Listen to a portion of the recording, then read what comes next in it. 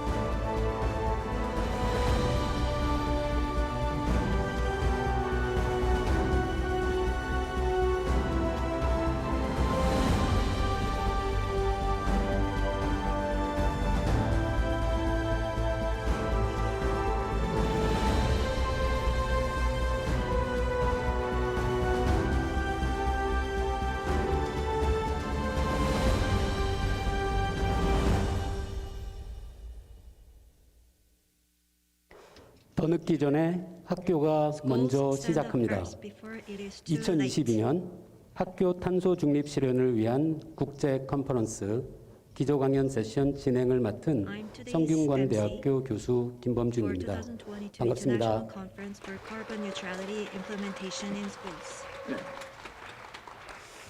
네, 먼저 어려운 시간 내서 이렇게 참석해 주신 Most 모든 of 분들께 all, 진심으로 감사의 For 말씀을 those who 드립니다. are with us today out of 오늘 their busy 열리는 이 schedule, I want to 자리의 express 이름은 my deepest 그 appreciation 학교 once again. 탄소 중립 실현을 위한 국제 컨퍼런스입니다. Today's 저는 이 event 국제 is 컨퍼런스의 International 제목에서 Conference 학교 for 그리고 Carbon 탄소 Neutrality 중립이라는 Implementation in 두 개의 Schools. 가장 중요한 열쇠말이 담겨 있다라고 I 생각했습니다. think that in the 탄소 title 중립 실현을 we 위해서 have two key 학교는 values, 어떤 school and 노력을 해야 implementation. What kind of 그리고 efforts that 탄소 중립 school should make, 실현과의 관계는 어떤 것일까요? and what's the relation between those two keywords. 먼저 영상을 보시면서 Let's first take a look at the video clip to think about the objective of today's event once again. Let's watch the video first. 지구 종말 시계 현재 시각 11시 59분.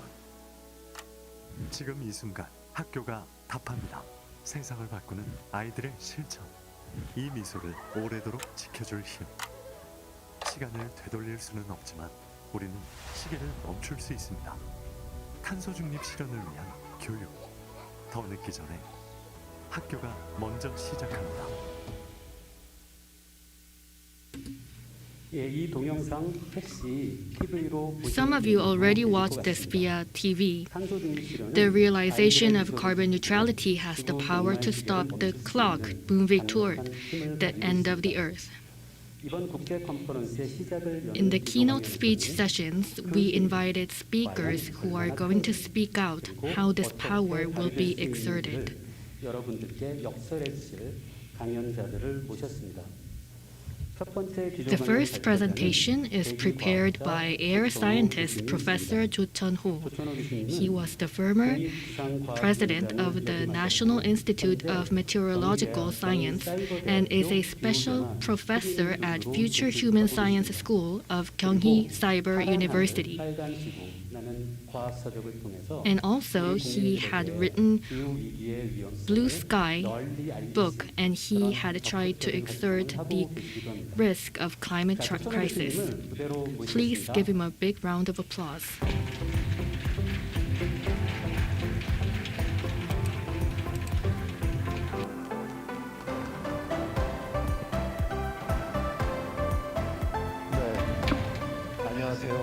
Good morning. It is very nice to meet you all. I am Jo Chun-ho.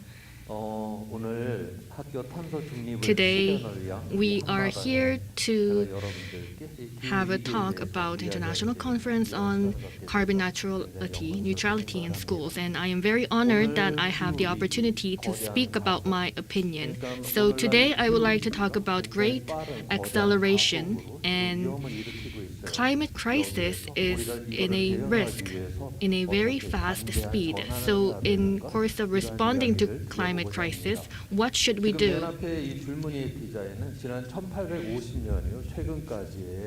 The slide that you're looking at is the change of the temperature of Earth.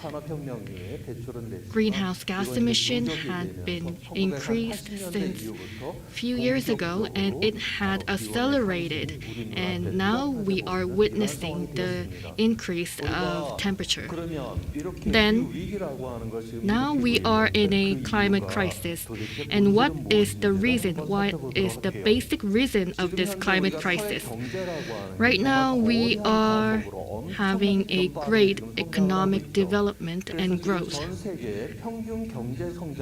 The average growth rate of economy is about 3% annually, and after 23 years, the scale of economy will be twice compared to now if this continues. And Do you think we can carry this on with just our capability? I don't think so. We have to get resources from Earth, and that means we are facing more fine dust in the future. So we have to face contamination and pollution along with the economic growth. And the GDP is growth, and we are also using more materials than before. This is our situation. So every year we are growing annually 3%, and if we are having this growth after 100 years, the scale of economy will be 20-fold, and in 2200 it will be 370-fold, and in 2030 it will be 7,000-fold. And how are we going to use this material? How are we going to use this energy? And we are still creating waste and pollution. Now we are in a pathway that may not exist in the future.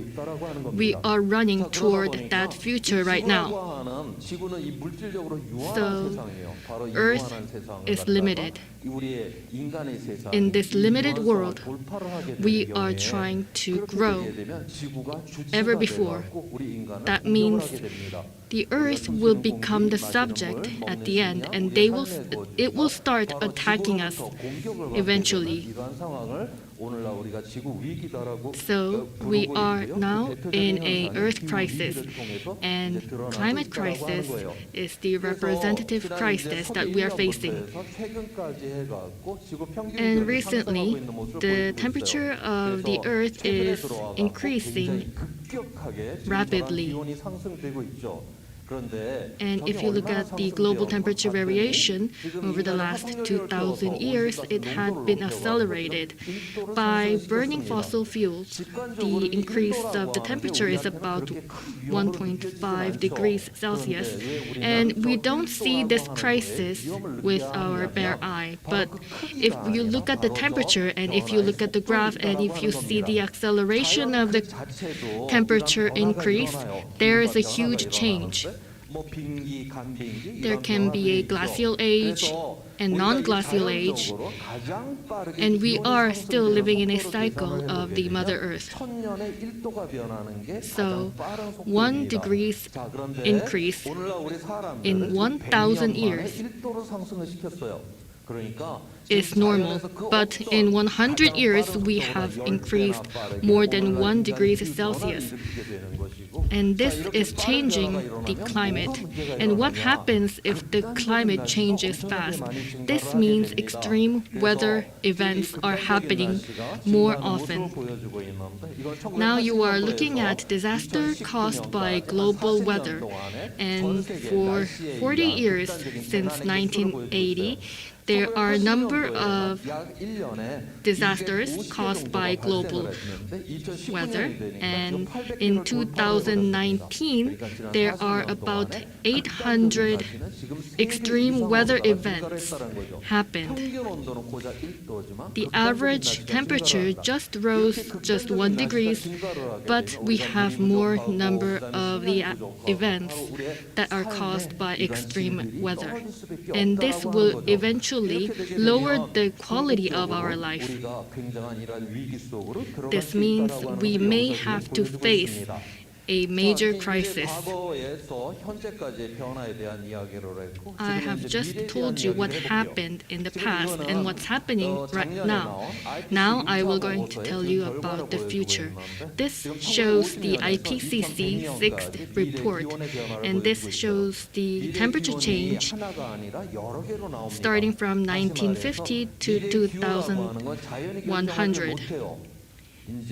Future temperature cannot be determined by human. How we live our life will eventually determine the change of the temperature of our Earth.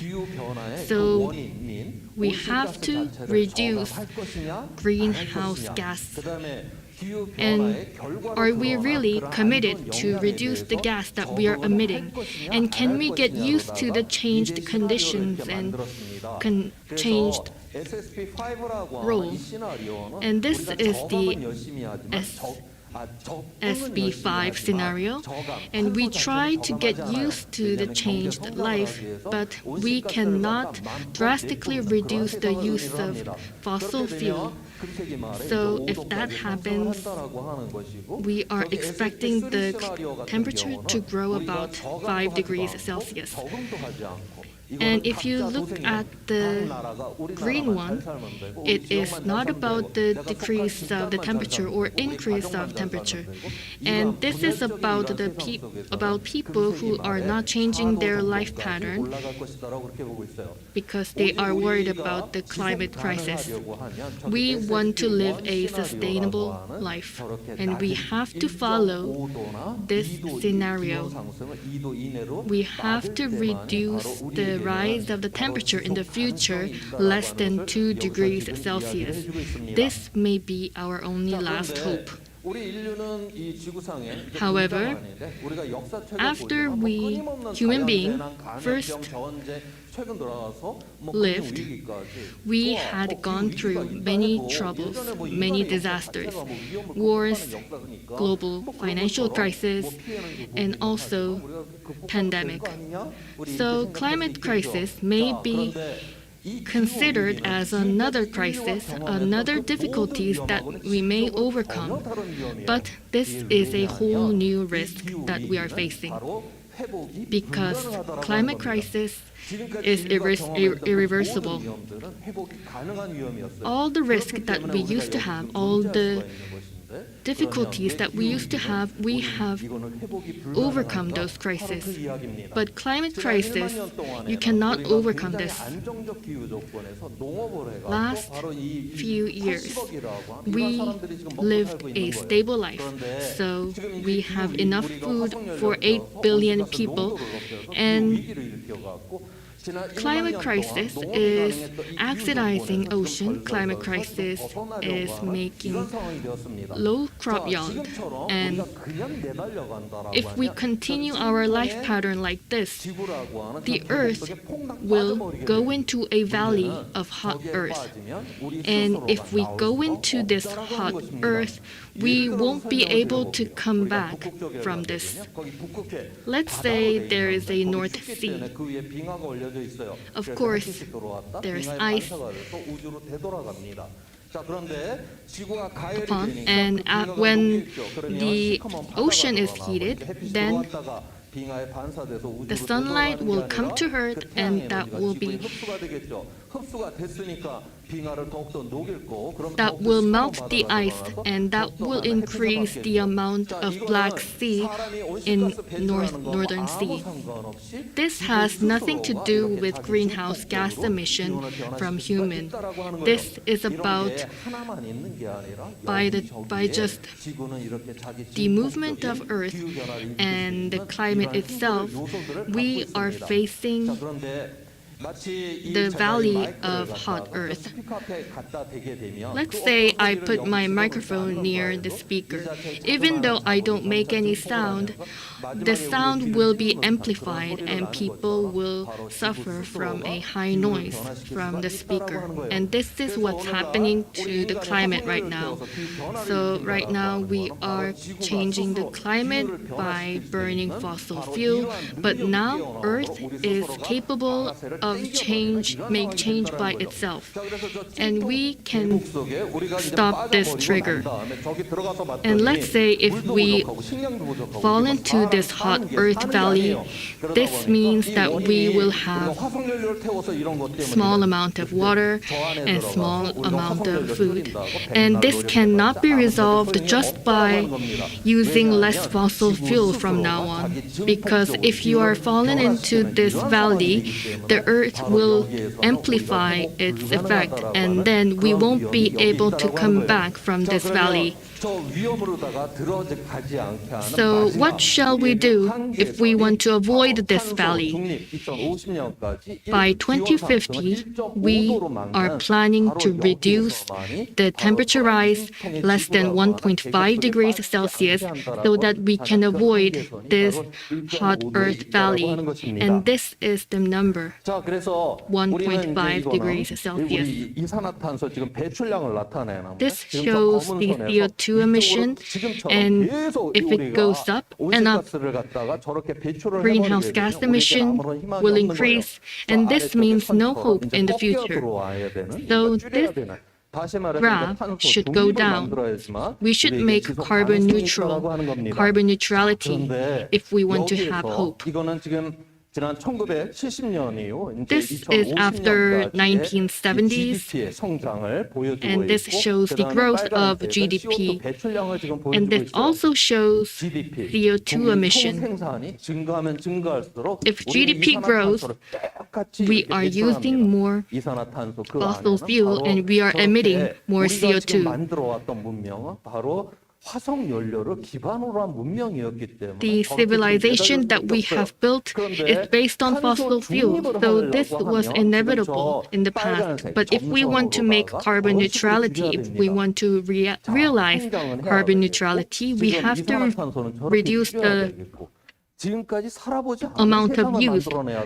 We have to make a new world if we want to change something. If we want to have hope, we have to change our life pattern. Because if we want to build carbon neutrality, then we can build a new world. Then we can come out from this climate crisis.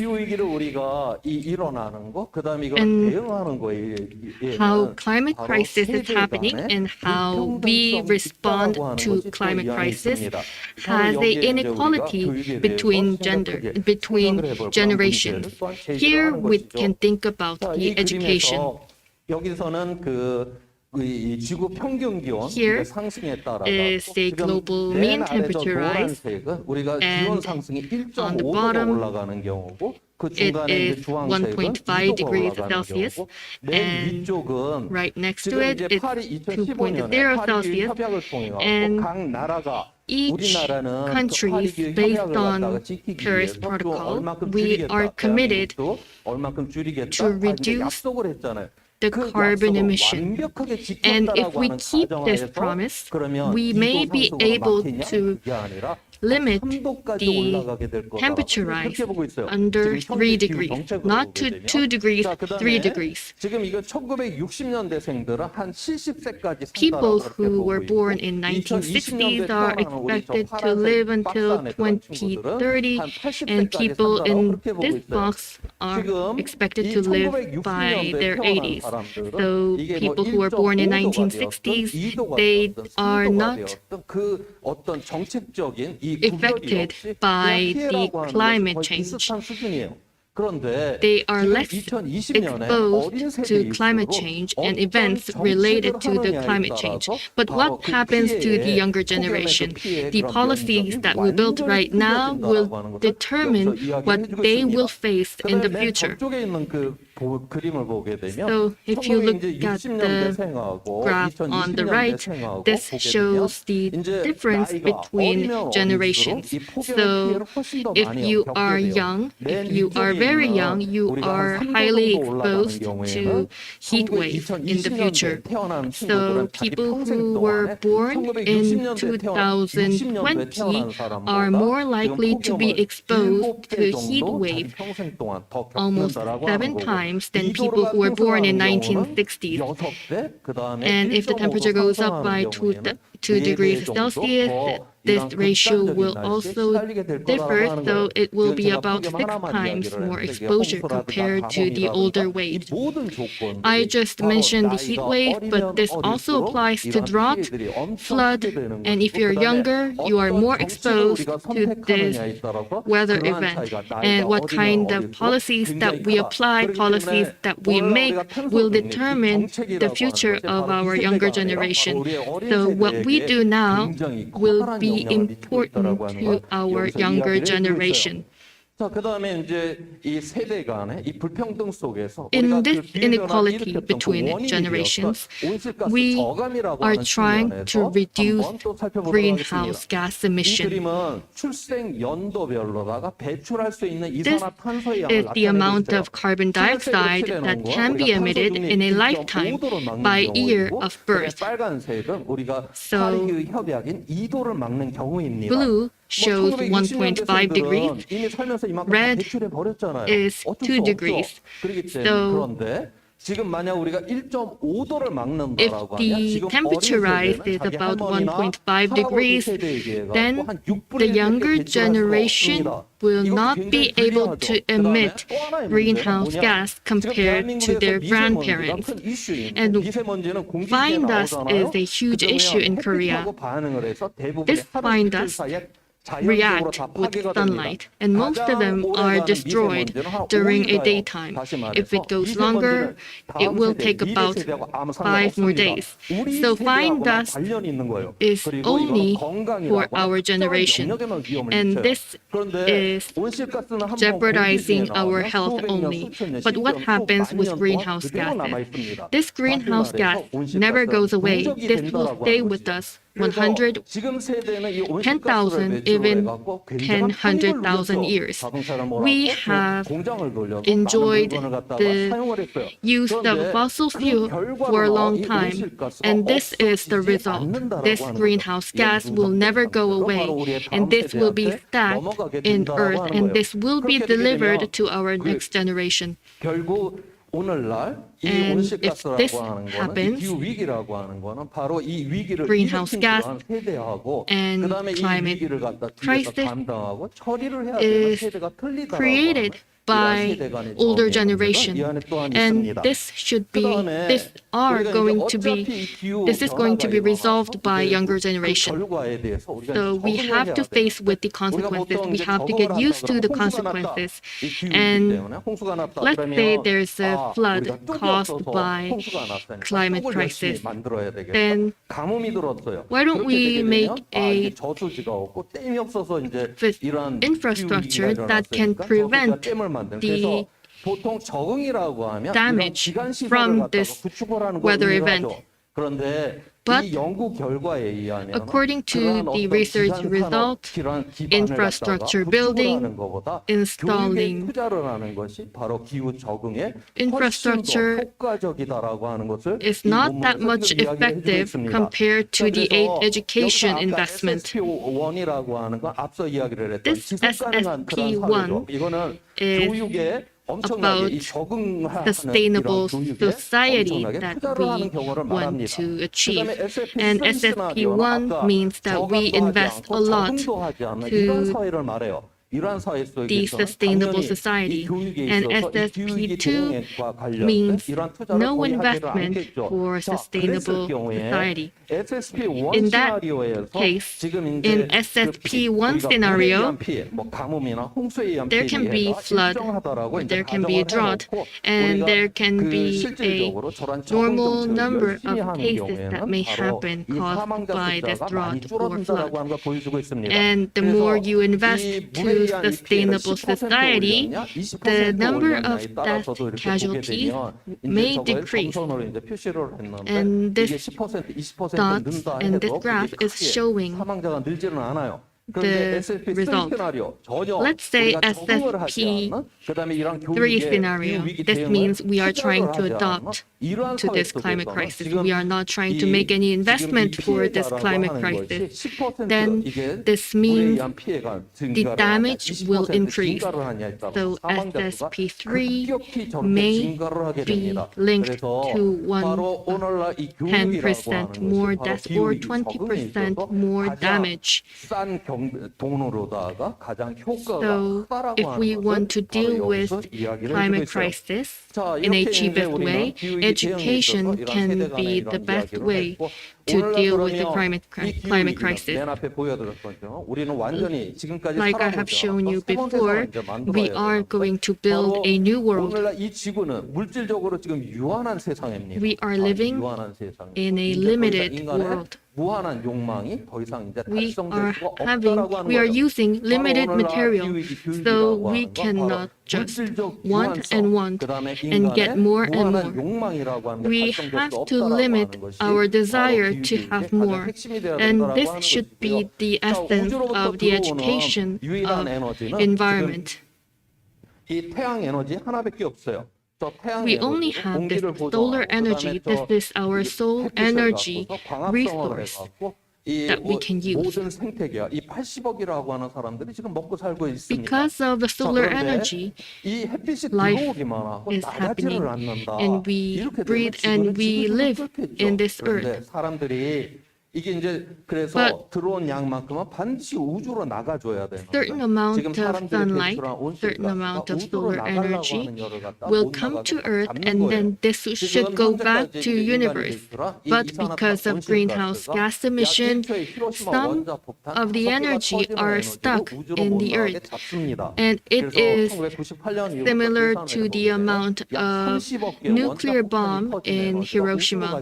It is about 3 billion nuclear bombs energy 왜 우리는 이러한 세상을 만들어냈냐? that is 바로 equal to 경제 this 성장을 greenhouse 한다라고 gas that we 이런 are 세상을 keeping. 만들어냈어요. We are living 그래서 in 우리는 a 끊임없이 economic 지구로부터 growth 자원과 에너지를 갖다 society, 장기적으로 지금 but 떼쓰고 있고 we 한쪽에다가는 온실가스 오염먼지 쓰레기를 계속 싸주고 using, 있어요. we are 지구는 abusing 에너지와 this 물질이 material 순환이 되는 곳이지 and 한쪽은 energy 계속 we 고갈을 have. 시키고 한쪽은 So we 계속 have to 쌓아둔다? make a 이런 세상은 virtuous 존재할 수 cycle, 없습니다. virtuous 바로 circulation 이거는 in order 자연의 to have a 법칙에서 무너질 sustainable 수밖에 earth. 없는데 지금 And 이대로 if we 내달리다가 go like 바로 this, 금세기 the 안에도 바로 earth, 이러한 our 것이 system will 붕괴가 될 수 collapse 있다라고 in 하는 this 것을 century. 지금 여기서 이야기를 해주고 있어요. 그 다음에 우리의 공동체라고 하는 거. We 우리 are living 공동체 in a 역시 community. 우리는 학교 다닐 때부터 And 경쟁에 when 엄청나게 we are 시달리죠. going to 그다음에 school, 사회를 we 나와서도 are 우리는 always 경쟁에 faced with 시달리고. competition. 그래서 And we 지금 get a 대한민국 work, 사람이 we are 열심히 also 살아요. faced with 열심히 competition. 살아요. So 그래서 we 열심히 live 사는 이유가 이게 행복을 위해서가 and live, 아니라 and 내가 we are 경쟁에서 living, 도태가 되면 난 불행하다라고 and we are paying 하는 our 이 effort 불행을 not 하지 because of 않기 our 위해서 happiness. 열심히 It's 살아야 because 돼요. we 어떤 want 면에서 to 굉장히 avoid 우리는 unhappiness. 비참한 그러한 공동체를 스스로 만들어 놓고 지금 Maybe 내달려가고 we 있습니다. are creating 왜? this by 잘 살아오고 ourselves. 경제 성장한다. Because 이런 if 세상을 you 만들어놨어요. think 그래서 about it, 지구 환경도 economic 떼어놓고 growth made our society right now, and we are still running for more, and this will not be helpful to sustainable society. So we have to circulate energy, we have to circulate material, we have to regenerate all the materials and resources that we are enjoying. We have to share what we have to other people so that we can realize the community value. 우리가 이런 지구 환경과 공동체를 무너뜨렸다면 And 앞으로는 if 지구 환경을 this 지켜내고 공동체 it 가치를 was not 실현하는데 helpful 바로 to the 경제가 society, 수단이 돼요. 지금까지 we 한 have 번도 to 살아보지 reverse this. 않았던 이러한 We have to 담대한 make 전환을 할 a 때만이 great 우리에게 지속 가능성이 transformation 있다라고 so 하는 that 것이에요. we can have a hope 그다음에 for sustainability. 맨 앞에 줄무늬의 그 디자인으로 또 돌아왔습니다. Now we're 1750년 back to 처음에 this 이제 증기 slide. 기관이 이제 발명이 돼갖고 이제 기온이 쭉 상승을 The 하고 steam 있어요. engine 그다음에 was 이제 first invented, 2100년까지 and after 미래 that, 기후를 보게 되니까 temperature 하나가 아니라 has 여러 개로 been rose 저렇게 ever 나오는 since. 것이고 다시 And 말해서 this is the 미래 graph 기후는 that is 자연이 showing the 결정을 하지 change, 못하고 우리 I mean 인간이 increase 이제 of 결정을 the 하게 temperature. 되는데 맨 아래 있는 So 저 far, 시나리오가 we were 바로 able 1.5도를 to 막는 control 시나리오고 그 위가 the 2도를 막는 temperature 시나리오예요. of the Earth, but if this exceeds certain point, this will change. And if we maintain the amount of emission that we have right now, this will face another 그래서 만약에 이 catastrophe. 세대가 이 탄소 중립을 갖다 만들어내지 못한다라고 하면 And 인류 if this 최초로 generation 자기의 미래 어린 is 세대와 미래 impossible 세대의 to realize 생존을 the 갖다 carbon 짓밟아버리는 세대가 neutrality, 바로 then 지금 we will be 기성세대가 될 responsible 것이다라고 for 하는 것을 our 여기서 이야기를 해주고 있는 next 것이고 generation. 그만큼 And 책임성이 this 크다라고 하는 is shown 것입니다. by the science, 자, and we 이제 have to 먹구름이 be 이 responsible. 기후위기라고 하나 이 먹구름이 이제 This 우리한테 dark 이렇게 내달려오고 cloud 있어요. cloud 대낮에 is climate 이 crisis. 먹구름이 빡빡하게 끼게 되면 온 세상이 새카맣죠. 자, If this 그럼에도 불구하고 dark 어딘가 cloud 구멍이 이제 하나씩 이렇게 뚫려 cover up the 있는데 sky, 빛이 내려오는 빛 내림이라고 then 하는 we will be 찬란한 현상이 hopeless. 일어나게 됩니다. 자, 아직까지 이 And 세상에 I think 저 you've 하늘의 seen 구멍이 this 다 막힌 Jacob 건 아니에요. ladder.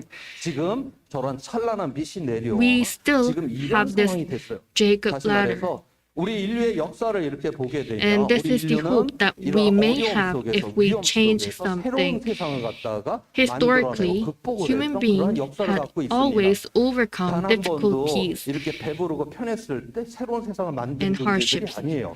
We 어려움이 있었을 never 때만 created 새롭게 something new 전진했었던 when 그런 we 존재입니다. 마치 are 우리가 그 happy and 불이 났었을 satisfied. 때는 달리기 시합 때보다도 훨씬 더 Let's 빨리 say when 뛰잖아요. there's a 이런 fire, 위기 앞에서 people tend to 우리는 run 새로운 faster than 세상을 normal 향한 times. 이러한 So 역동성이다라고 in 하는 this 것이 바로 new 이 사회 안에서 reality, 이제 we can 나오게 build 되는 것입니다. another 자, dynamic. 그러니까 우리는 이 기후 위기를 통해 So 갖고 through 바로 this 오늘날의 climate 이 위기의 crisis, 본질인 이러한 어떤 물질적 we have 한계성, to 그다음에 think about 이러한 우리의 the 과잉된, material 그다음에 that we're 우리 using, 안에 이러한 the surplus 정의롭지 못함의 문제, of all 뭐 이런 materials, 것들을 깨닫고 and 바로 새로운 we have to realize what we are doing right now, and we have to build a reason to build another new world. And we are on that point right now. So if you want to create a new world, if you want to create a new world to respond to climate crisis, this cannot be done by yourself. You have to collaborate with other people.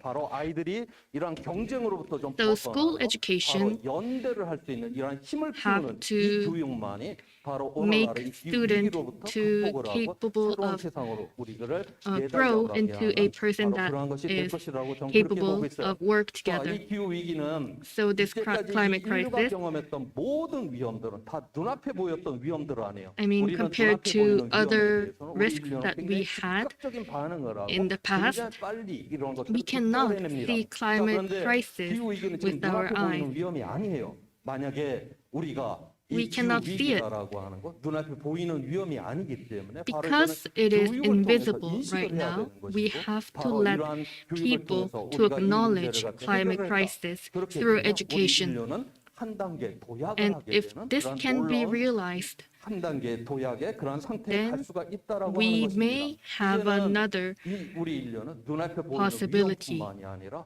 눈앞에 We 보이지 have 않는 to 위험도 respond to 바로 the 우리가 risk 교육을 통해서 that do 인식을 not 통해서 우리가 파악을 하고 show 그걸 미리 it 대응할 수 to 있는 us. 새로운 존재가 될 수 있는 If 바로 we want 그러한 to 기회가 become 우리 앞에 a 놓여 있는 이 상태가 make 바로 a new 오늘날 world, 기후 위기가 우리에게 we have 이야기를 to 해주는 think 거라고 about the 저는 그렇게 climate 보고 있습니다. crisis 예, and have another 고맙습니다. education for it. Thank you for listening.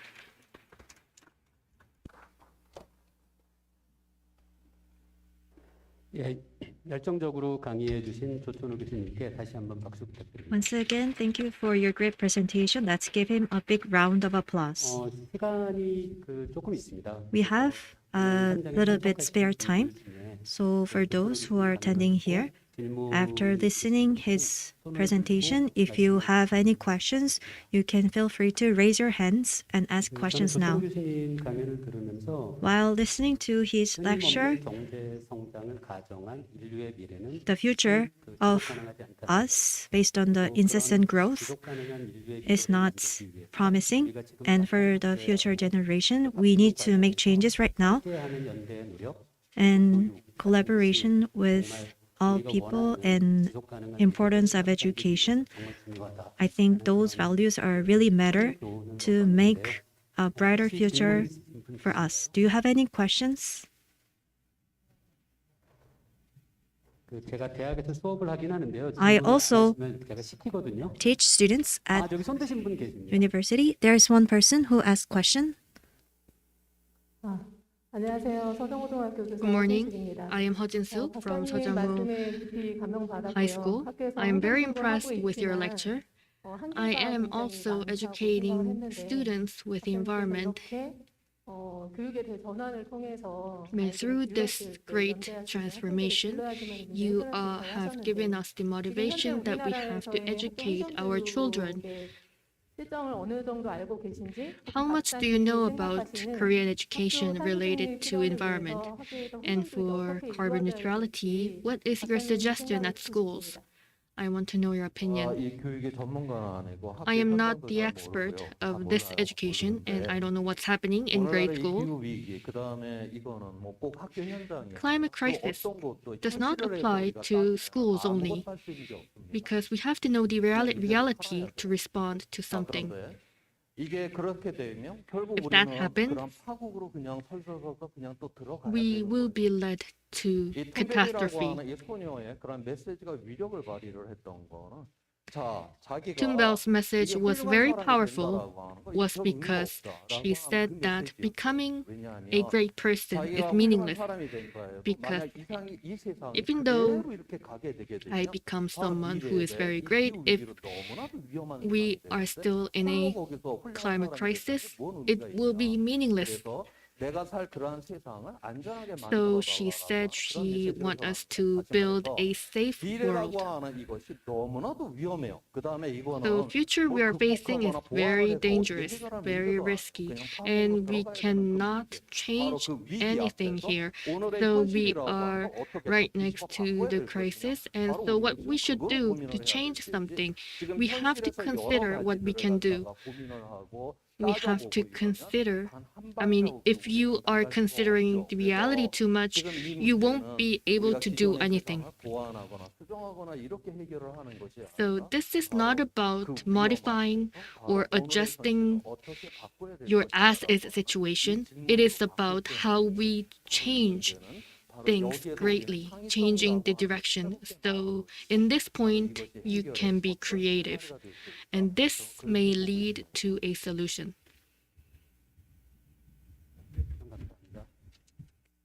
Thank you for your answer. Are there any more questions? 예, 광양 제철고등학교 강범식입니다. I am Kang 방금 Bom-sik 질문해 from 주신 Gwangyang 서전고등학교 High School. 선생님께서의 질문 의도는 The 학교 intention 현장이 of Ms. Ha's 환경교육을 하고 question 싶어도 was 하기 어려운 because 상황이다. I think she was trying to point out that in school it is difficult to educate children with the environment. And she is not saying that it is difficult to educate students. She said that she is in a situation that is making teachers difficult to teach education. So 세상에 대한 간절한 그 어떤 염원의 표현이거든요. this is all about aspiration. So you participate in environmental movement and you are more interested with the environmental issues. And I think we should think about what we can do together, how we can collaborate. I know there are rooms and there are possibilities of us working together with the environment, but we still have a long way to go. So we are hoping you can suggest something that we can use practically. We teachers have no right to suggest or say those, but I think you will know it better. For the parts that you mentioned, and I think your question is answering your question. With your question, we can be creative and we can think about collaboration and we can think about hope. And all those can start from asking questions. 앞으로 다가올 이런 인류의 미래, 그 암울한 미래를 막기 위해서 in order to prevent gloomy future, not only schools, but also researchers like me and professors should collaborate with each other, I think. 지금 그 두 분 질문과 응답을 받다가 제가 While receiving 고개를 both 들어서 of your questions, 저 위에 붙어 있는 저 포스터를 봤는데 I looked at the poster 학교 탄소 중립 attached. 실현을 위한 한마당이라고 되어 있더라고요. It is stated as one venue for the environmental education for carbon neutrality. I think that one venue represents the collaboration that we should make by us. Thank you for a wonderful lecture. It helped me think about many different things. And you are working as the activist at the front line in Gyeonggi University, so your words are more persuasive. And I have one question. You said great transformation. 교수님의 모든 그 강의를 총체적으로 이렇게 I 나타내는 think 그런 this 용어라고 생각을 합니다. represent 근데 your 교수님께서 대학에서 lecture. 미래 세대를 길러내실 텐데 And you are also 그야말로 teaching students, 담대한 전환을 nurturing 교수님의 future 어떤 generation 가치관으로 at 가지고 university. 계시다면 And 앞으로 if you want to 살아갈 apply 그 this 미래 great 세대인 대학생들에게는 transformation to your 어떤 teaching, 역량을 키워야 what 된다라고 이렇게 kind of 강의를 하시는지 capabilities 그게 do 궁금합니다. they 네. need to have if they want to live a good 담대한 future life? 전환이라고 하는 저 용어는 뭐 제가 만든 용어는 Great 아니고요. transformation did not come from me. It is from UN report and UN environmental report. So the phrase itself shows the world that not we are living in right now. It is showing the world, new world. Well, it came from UN report and it is saying the new world. Like I have mentioned, you cannot build a new world by yourself. This should be built together. Then we should have a power of collaboration. We are living in a competitive world right now, but we have to be able to take care of each other. How can we take care of each other? We have to come up with a specific measure. This is my opinion. 예, 표천호 교수님의 강연 모두 잘 들었고요. We all listened to your lecture, and for those who asked questions, I would like to express thanks. Once again, let's give him a big round of applause. 탄소 중립 실현을 하는 노력은 The efforts for achieving carbon neutrality 화두입니다. is an urgent task not only for Korea but also many countries. 가는 이유인 거죠. That's why many nations are engaging in this effort. 유럽연합의 이야기를 Now let's hear from the story of the United 공동연구센터 Nations and European Commission. 유럽연합 교육 전문가 Let's invite Italian education specialist 화면을 통해 Trimere Denigo via Zoom screen.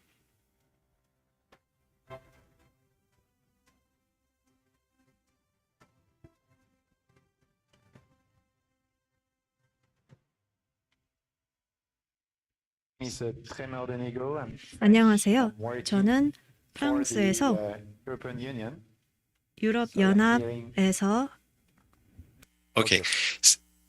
I was listening to something in my headset. So I'm working at the European Commission, which is an institution of the European Union, and I'm very happy to be here today with you to share what the European Union is doing regarding green education.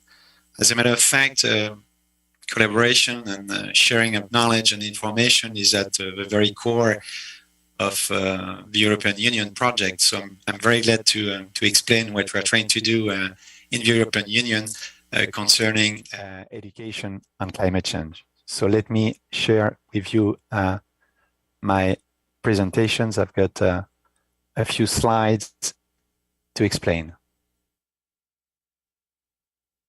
So here it is. I hope you see it. So let's start. So I'm Trémor de Nigo, working for the European Commission of the European Union. So let me start from there, maybe because just to explain a bit the background. As you know, the European Union is a sui generis political and economic union composed of 27 member states. You see the member states there on that map. I'm personally from France, which is that country. I'm living in Italy, and I'm working with my colleagues that are most of them located in Belgium there. The European Union is focusing on various areas and policies. And we can consider that there's a distribution of competencies, which is based on three main categories when it comes to competencies. But you can see on that slide, some are exclusive competence. So for instance, when it comes to marine plants and animals, they are regulated by the common fisheries policy, and that's something that we do at European level. There are also some shared competence like energy and agriculture, and they are finally what we call supporting competence. And that's important to keep that in mind, because when it comes to education and training, this is a supporting competence. So what does that mean? It means that education is under a national competence. So France is dealing with education for what regards France. Belgium is doing the same thing for Belgium. But still, at European Union level, we can do things. So this is a slide explaining a bit how the European Union is working. You see there what we call the institutional triangle between the three main institutions. So I'm personally working for the European Commission that you see at the bottom of that slide. The European Commission is the executive body of the European Union, and it proposes legislation, laws if you want. We call it directives, but that's the same thing. On the bottom of that slide, you can see on the left, the European Parliament, which is the legislative body representing citizens. So all citizens in the European Union, in all the member states, are voting on electing directly members of the European Parliament that will then adopt the legislation. And then you have the Council of the European Union, which is representing the member states, and it's also deciding on the legislation under a process that we call co-legislation, co-decision, which is done with the European Parliament. So when it comes to education, the Council of the European Union covers all the ministers of education, and all together they take decisions. The sort of policies that are decided at European level fall nowadays a lot under what we call the European Green Deal. This is an absolutely crucial set of policies that the member states have adopted in various areas. It can be environment, it can be energy, but all these policies have got the same objective, the overarching objective of which is at the left of that slide, which is to become climate neutral by 2050. So this is the goal. The precedent lecture has clearly explained how crucial it is. We need to change. We need to adapt to that new situation. We have mid-target in 2030. The European Union will reduce by 55% at least the CO2 emissions. And we need for that to change a lot of things, obviously. As you can see on that slide, it's about protecting citizens, human life, animals and plants. It's also about helping the business and companies to change and to adapt to these objectives, and ensuring also that no one is left behind. So the social and dimension is absolutely crucial in that set of policies. But I'm here today to try to answer that question. But what about education? The thing is that Europeans, certainly like Koreans, are absolutely convinced that climate change is a serious problem. As you can see there, 9 in 10 Europeans are absolutely aware of the situation. But what is interesting in the second figure is that 3 in 4 Europeans think that education and training is the most important sector to help people understand and take action on climate change. But the fact is that at the same time, we also know that many young people consider that the education and training is failing to prepare them really to tackle climate change. And they need to become citizens, they need to become professionals that are able to make the change I was referring to before. So this is our topic, and this is what we are trying to tackle. So this is another European initiative, which is called European Education Area. It's supposed to be achieved by 2025. And as you can see on that slide, there are different objectives under that big initiatives, which is about collaboration between member states to ensure that the education systems are quality education systems. One of these objectives is precisely to tackle the issue of the green and digital transitions. So what do? Let's start. I'm here today to explain 3 main initiatives that the European Union is doing regarding education for environmental sustainability.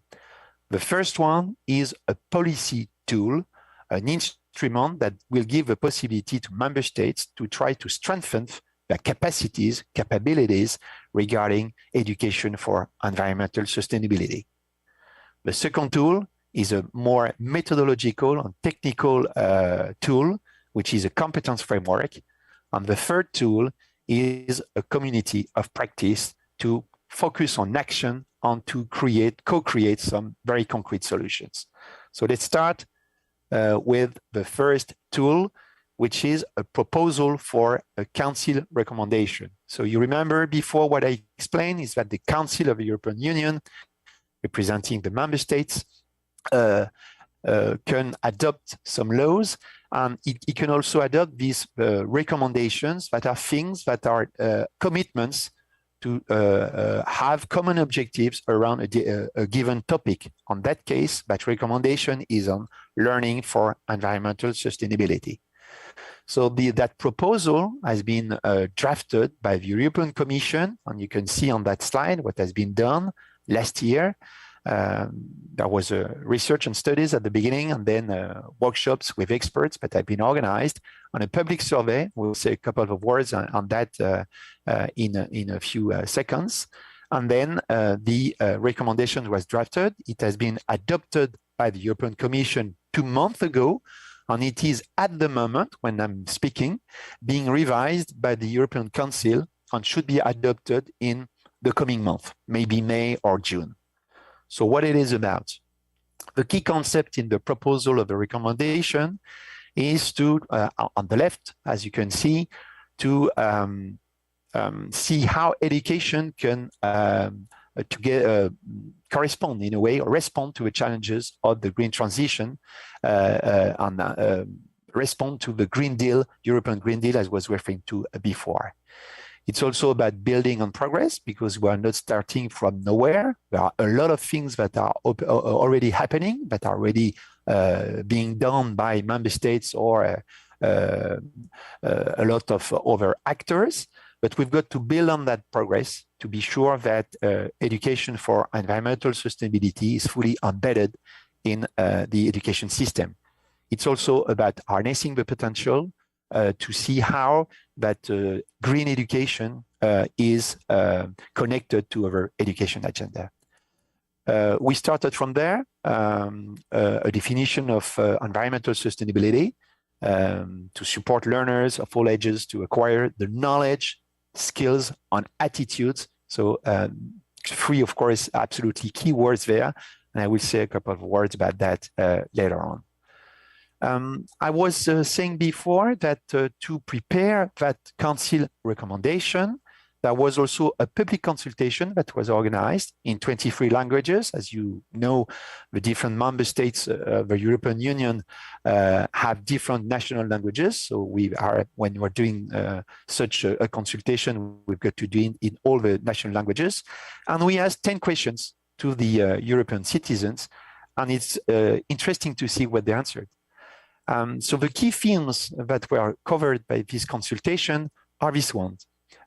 People explain how early years in education is absolutely fundamental. So primary schools, nursery, youth engagement, of course, is very important.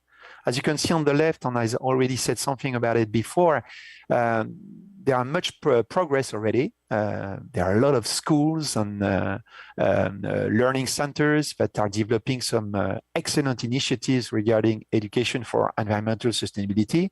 But the thing is that it's not yet systemic. And that's precisely what we need to do to be sure that all learners are concerned. It's also very much about supporting educators, of course, which is always a key issue when it comes to changing education system, and collaboration and partnership. So this question that is one of the examples of the questions that were being asked. I think it's interesting for you to learn that, as you can see on the top of it, to the question, who should help citizens understand and take action on environmental sustainability, a majority of respondents have said that the most important sectors is precisely education and training.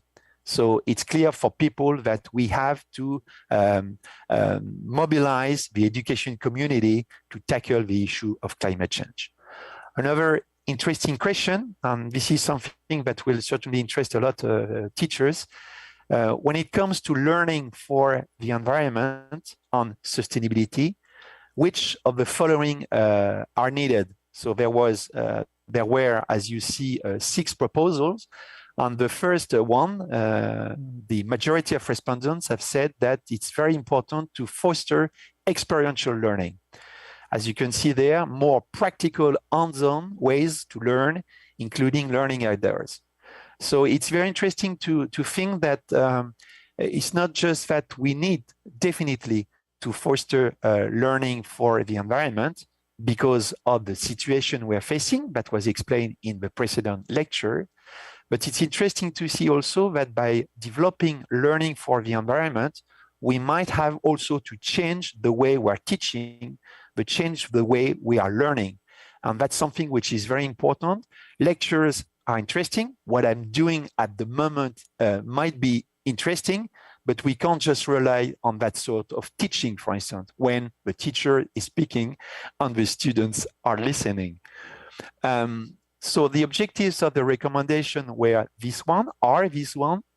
As you can see on the top right of that slide, it's certainly to provide ideas and inspiration to the different countries, but it's also to support their policy making. And obviously, as for most of the initiatives that are being done at European level, it's about cooperation, of course, and also encouraging investment, because if we want to change education system, we will need resources. So I hope you will have a chance to read the recommendation, and you will see, which is interesting to my view, that there are various recommendations for the systems, but also for the learners, educators, and institutions. So let me finish on that point by saying a few recommendations, the most important that were proposed to member states. So they might seem obvious, but it's something that has got to be agreed upon. So the first one is to support education and training system in providing access to learning on climate change. We need to make sure it happens, as the fact that member states must consider that environmental sustainability is a priority for education and training. It's also about providing, of course, learning opportunities, and also to mobilize some funds of the countries and European funds, to support that sort of education. And obviously, it's also very much about research, evaluation, and monitoring. So the European Commission itself, as the executive body of the European Union, has work to do. So the recommendation invites also the Commission to foster what the Commission is doing with a lot of its policies, collaboration between actors, between the member states, to support educators also, and to facilitate peer learning. And also, as you can see at the bottom left, right, sorry, of that slide, to boost the green dimension of Erasmus+. Erasmus+ is a set of very important policies in education at European level. So we need to make a lot of these projects and initiatives focusing more on green education. So this is it for the first tool. As you understand, it's a policy tool to help member states focus more on green education and strengthen their capacities. The second instrument that we have developed, that was developed together with that recommendation, is something I'm sure that will interest you. It's a competence framework. If we want to foster and develop the skills of the students, of the learners, we need to agree on what competences, on the definition of the competences we want to foster.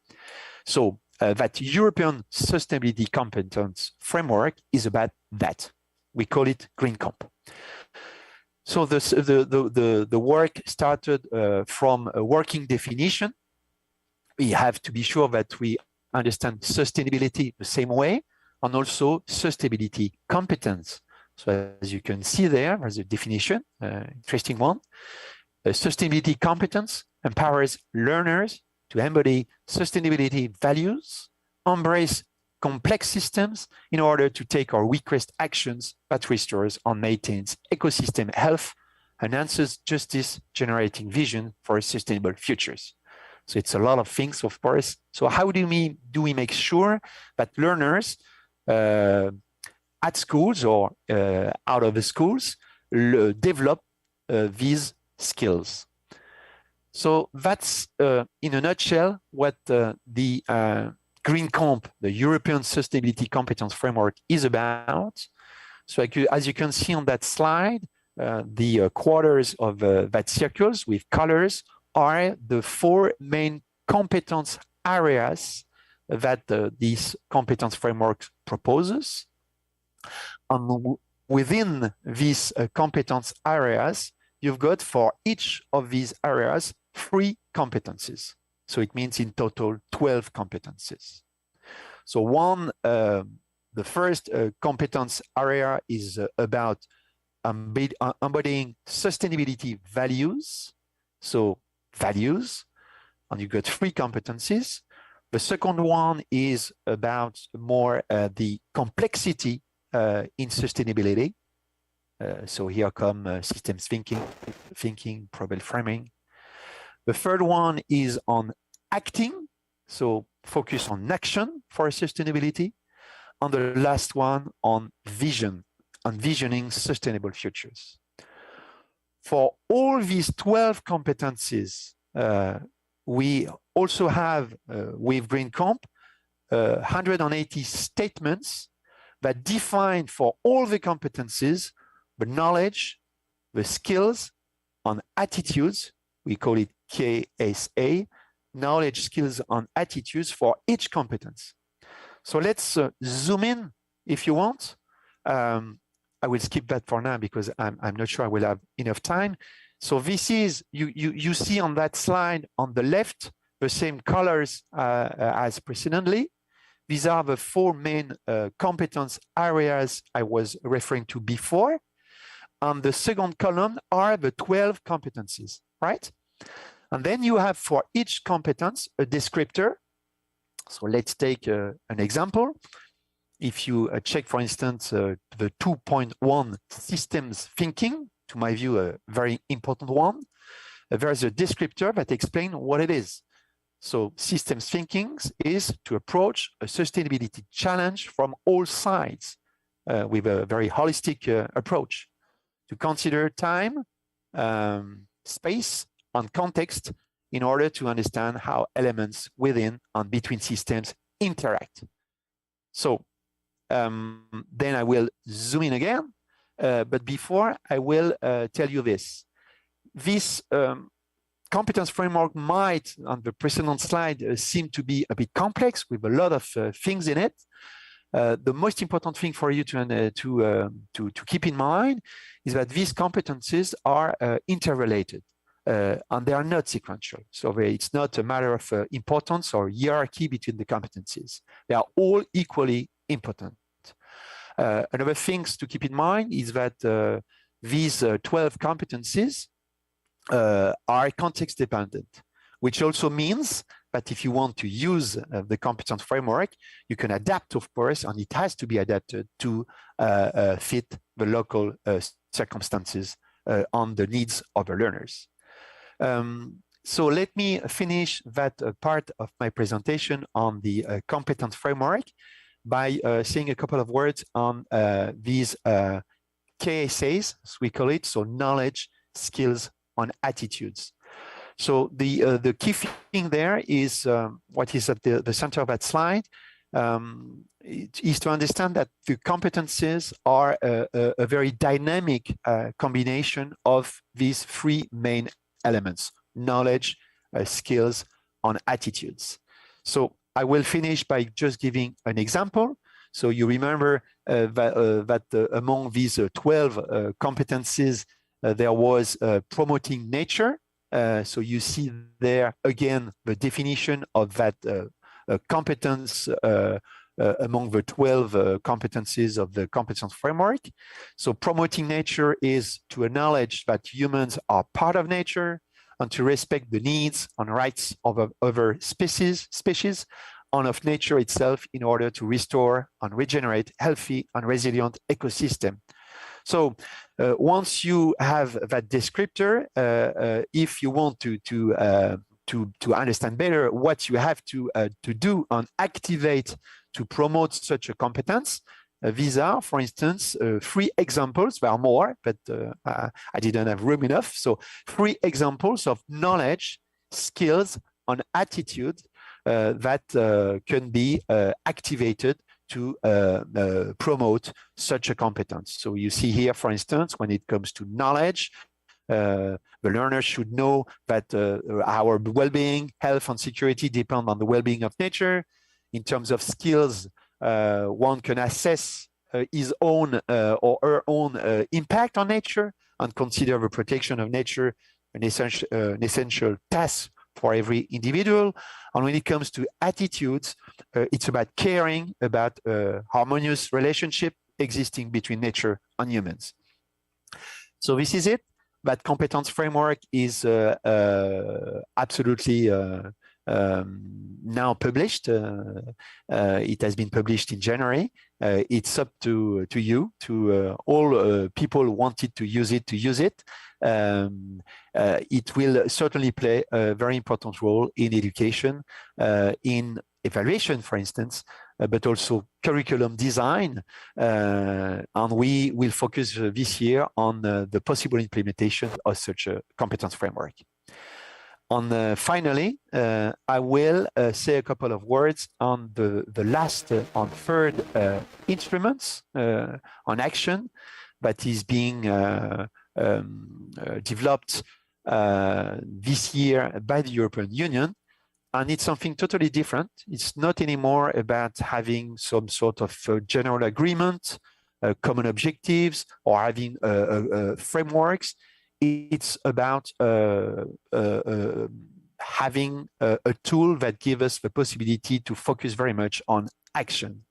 Education for Climate Coalition is, as a matter of fact, a community of practice that will bring together teachers, the very broad sense of the term, so educators, it can be primary school teachers, secondary school teachers, university teachers, students, same thing, could be pupils, students, on education stakeholders at large, so people working in NGOs, associations, policy officers, working for public bodies that are committed to support the changes needed for a climate neutral society.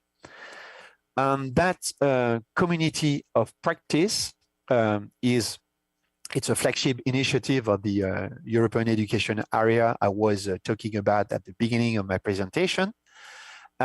It's something that will enrich the Council recommendation on the competence framework.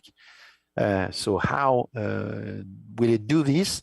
It will do that by, as I said before, focusing very much on action. So what you see here is the result of a work we've been doing with our community members, so teachers, students, and education stakeholders.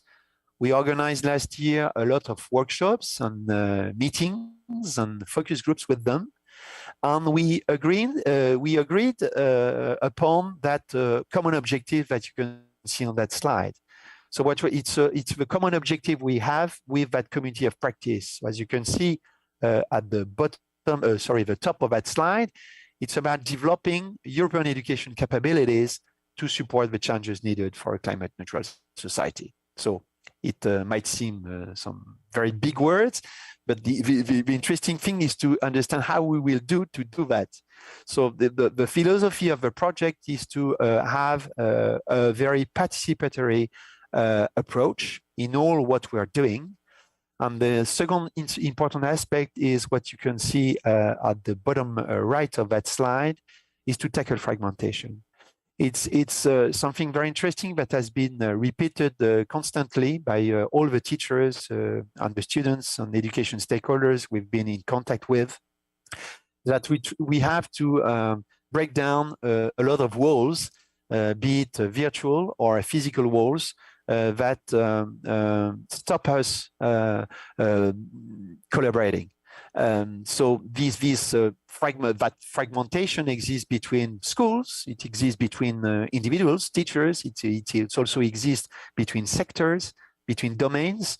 I just take an example, for instance, many education systems are systems where for a mathematics teacher, it's kind of difficult to work with a history teacher or a philosophy teacher, when in fact it should be very interesting to see them working together, because if we want to focus on education for environmental sustainability and to have on to focus also on experiential learning, we need for sure to have an approach which is very much based on interdisciplinarity or transdisciplinarity. And for that, we need teachers to be able to work together. So this is just an example to illustrate a bit what fragmentation entails. Another thing I want you to understand is that community of practice is something, I think the best image for you is to imagine that community of practice like a laboratory, a lab. We call it an experimentarium. It's a place where people can experiment things together. But we want people who come to that community of practice to focus on 5 main innovation areas.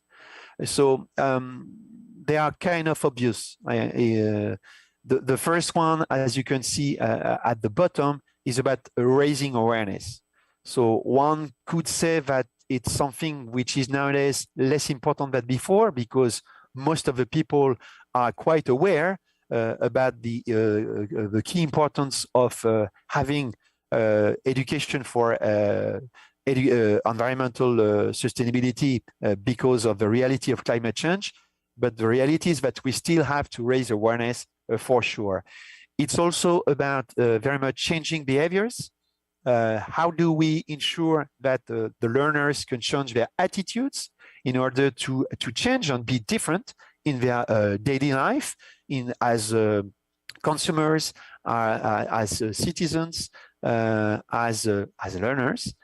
It's also obviously about a lever which is always a key lever when it comes to changing education system.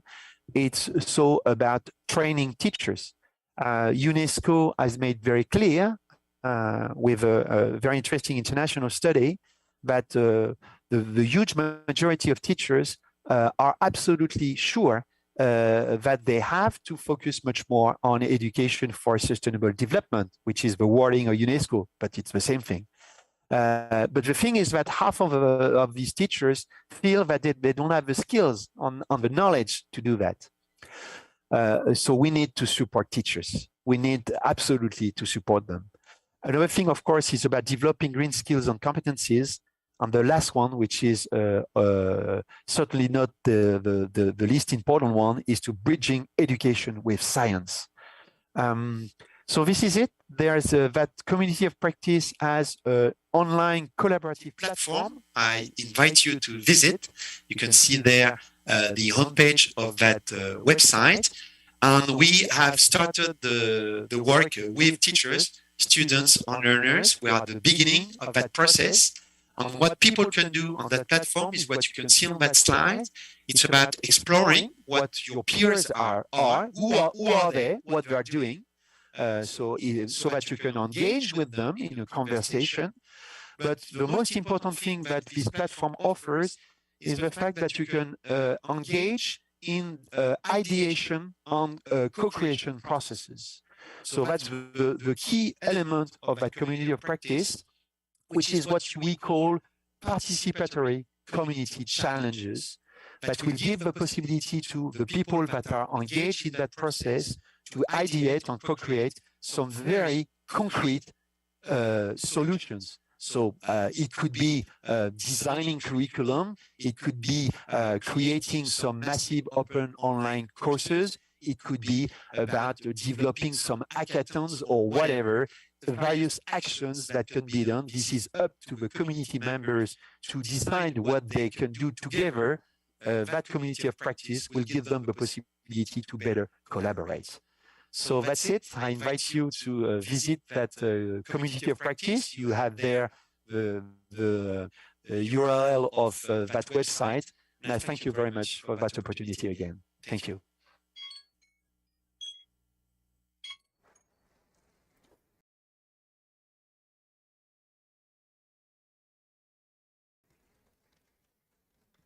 예, 지금 기조 강연을 해주신 트리머로 데니고님은 지금 유럽에 계시거든요. 그래서 지금 굉장히 불편한 시간인데도 불구하고 이렇게 실시간으로 강연을 해주셔서 정말 감사드립니다. 저는 오늘 이분의 강연을 듣고 제가 배운 단어가 기억하시죠? 이분이 컴피턴스를 KSA라고 그렇게 새 알파벳으로 요약을 하셨는데요. 우리가 미래를 위해서 대비하기 위해서는 And we have 난리죠. to 먼저 알아야 한다. prepare the future with knowledge, K, 그게 바로 attitude, attitude, KSA의 세 번째 글자고요. 그리고 그 and 관점을 가지고 with that 도대체 어떻게 perspective, 행동할지 how are we going to 실질적인 act? 스킬도 The 필요하다는 actual 것이 상당히 skill is 인상적이었습니다. necessary. That was very 지금 touchy. 이 세 번째 기조 강연 시작하기 전에 Before 지금 we 현재 5분 start 정도 시간이 the 남았습니다. third keynote 질문 speech, 혹시 we 있으신 have 분이 계신가요? about 5 minutes. Do you have any questions? 우리말로 질문하셔도 You 됩니다. can 지금 ask 동시통역자 분이 in 실시간으로 Korean. 영어로 번역해 주시니까요. Your 우리말로 questions 질문을 will 해주셔도 be 좋습니다. interpreted simultaneously.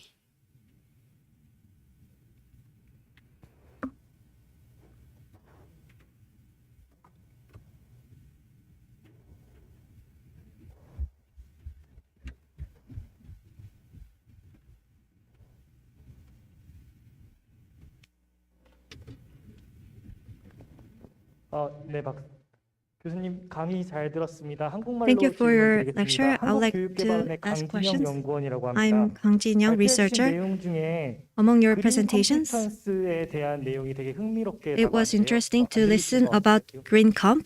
Are you listening? Can you listen my question?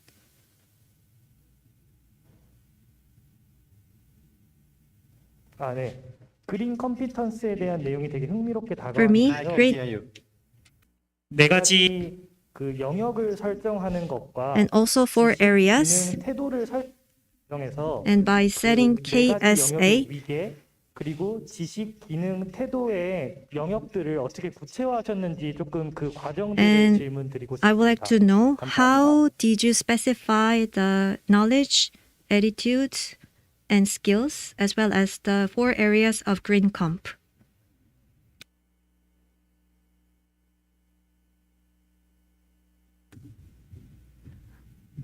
I would like to know how. Sorry, but I'm not sure that I understood the question. Because the mic was off, so I.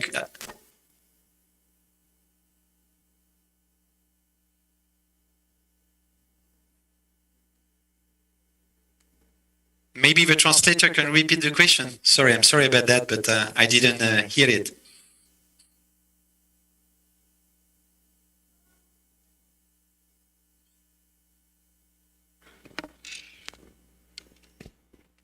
네, 다시 질문드리겠습니다. Then I will ask once again. 그린 컴피턴스에서 In 네 the 가지 green 영역을 competence, 정의를 you 해주셨는데요. defined four areas. 영역이 어떤 방식으로 해서 How did you 구체되었는지 좀 come up with 질문드리고 four 싶은데 areas? 그 질문드리는 이유를 The 조금 reason 말씀해 behind my 주시면 question 그 네 is 가지를 중점적으로 개발해야 하는 역량이라고 해석하신 것 같아요. you interpreted 그래서 those four 그것들을 areas 어떻게 as an 도출하셨는지, area 그리고 또 that 조금 더 we need to 세부적으로 develop. 나아가서는 And furthermore, 지식이나 기능이나 태도와 어떻게 you mentioned 연결하시는 knowledge, 과정들을 skills, 거쳤는지를 and 여쭤보고 attitude, 싶습니다. and how did you 감사합니다. link this green comp with knowledge, skill, and attitude?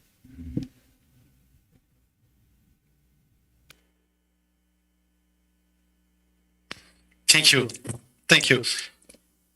Yes, the scientists that, I just want to recall that the work that has been done has been developed last year by the scientists in charge with the inputs of various experts. And they came up with that proposal. The areas you're referring to, the four competence areas, are covering the 12 competencies. it was a way, of course, to better regroup these competences. And as I explained before, the KSA are also provided by that competence framework for all the competences. So for all the competence, the 12 competences, you've got knowledge, skills, and attitudes that are well defined in the competence framework. The best thing really is to read it. So I hope you will have the chance to access this. I shared with organizers the link to it. It will be translated into a different language. At the moment, it's only accessible in English.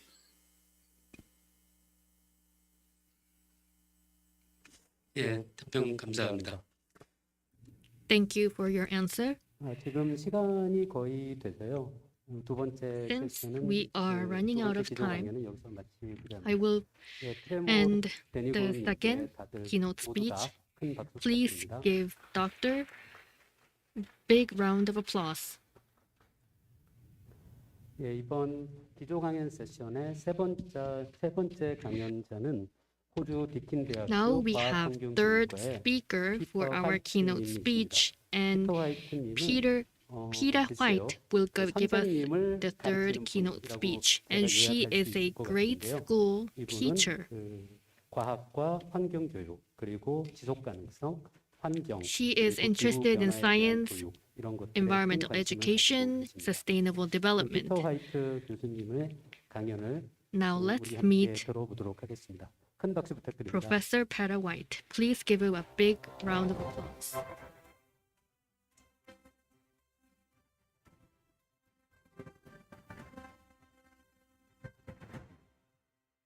Thank you for the invitation to keynote at the International Conference for Realization of Carbon Neutrality in Schools, hosted by the Korean Ministry of Education. It's been a special privilege to have been communicating with Professor Byom Jun Kim from Sangkyong Kwon University, and this conference focuses on important issues and actions for us all in these uncertain futures and troubling times. My name is Dr. Peter White. I'm a senior lecturer in science and environmental education at Deakin University in Victoria, Australia. I'd like to begin today in the spirit of reconciliation by acknowledging the traditional custodians of the lands on which we gather and today I speak from. I live on Wurundjeri Budja, here in Naarm, Melbourne, Victoria, Australia. I pay respect to all elders and ancestors and any First Nations people here today. An acknowledgement of the content of our keynote today and of thinking about our local place and place in it. I'm outside, and please forgive me the very noisy Australian birds that are wheeling overhead. My keynote today is titled Agency in the Anthropocene. In these challenging times, education enables us to understand the issues, consider how we as individuals and community members and voting public might take action to generate pathways forward. Educators are leaders in our community as we work with our students and colleagues in our communities to generate change, hopefully the change we need in these uncertain times. In today's presentation, I'd like to reflect some recent action I've taken with colleagues for the OECD, Organisation for Economic Cooperation and Development, crafting a focus in the science framework for the PISA Program of International Student Assessment. We've developed the concept of agency in the Anthropocene and designed 3 competencies that 15-year-old students might exhibit. I then would like to describe some research I'm conducting with other colleagues to consider ways that educators might support their young people to develop agency through practices such as learning about socio-scientific issues, with drama pedagogies, and by infusing contemporary science practice in schools. So let's look at the context in which we're operating. Our world is in a new epoch, the Anthropocene, wherein human impact is significantly changing Earth's systems. These changes began with industrialization in the 1800s and have continued to increase exponentially since 1950. Life as we know it is in crisis. with climate change and biodiversity loss arguably the greatest issues of our time, impacting all species, and many irrevocably, and precipitating the sixth mass extinction.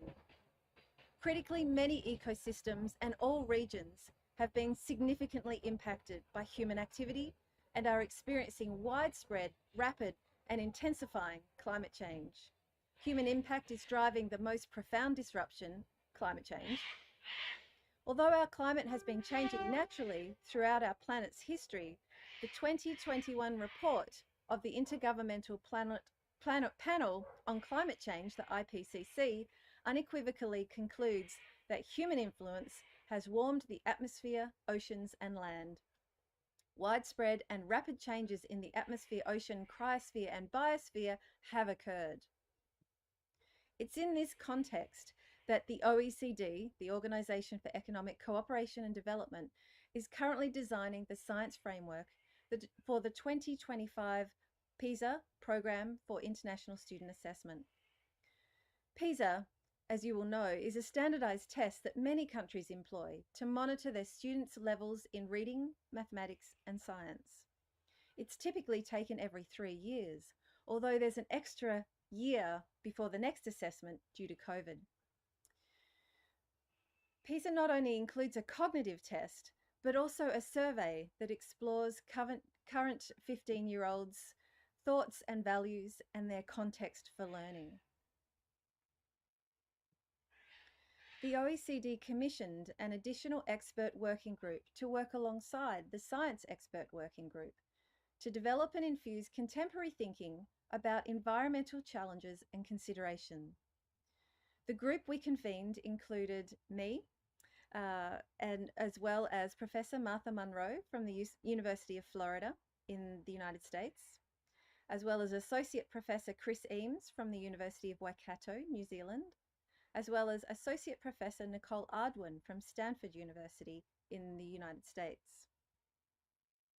The 2025 PISA Science Framework has many innovations.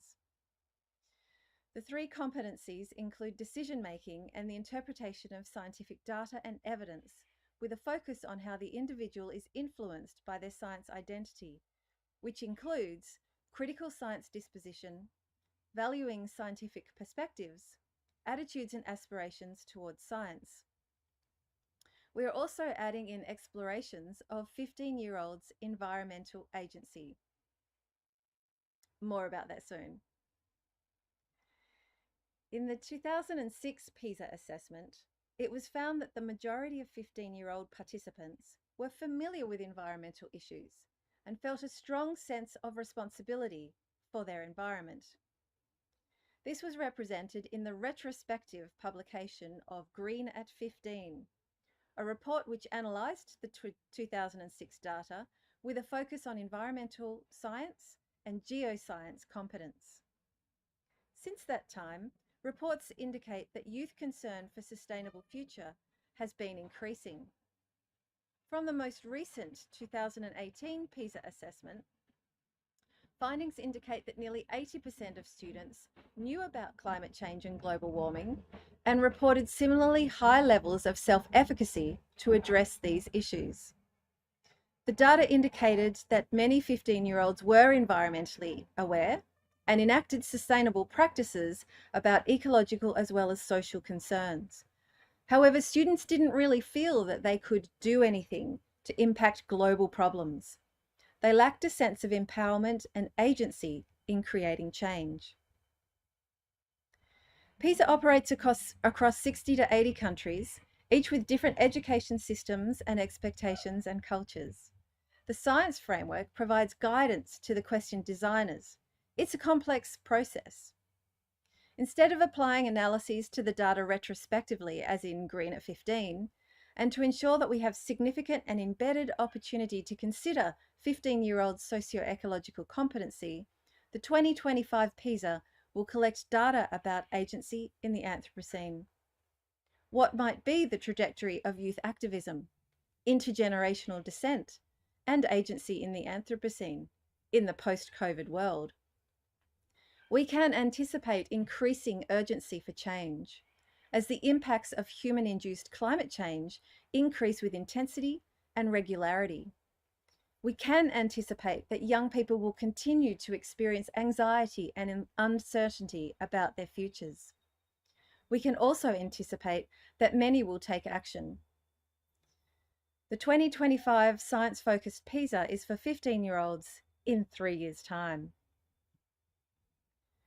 And in those 3 years, we will see more of the School Strike for Climate, which is an international and intergenerational movement led by young people.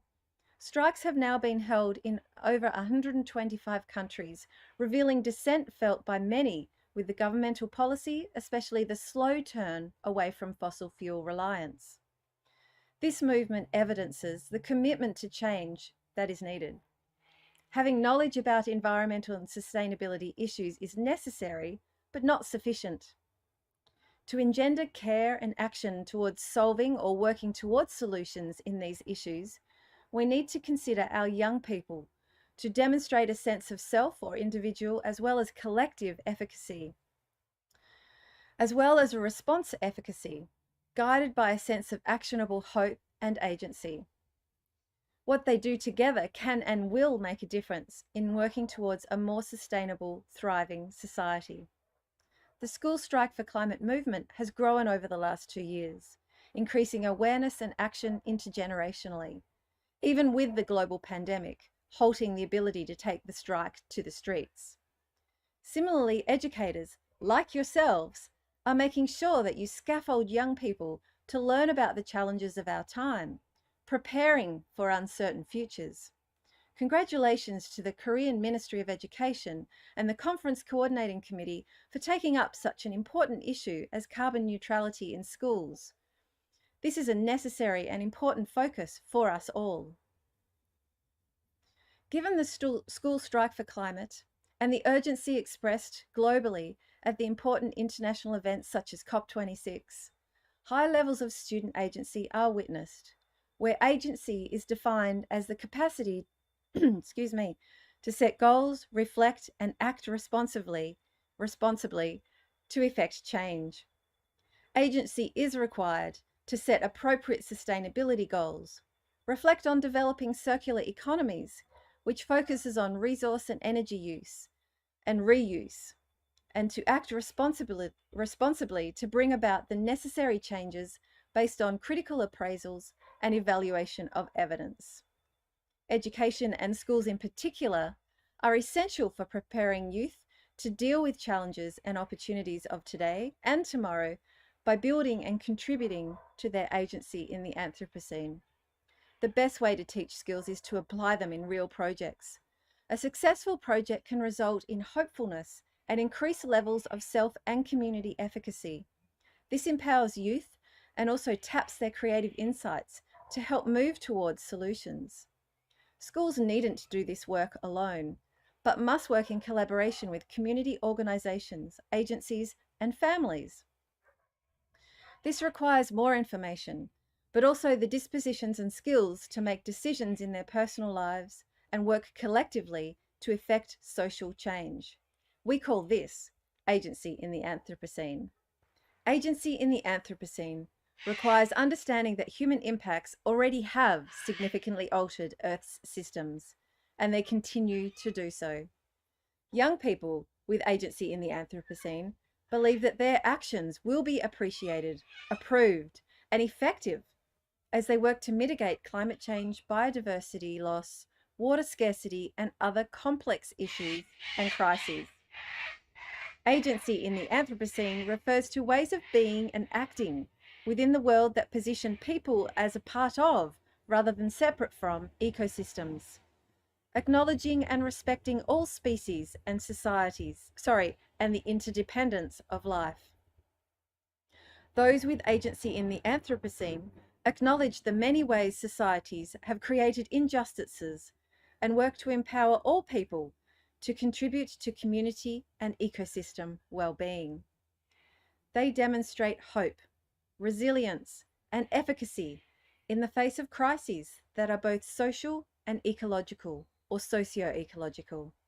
Moreover, they respect and evaluate multiple perspectives and diverse knowledge systems, and demonstrate their ability to engage with other young people and adults across the generations in civic processes that lead to improved community well-being and sustainable futures. Young people with agency in the Anthropocene work individually and with others across a range of scales from local to global to understand and address complex challenges that face all beings in our communities. So, what does this mean for education? One of the biggest impacts that humans are having on Earth is climate change. And young people understand, but need to work with us to consider how our impact on our Earth systems can be addressed as we solution hunt for the future. It means that we might foster an ecocentric worldview instead of seeing humans at the pinnacle of our ecosystems. We might see ourselves as being a more integrated part from it, not separate from it. We might need to acknowledge injustices and empower for change. This is an image here taken from New Zealand, where colonial land confiscation is being redressed and empowering people to act to return to the land to its rightful people. We demonstrate hope, resilience, and efficacy, working towards generating solutions to find better ways forward. And as we do that, we recognize diverse perspectives and intergenerational engagement. We also act individually and collectively at a range of scales. And here is a group of young people working to restore native forests for climate mitigation and biodiversity habitat. So what kind of competencies do our 15-year-olds need? They need to be able to explain the impact of human interactions within Earth systems, make informed decisions to act based on the evaluation of diverse sources of evidence, and the application of creative and systems thinking to regenerate and sustain the environment. They need to demonstrate respect for diverse perspectives and hope in seeking solutions to socio-ecological crises. We can unpack what each of these mean and consider how we as educators are preparing our young people with these competencies. We might promote these ideas in our young people by practices that are centered on and attend to student well-being, by co-designing learning opportunities with young people, by working with community, by which we mean community that includes land, place, and country, by focusing not only on problems, but especially on solutions, a variety of solutions, and by being action-orientated, which engages young people in empowerment mindsets focused towards change. To move this keynote forward into a proactive position, I'd now like to explore some ideas about how to take action in our field and practice. I'd like to showcase a variety of projects that I'm involved with that I think are useful and interesting and might enable contemporary environmental education to prioritize ways of researching these urgent and uncertain times. Firstly, though, let's take stock of our field of environmental education. In the early 1960s, the field practices focused on nature conservation, often taking up challenges around point source pollution. In the 1980s, environmental education moved to be more of a myriad of practices and philosophies that enabled deep and rich connection to the environment, such as deep ecology and earth education. In the 2000s, we ventured into sustainability education, and then towards environmental and sustainability education. And now we're turning again, this time towards a more holistic, integrated approach and a more relational way of practicing. It's called a post-qualitative turn, and it's through this inquiry that the future of environmental education and the positioning for carbon neutrality is really exciting as we engage with the practices of young people, and that's what I'd like to talk about.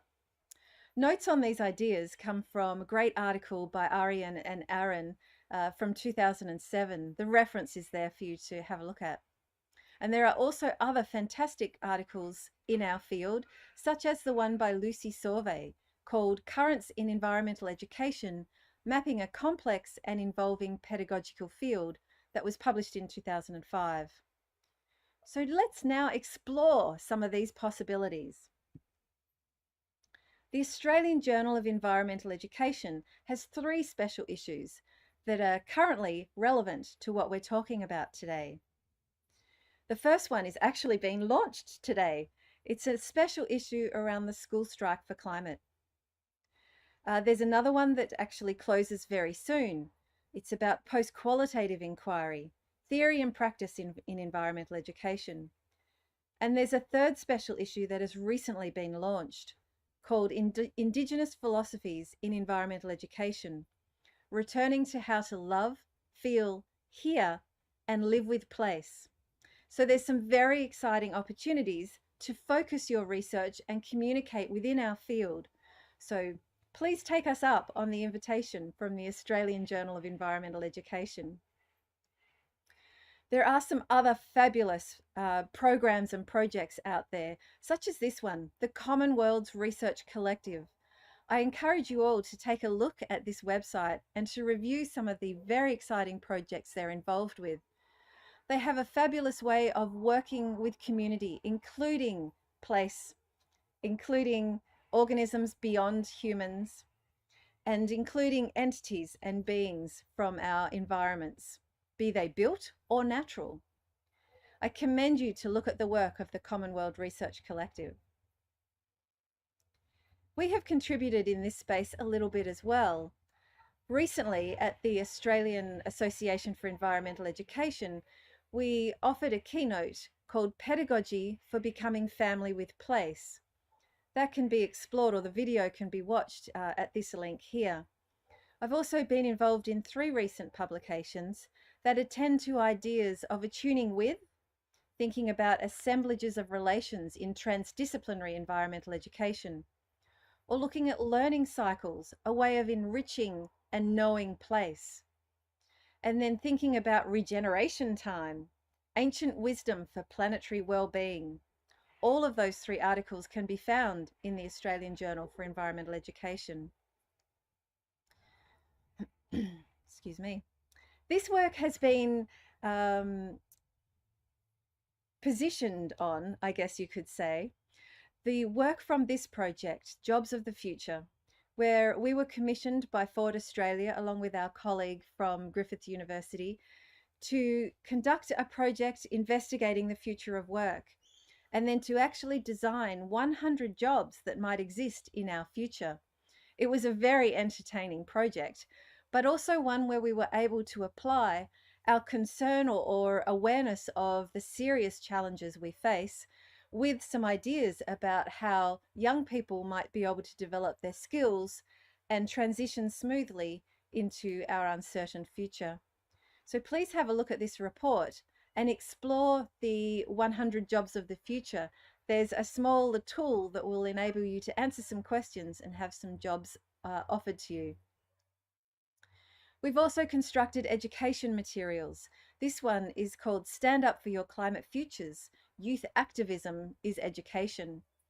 And in this resource, online resource, we offer you 8 modules that take you through a variety of ways of thinking about how you might help support your young people to come to understand the ideas around sustainability, what it means to be an activist, and how you can learn and consider making change in our communities and our societies through an action-oriented program. So I encourage you to have a look at this resource. This was commissioned by the Australian Association of Environmental Education. We also have other resources that we're developing that encourage contemporary science practices in schools to be explored. We've worked with organisations like the Integrative Ecology Centre at Deakin University to present scientists' research and then also design some classroom materials that may enable classrooms, teachers and students to explore the ideas that the scientists are currently grappling with. This idea of contemporary practice we find is very engaging for young people. It also supports them through processes of thinking about scientific inquiry, considering data, analysing and then communicating to understand the issues and the challenges we face.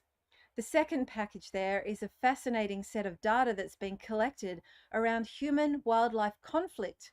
And again, we've matched that data with some suggestions of activities that could be taken up in the classroom. So I encourage you to have a look at this package to get some ideas around how to infuse current science into our classrooms to encourage and enthuse our young people, but also to inform and model great practice around scientific investigation. Then there's this work that we've been doing around science and drama, considering contemporary and creative approaches to teaching and learning. Drama and science go very well together. They allow us to consider the stakeholders involved in many of our challenges. And through those stakeholder perspectives, through drama strategies, to come to understand our challenges a little more deeply and a little more personally. So I recommend that you take a look at the fabulous edited book here. I say fabulous because our authors have covered a range of issues and ideas, and they will give you some thoughts about how to proceed with drama and science in an integrated or a transdisciplinary way. There's another recent edited book that's just coming out now about innovative approaches to socio-scientific issues and sustainability education. Again, this is a collation of fabulous ideas that our authors have put forward about how to use socio-scientific issues to address sustainability education. So I recommend that you have a look at this when it becomes available. And then the final thing I'd like to talk to you about, the things that I've been involved with, is this idea of co-authoring or researching with young people. So we produced a paper last year where we co-authored with 2 leaders of the School Strike for Climate from Victoria. And it was that process of collaborating with young people that really helped us to understand the issues and the challenges and to find our place as education academics to really honour our activist stance and support our younger people. So this paper is published in the Australian Journal of Environmental Education, and the launch for this special issue is today, as I mentioned earlier. Finally, there are some great resources out there that I think will support us all in the work that we're doing. I hope you're aware of The Story of Stuff, a fabulous movie that uses animation to explain some of the challenges that we experience in our heavily consumeristic environment. Sorry. I also love the idea that they have challenged these ideas with The Story of Change, where they support us to think about what we might need to do to bring change to our society. And finally, there's The Story of Solutions, which presents some suggestions about how we might move forward in community and with our society. These resources are American and they take a quite US perspective, but I still find it a really useful resource to engage with. And then, of course, we've probably all had a look at Kate Raworth's model around economics and how we might consider the concepts that are mentioned here to address some of our serious concerns. And it's with this idea that I'd like to draw together the presentation that I've made today, thinking about the importance of carbon neutrality. It's really important that we focus on these issues with young people, but do so through a range of activities that help them engage from their position and their place, moving into a sense of understanding the urgency as well as the breadth of challenge that's before us. So thank you for having me talk to you today. Thank you for sharing my out of doors. I hope it wasn't too noisy, but I really appreciate the invitation and I wish you all the very best for your conference and for your ongoing work. Thank you.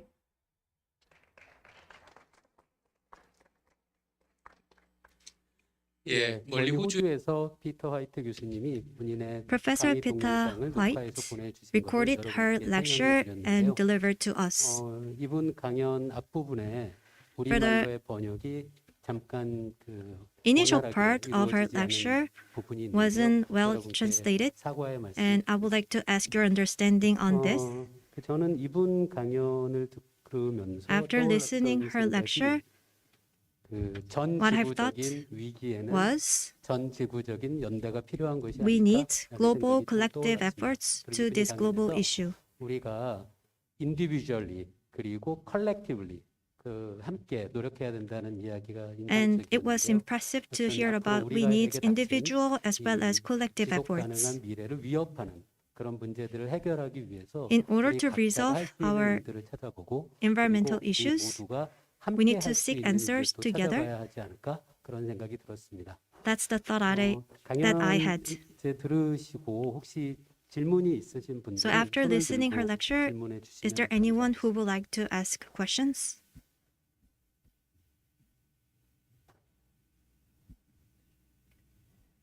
질문 없으신가요? Are there no questions? 예. 그럼 제가 질문을 하나 Then 해도 I will 될까요? ask my question then. 제가 질문하는 중에 여기 So, 오신 분들도 다음에 어떤 질문을 할까 In the 고민이 meantime, 있었습니다. maybe some of 제가 you 이분 might have 강연에서 questions. 후반에 과학과 드라마에 대한 이야기를 하신 것이 상당히 인상적이었는데요. It was interesting to 제가 hear about 과학자로서 생각하면 your mention 과학은 about science and 모두가 drama. 함께 경험할 수 있는 객관적인 사실에 대한 이야기인 것 같고 It is about 드라마는 facts. 그게 아니라 개인적인 For the science 경험을 and drama, 다루는 I 분야라는 think 생각이 it is an area 들었는데요. dealing with 과학과 personal issues. 드라마에 대한 그 둘 사이의 관계 그리고 둘이 어떻게 함께 할 수 있는지에 So the relation 대해서 between the two 이분께 and 조금 더 how 자세한 these 질문, two can be linked 자세한 together. 답변을 듣고 I would 싶습니다. like to hear 번역을 more 해주시겠죠? your elaboration.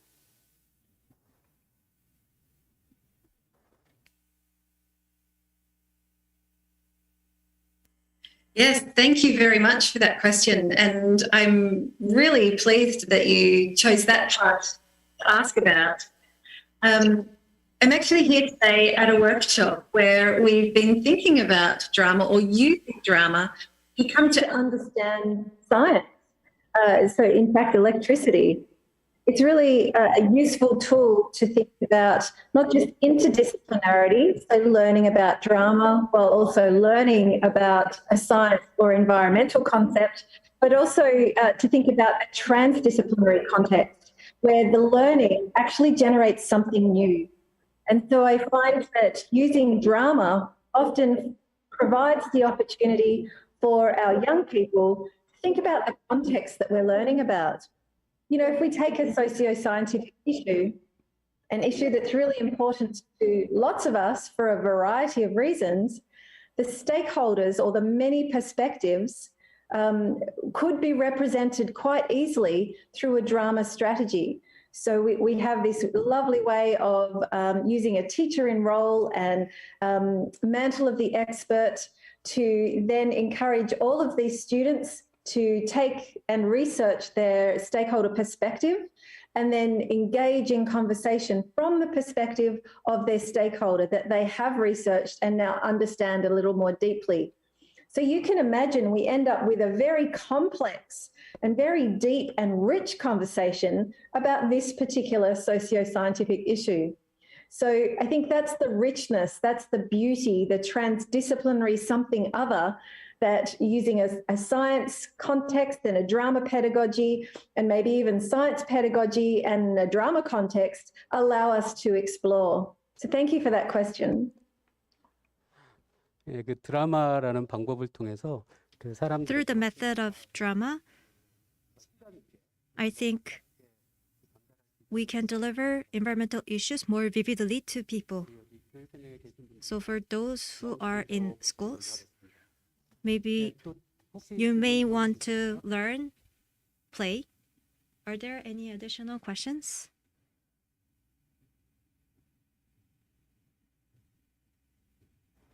질문이 I think there are no more questions because lunchtime is coming up. Maybe all of you want to go ahead to a dining room. Then if there's no question, then let's finish up the keynote speech here. Let's give her a big round of applause.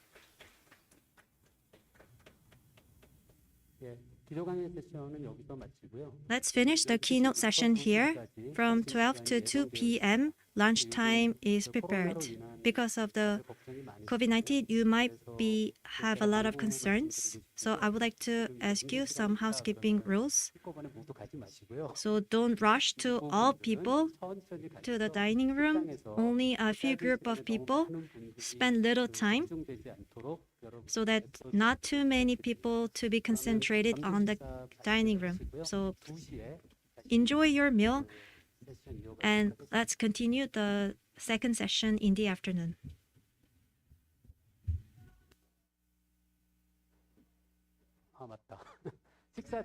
Sorry, for the place that you can dine on is go out this hall and go straight.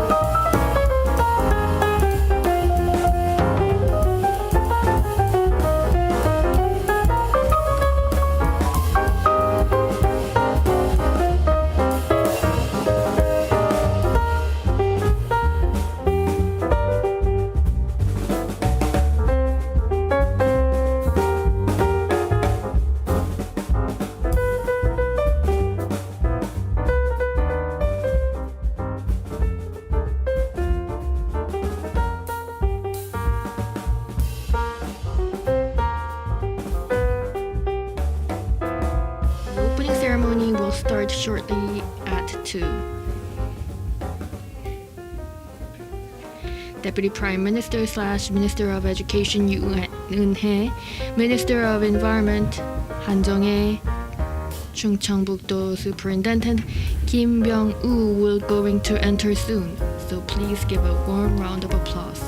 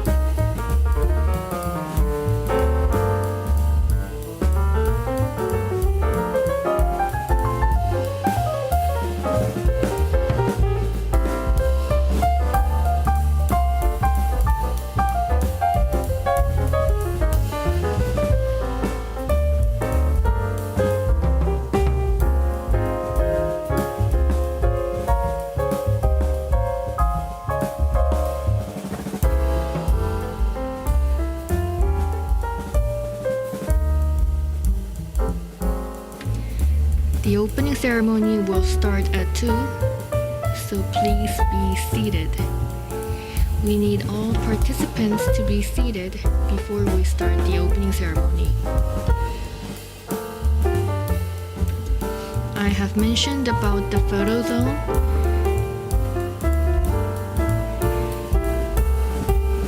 Last Saturday, students crafted waste papers and presented their thoughts and ideas about what they feel it is necessary to realize carbon neutral schools.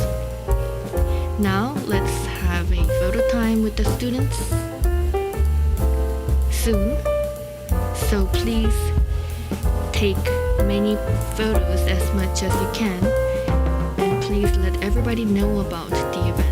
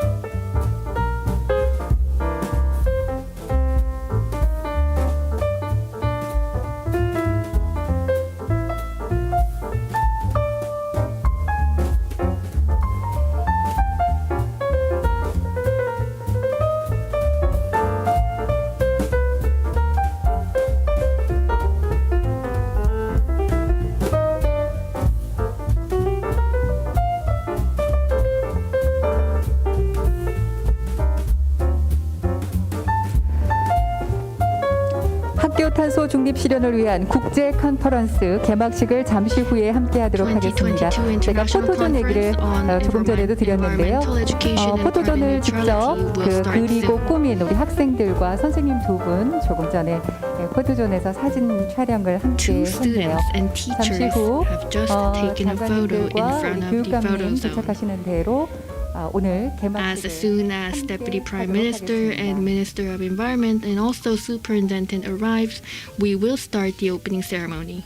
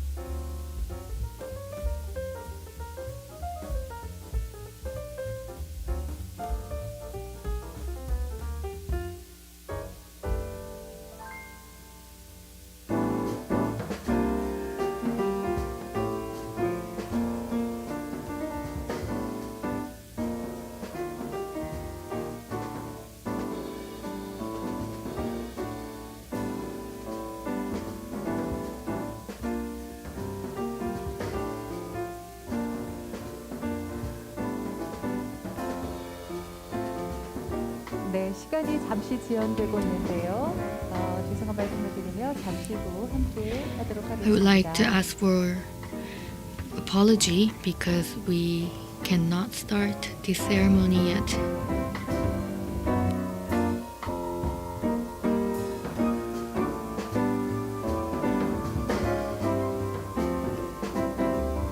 더 늦기 전에 학교가 먼저 시작합니다. Before it is too late, school starts. 2022 International Conference on Environmental Education and Carbon Neutrality in Schools. Deputy Prime Minister and Minister of Education Yoo Eun-hae, Minister of Environment Han Jung-hae, Chungcheongbuk-do Superintendent Kim Byung-woo is now entering the photo zone. Students who had participated the past forums had crafted these photo zones. School students and teachers also joined in photo zone right now. Participants of today's event and tomorrow's event, please take lots of photos as much as you can, and please share that to your friends and family. Please give them a big round of applause. Deputy Prime Minister and Minister of Education Yoo Eun-hae, Minister of Environment Han Jung-hae, and Chungcheongbuk-do Superintendent Kim Byung-woo is entering the stage. 자, 그럼 지금부터 학교 탄소 중립 실현을 2022 International Conference on Environmental Education and Carbon Neutrality. Now it is time to open the opening ceremony. Before it is too late, school starts. 2022 International Conference on Environmental Education and Carbon Neutrality in Schools. Good afternoon, I am Jung Eun-young, the MC of the opening ceremony. 네, 반갑습니다. It is nice to meet you 우리 all. 아이들에게 단 한 가지를 What is 물려줄 the 수 one 있다면 legacy you want to pass on to your children?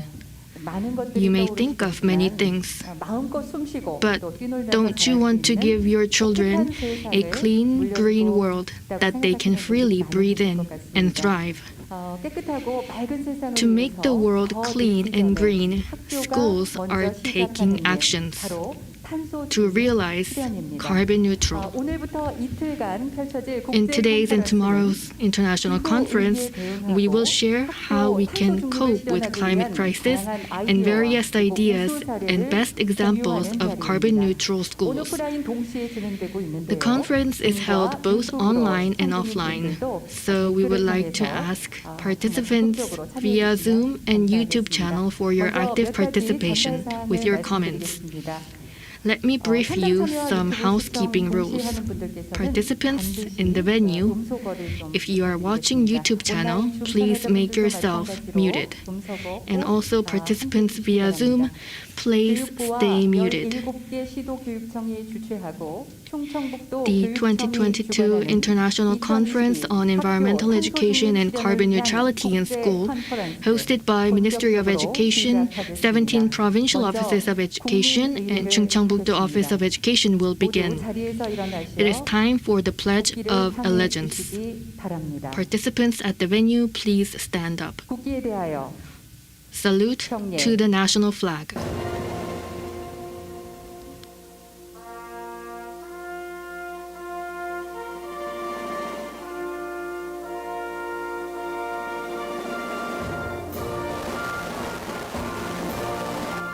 나는 자랑스러운 태극기 앞에 자유롭고 정의로운 대한민국의 무궁한 영광을 위하여 충성을 다할 것을 굳게 다짐합니다.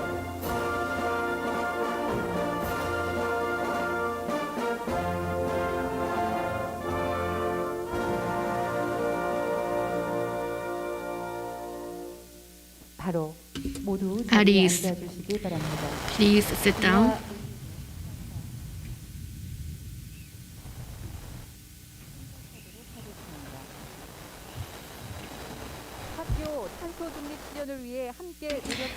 Now, I will introduce distinguished guests who are here with us to realize carbon neutral conditions.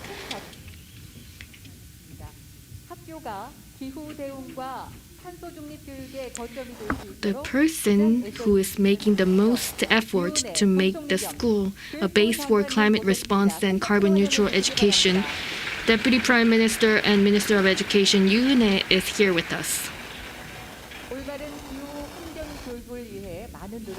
The person who is trying hard to make climate environment education right, Minister of Environment Han Jung-ae. Welcome. And the biggest contributor of today's conference, Superintendent of the Environment, Chungcheongbuk-do Superintendent Kim Byung-woo is here with us today.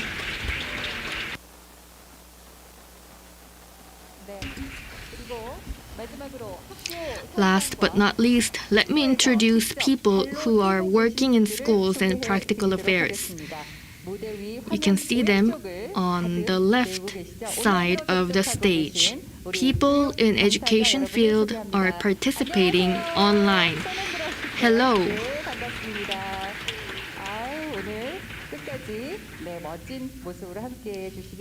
Thank you so much for joining us.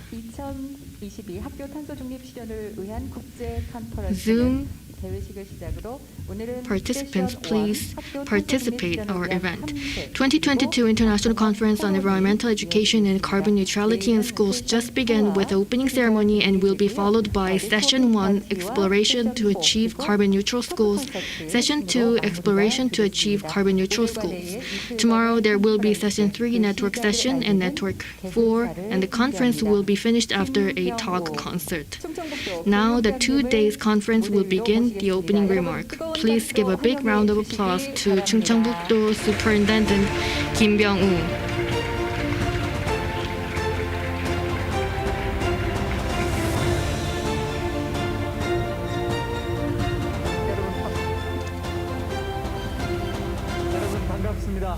It is nice to meet you all.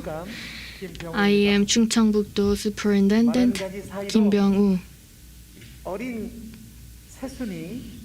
Now we are having spring and we are seeing sprout because it is spring.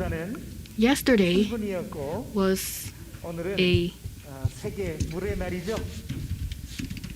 오전에 제가 우리 교육청 직원들과 Today 무심천에 is 나가서 a World Water Day, and yesterday was 활동을 vernal 하다 보니까 equinox.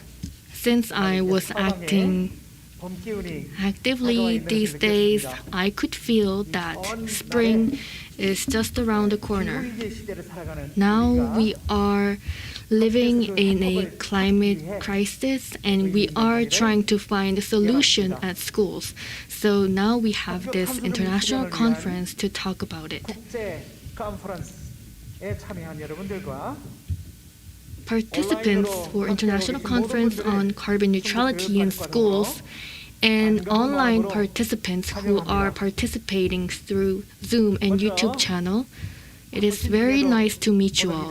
First of all, thank you so much for joining us today. 부총리님과 한정혜 And thank you, 환경부 장관님을 비롯한 Deputy Prime Minister and Minister of Education, Minister of Environment, for joining us here 아울러 with 오늘 이 today. 자리에서 I would like to take this 학교 opportunity 탄소 실현을 위한 강연과 to 실천 사례 hear 나눔, about 토론 등으로 함께해 주실 the presentation 한 분 한 and 분께도 lecture 감사드립니다. and also debate about carbon neutral. 다보스포럼에서 발표한 2022년 In 글로벌 2022 리스크 보고서를 Global 보면 Risk Report, 기후 변화 대응 실패와 climate change response failure, 생물 extreme 다양성 weather 상실과 event, 같은 환경 and 이슈들이 올해에도 상위권을 loss of diversity of ecosystem is becoming our long-term 이러한 risk. 기후 위기의 시대를 맞이하여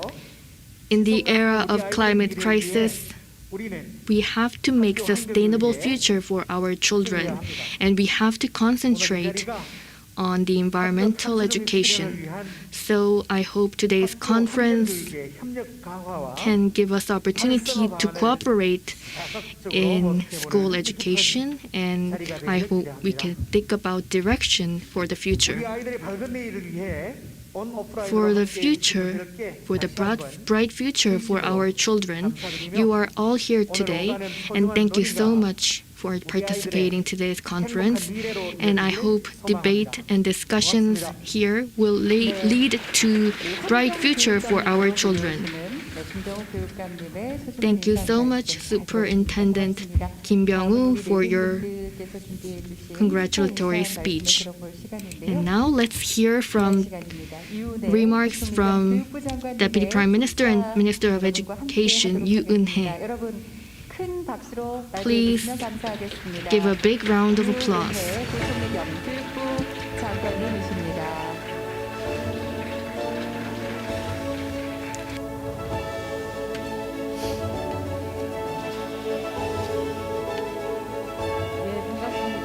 Good afternoon. 반갑습니다.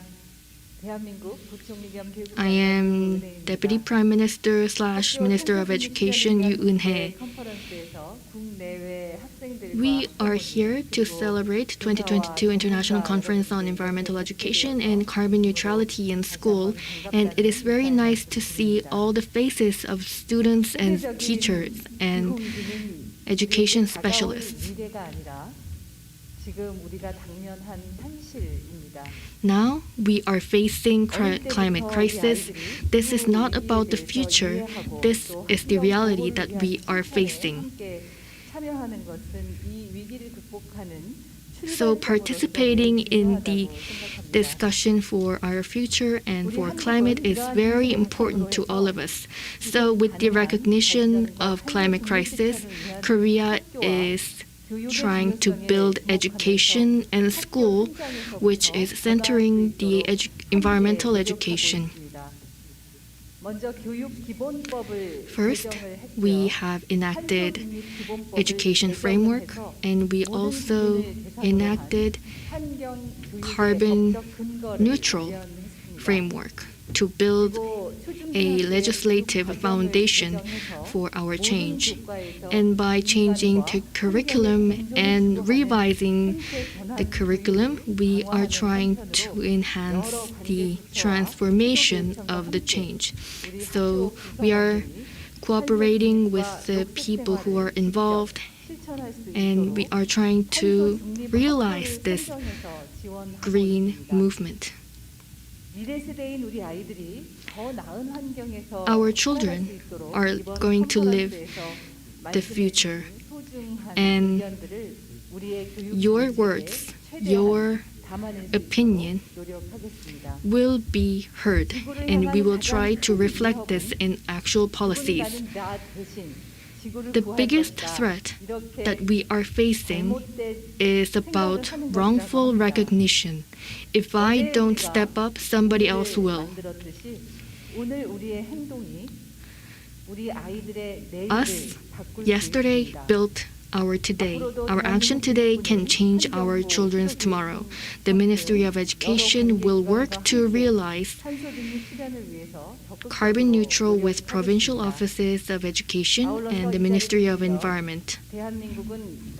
I would like to take this opportunity to say that the Republic of Korea had enhanced and strengthened the cooperation with other nations, and we are ready to build a exemplary and best practices for climate change response. Once again, congratulations for the opening of International Conference on Carbon Neutrality in School, and I hope we can meet in person for the next international conference. Thank you for joining us via online also. Thank you. Thank you, Deputy Prime Minister Yu. Now, a congratulatory remark from Minister of Environment Han Jung-ae. Please give a big round of applause.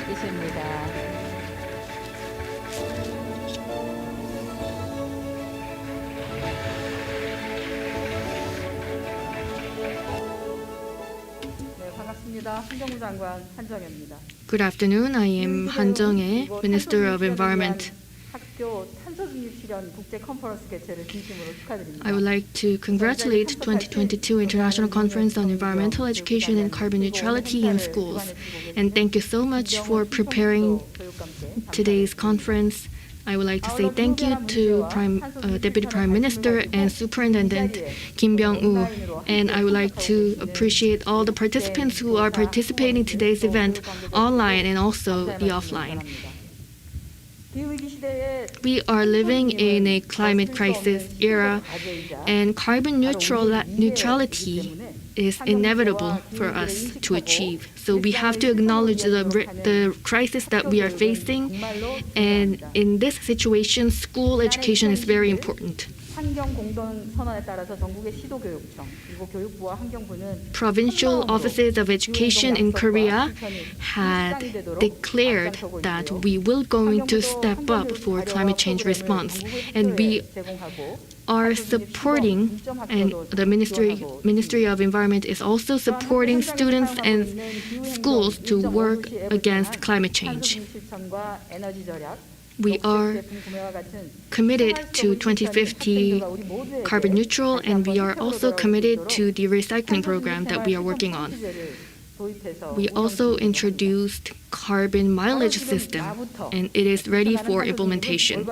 Carbon neutrality starts from rightful climate education. Through this conference, I hope we can share the wisdom, and I hope this wisdom can spread to our family and schools and work. And I hope this can be actually connected to the action that we can make in the future. Lastly, thank you so much for preparing 2022 International Conference on Carbon Neutrality in School. Thank you so much, Superintendent Kim Byung-woo, and thank you so much to Working Group, and I hope for your health and happiness. Thank you so much. Please do not leave the stage yet.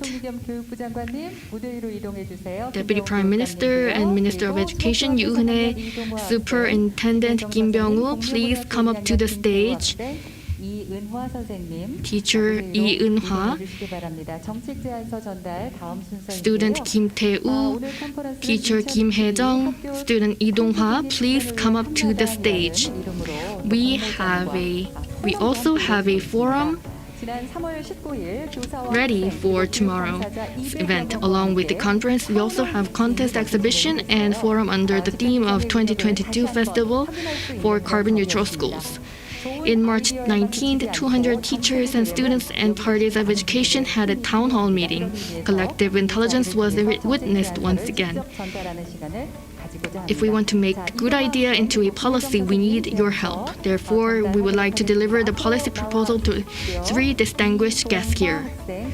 Sugok Middle School 3rd grade student Lee Dong-ha and teacher Ms. Kim Hae-jung, and Bongmyeong High School 2nd grade student Kim Tae-woo and teacher Ms. Lee Eun-hwa will deliver the policy proposal. Please come up to the stage. They have prepared this after a long time of discussion. Deputy Prime Minister and Minister of Education Ms. Yoo Eun-hae will receive the policy proposal. You may give the proposal to Minister.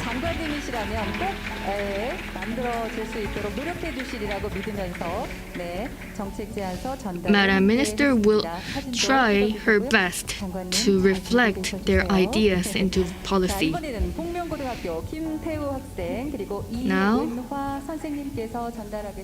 student Kim Tae-woo and teacher Lee Eun-hwa will give their policy suggestion, and they are also suggesting many different ideas that will be helpful to the future of school.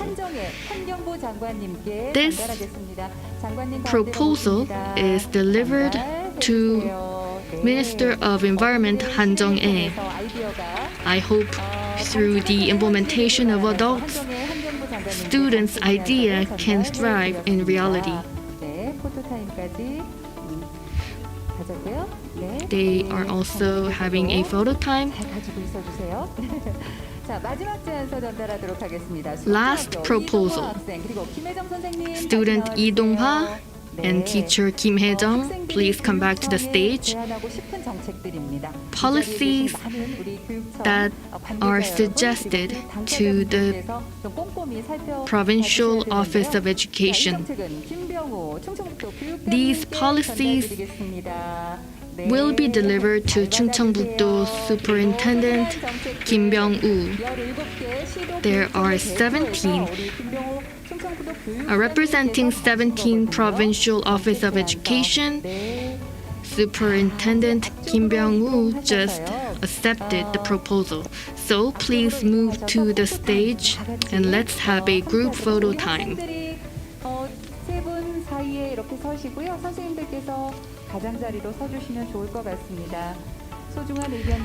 Students can come to the center and teachers can go to the edge. Please give a big round of applause. They are all holding policy proposal right now for a photo shoot. Now, people who are actually working very hard for the climate change is here with us today. And we have this performance ready, and this will be a special moment for all of us. What will it be? We can see a variety of crops in the stage. Now it is time to have a special session to remember today and wishing for a clean future for our children. The name of this plant is Zero Tree because we want a carbon zero in the future. I hope our hope can flourish in the future. So let's call for the slogan together.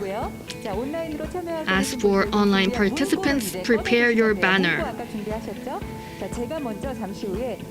If I say before it is too late, please say school starts first.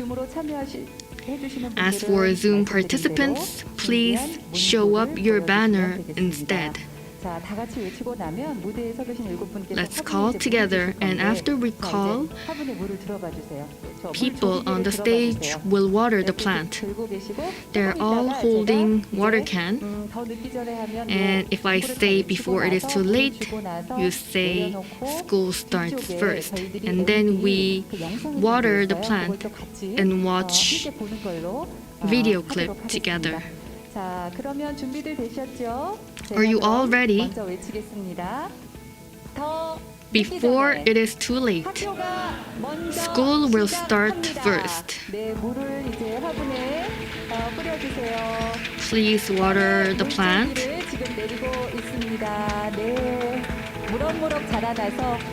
I hope this plant can grow into a good reality, healthy world, and bright future.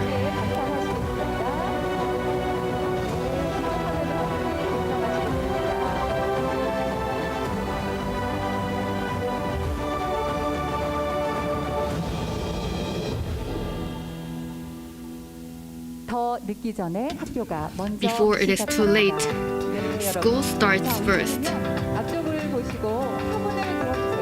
Now, participants on the stage, please lift your plant and let's have another photo time.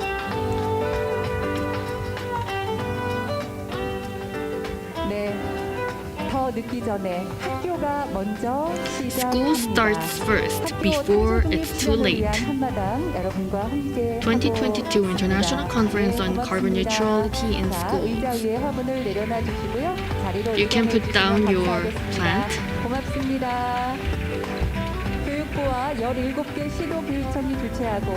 2022 International Conference on Environmental Education and Carbon Neutrality in Schools, hosted by Ministry of Education, Provincial Offices of Education, and Chungcheongbuk-do Office of Education. We don't need a huge power or motivation to change. If we think about why carbon neutral should start from schools, and if we take actions, this can change children's future. We would like to ask for your active participation in the time of change for carbon neutral schools for 2 days. This is the end of opening ceremony. We will see you in session 1.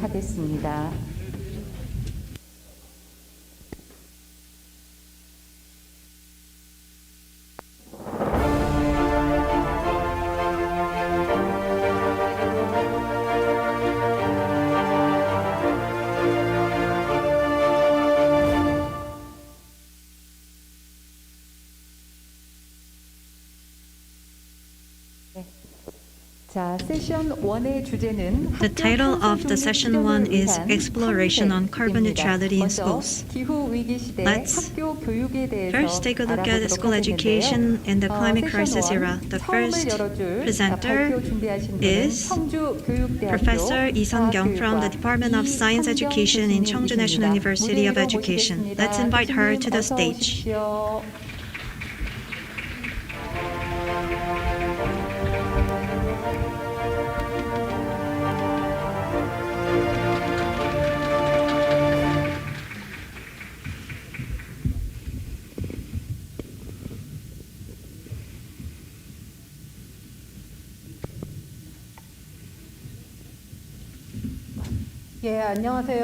Good afternoon, everyone. I'm Lee Sung-kyung from the Department of Science Education at Cheongju National University of Education. Right after this festive opening ceremony, it's very difficult for me to start the number 1 session, but I will begin. In the morning, we listened a lot of interesting keynote speeches. In the era of climate crisis, from Dr. Cho Chun-ho, and educational efforts by EU, and also we heard from the efforts at a title of Agency in Anthropocene. We heard a lot of meaningful lectures. After those significant remarks, what tasks that school need to do, it's time for us to discuss at this session. It's very difficult for a long time to make a speech with wearing mask, but I will try. What I prepared was environmental education in the era of climate crisis. I used the expression of educational curriculum and whole school approach. The educational curriculum is the key in our activity. So, how our curriculum should change in this era, let's take a look at this. And besides the curriculum, all activities take place at school. I believe that we can contribute to the carbon neutrality. After my remarks, Professor Iung-shin and Dr. Park Chan-yeol will give you more detailed explanation. The first slide that I prepared is the climate crisis is the issue of the current generation. As Dr. Jo already explained in detail in the morning, I will not mention this here.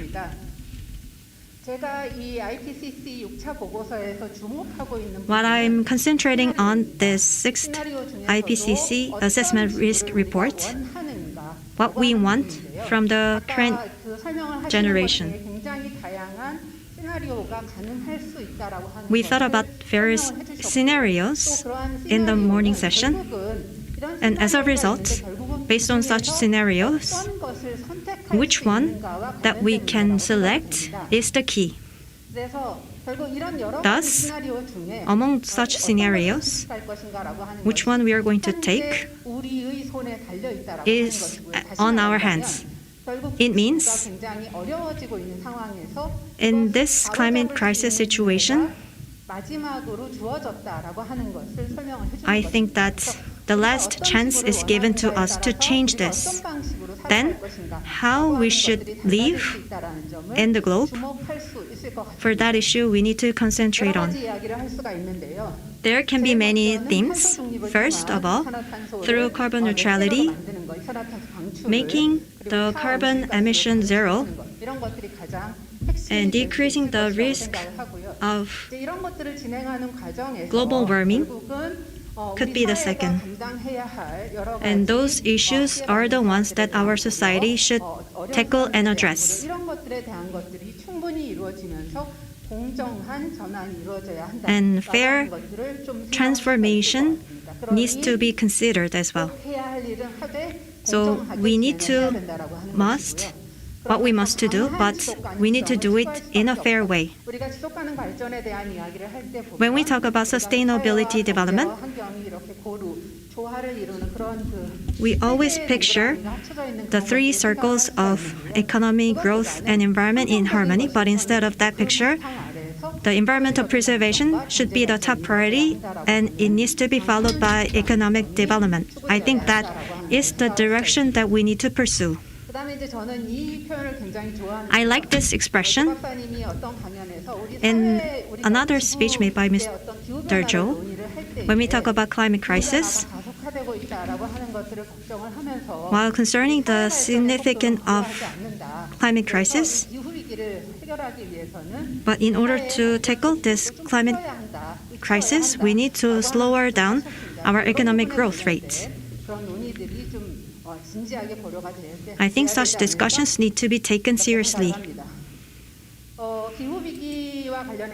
In line with climate crisis, after the IPCC 6th report, many investigations were taken.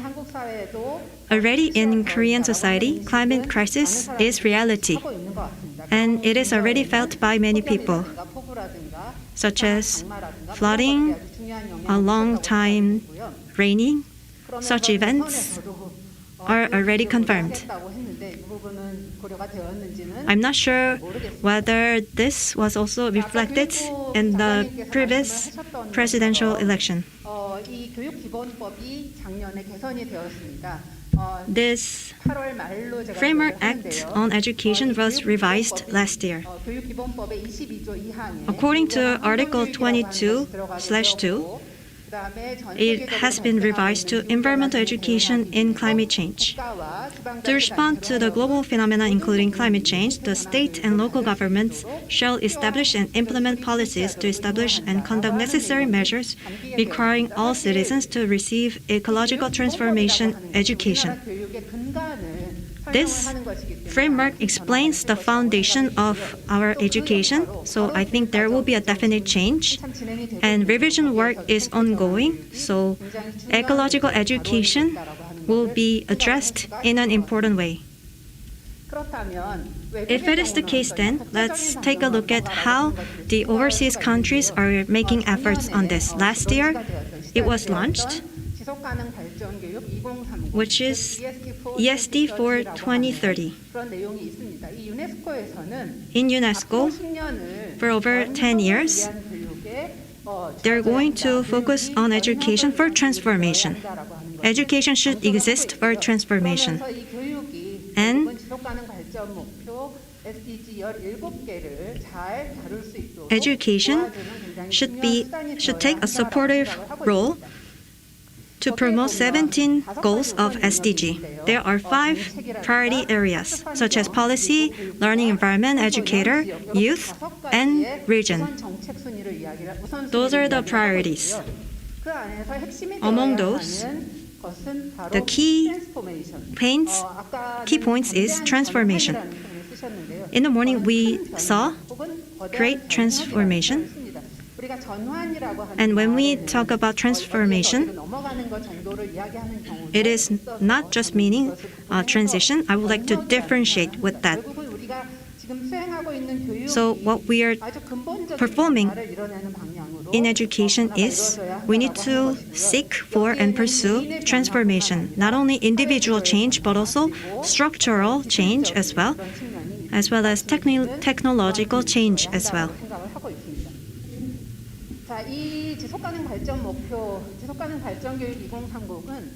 For ESD 2030, it is related to development agenda of UNESCO. In the educational agenda, this transformation is already dealt. I believe all the teachers are already aware of. The draft is already released, and it has been known in Korea as well. In ESD 2030, as an important topic, future well-being, transformational capability, and student agency were emphasized. Student agency means, as Peta White lectured, she mentioned the word agency in Anthropocene. Agency means with awareness on issues, people are planning and making changes and taking actions. Such series of actions refer to this. And this type of education is not common. So, in the future, I hope our education should pursue agency students. So not only individual students' participation, the well-being of community should be learned by students. What's emphasized here is co-agency. Together with students, teachers should participate in that move. In that respect, curriculum is playing an important role. While participating in the curriculum development, we saw a lot of self-interest and conflicts in several interests because everyone insists their own field matters only. But what's more important is what kind of future we dream and what kind of person and students that we need to teach and nurture. This slide shows the well-being of SDG and how those goals are related to SDG in the OECD document. you can find out many similarities. Then, what kind of changes can take place at school? First, in curriculum.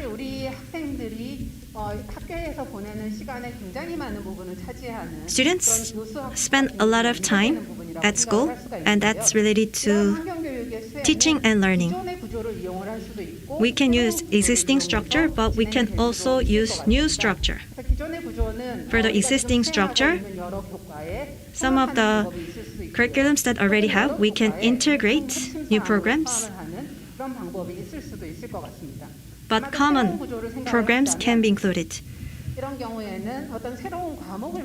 But in terms of new structure, we can create or establish new programs on our existing academic subjects. Such various efforts are being discussed in the next time curriculum for 2022. For Korea's environmental education system, we have elementary and middle and high school, but environmental education is a selective subject. We do have sustainable development education curriculum, but although we have such subjects, but it has not been taught actively. This is the result that we analyzed 2015 curriculum. We just skimmed through it.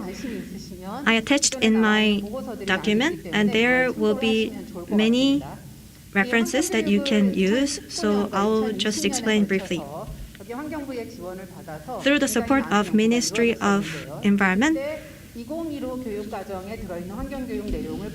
we analyzed content in environmental curriculum, and we executed making suggestions. In that process, the framework that we used was the environmental participation and engagement, and environmental capability and knowledge and attitudes need to be included. That was the proposal that we made.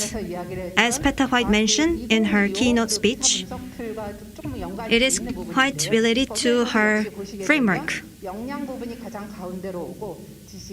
If you saw there is a competence at the center, and other related identity, values, and scale of many contexts were included.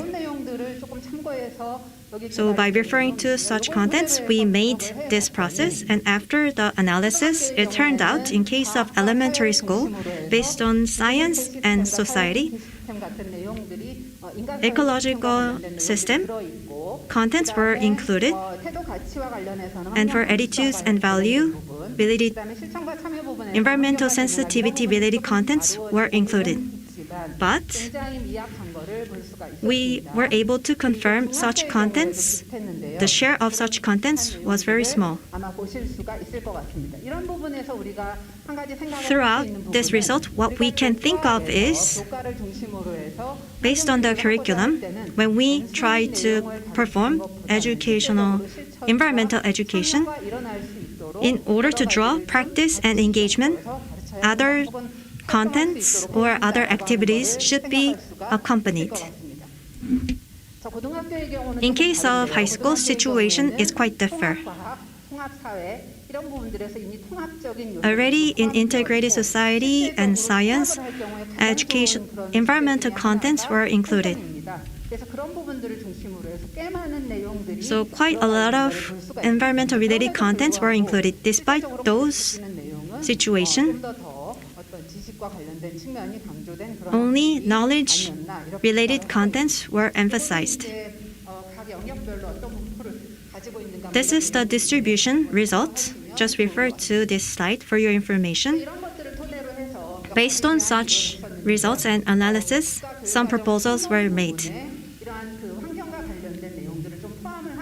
It would be better to include environmental-related contents need to be included, such as respecting humanity, and it would be better to include the content to nurturing a person with environmental literacy, but instead of these contents, those who are living together will be likely to be included in the next curriculum. So in the next curriculum, beyond this level, besides just human beings, other beings will also be considered. Currently, the environmental and ecological sensitivity is being emphasized. And through our research, such contents were proposed. So we also included our proposals on each subject, such as Korean practical subject or science and society, and including environmental contents to those subjects is the way that we can teach environmental value to the students in a better way. And we are making such proposals right now. For the details, just read through my materials, because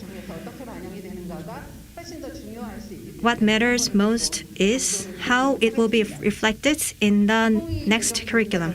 In 2022 curriculum, as I have discussed already, the ecological transformation education is being highlighted. In English, it means ecological transformation education. Based on ecology, transformation or change education. I think it is quite related to existing curriculum, but what would be the difference is not just knowledge, but it contains a will to make our society and the world more environmental friendly. In responding to climate change and environmental disaster, pursue the coexistence of humans and nature and education in all areas for sustainable life. That could be the definition for ecological transformation education. It contains many meanings, so when you approach this, what is the meaning that I use? So for instance, it could be based on ecological experience, or it could be based on the citizenship as ecological transformation, or it could be based on just ecology, or it could be based on ecologicalism. You might think, what's the difference among those? But there's a little bit of difference. Although we can contain all those differences, but please think about which meaning that you're using. I mentioned that it could be included in the general discussion. This is not the data that I made, but this is made by Ministry of Education and other institutions. So if you see here, in the general discussion, the respect for the life, sustainability, ecological sensitivity are going to be included in the curriculum in elementary school based on the common community sense. We are going to nurture this perspective. And in the middle school, while pursuing the coexistence of humans and nature, we are going to nurture the qualities as a ecological person, and in the high school, we are going to nurture our students to have problem-solving capabilities. In addition to this, we made a table for the ecological transformation education. I'm participating in the 2022 curriculum, but there was an issue. So about a month, we made changes in the table, And we came up with this version. It was delivered to all related teams, and many discussions will be made on this. There are three main areas. First is perspectives and attitudes on the relation between human and nature. As you have already seen about the table related to competences, it could be an interesting point for your thoughts. So in your curriculum, how you're going to apply this, when you thought about this table might be helpful.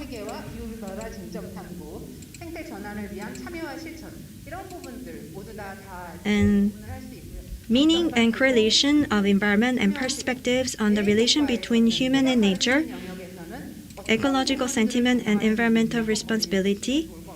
If you consider all those factors, it could be better.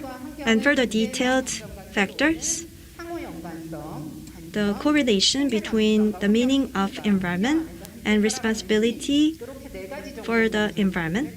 I made 4 categories, and in case of exploration of issues on climate change as well as globe ecosystem, I made subcategories of 2. It will be intensively dealt in science and society subject. And further engagement and participation, it can be applied to many subjects. I also made detailed category for each area, and it can be also applied differently to each grade for elementary, middle, and high school. Soon you're going to receive such table when you are reorganizing your curriculum. You can think of your own idea to how to apply it. There are many factors that we need to apply, such as democratic citizen, ecological transformation, and digital literacy as well. But do not think those separately, but instead, if you think about how you're going to integrate those, then you will come up with a better curriculum. If you look at some of the methodologies, such as establishing new selective subjects, are included, particularly in the next curriculum. New selective subject system will be created in elementary school. That could be related to environment or local community or sustainable society. So please relate those areas together. So once again, in this table that you already saw before, in the existing structure, there's a method how we can relate to ecological transformation education and climate change, environmental education will be created. So please think about those. This is whole school approach. Since I don't have much time, I will go through more faster. Why I mentioned about curriculum is this is the area important at our school. That's why I highlighted. But at school, we can say school is a small size of our entire society. And even if we practice education, if the operation of school and facilities at school are not included, then it could be just a theological education. So, whole school approach matters. Many educational activities can be divided into 3 points. Relation with SDG, pursue converged approach, and importance of learning community. It can be also divided into other sub-details.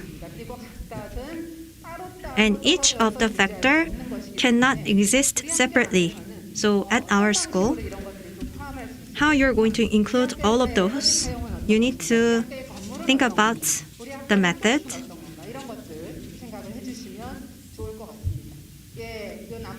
And the rest of the content just refer to for your own information. In conclusion, the learning community matters, and the teachers community matters, and the community where teacher and students coexist matters. And partnership with external schools are also important. I hope this conference will continue next year and the year after next year as well. While sharing activities that we perform at our schools, we could come up with new solutions on our issues. This is related to whole school approach. This is also related to environmental friendly school buildings. I would like to just emphasize just one point.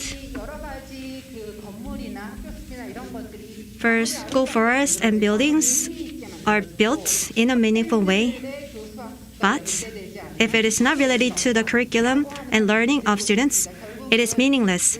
That means if physical facilities not integrated with the curriculum, then it could be meaningless. So you need to make efforts in that perspective. And regarding carbon neutrality and with your strong leadership and learning community, and through such values, the agency of students and the agency of teachers can be further nurtured. I hope there will be more opportunities. I would like to finish my remark here. Thank you for listening. Thank you, Professor Lee Sun-kyung. Now, Professor Lee Eung-shin from IT and Zero Energy Architecture Center in University Myeongji will give a presentation about zero energy building and carbon neutrality of a school. Please give a professor a big round of applause.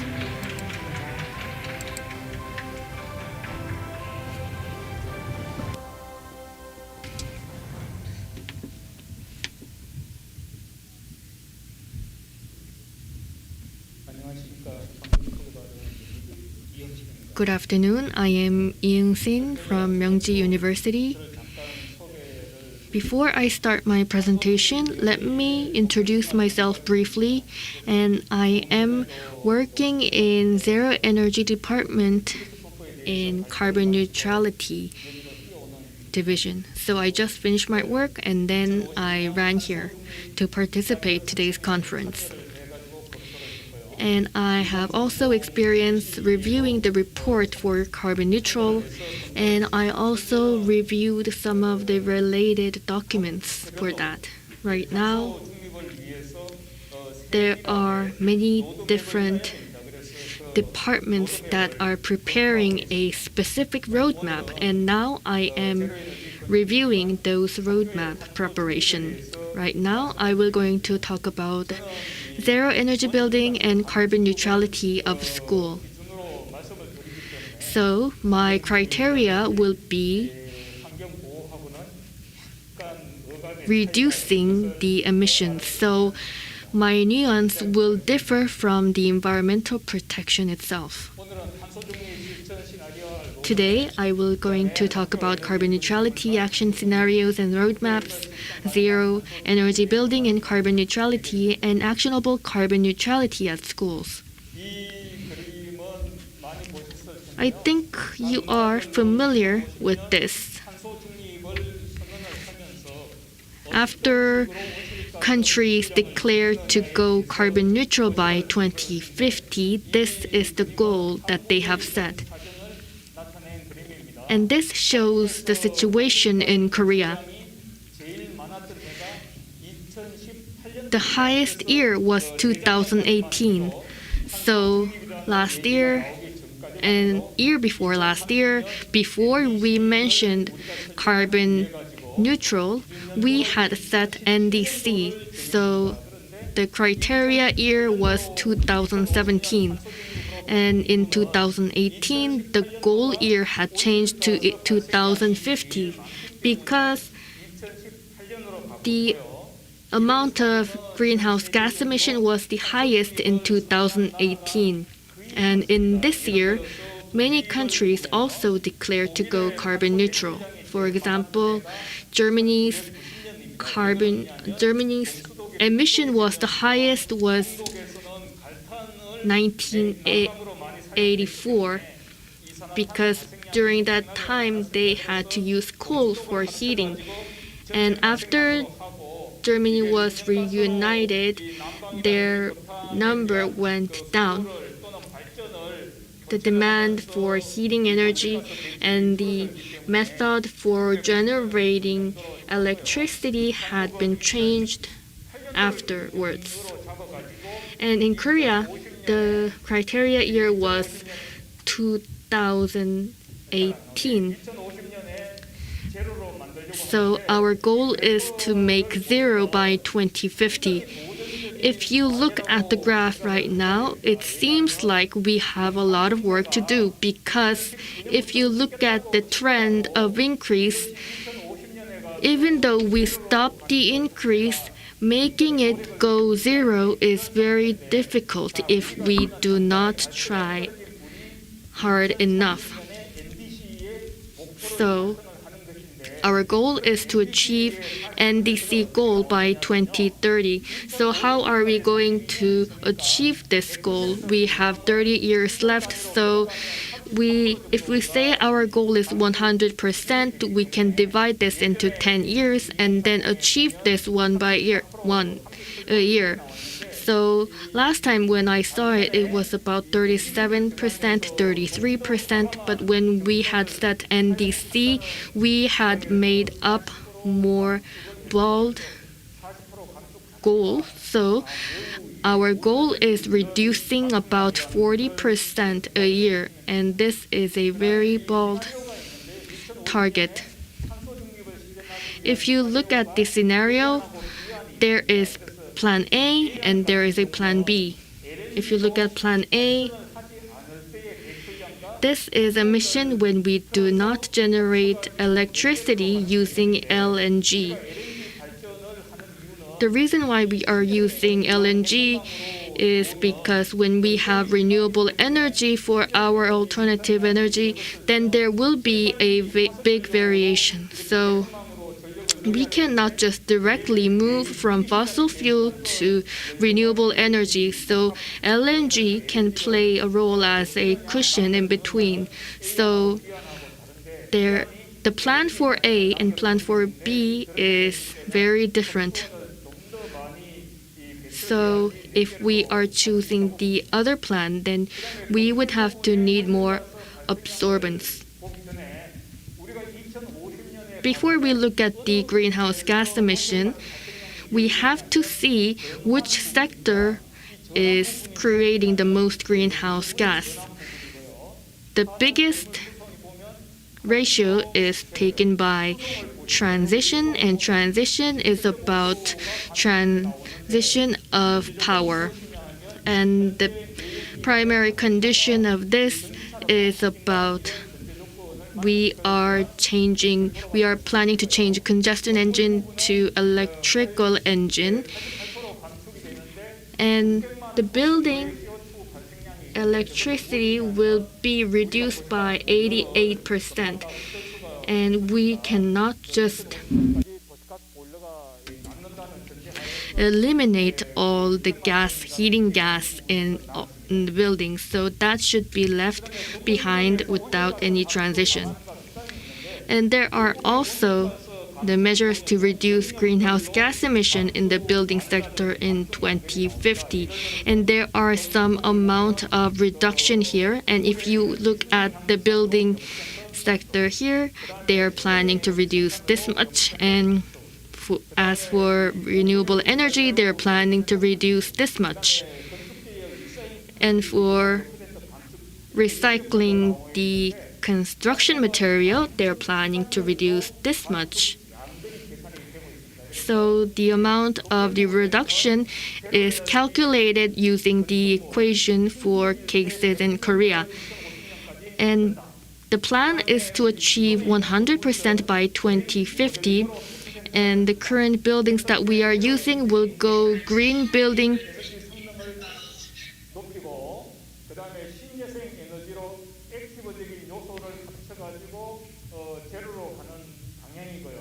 And this will go green in the future. Green remodeling do not have the obligation of using the renewable energy. So clean energy supply can be one of the options for reduction plan in the future. So by 2050, these options can be used to achieve the goal for the future. Implementation of zero energy building obligations for new buildings. This may look very confusing, but the criteria here should be 2050, but after we declare carbon neutrality, the obligation year had been set to 2023. So no matter what happens, starting from 2030, all new building should be a green building, zero energy building. Then what is a zero energy building? If you look at right, there are zero energy regulation in EU, and we also have zero energy regulation in Korea, and these two are very similar. There are 5 major energies we use: domestic hot water, heating, air conditioning, ventilation, lighting, and auxiliary. These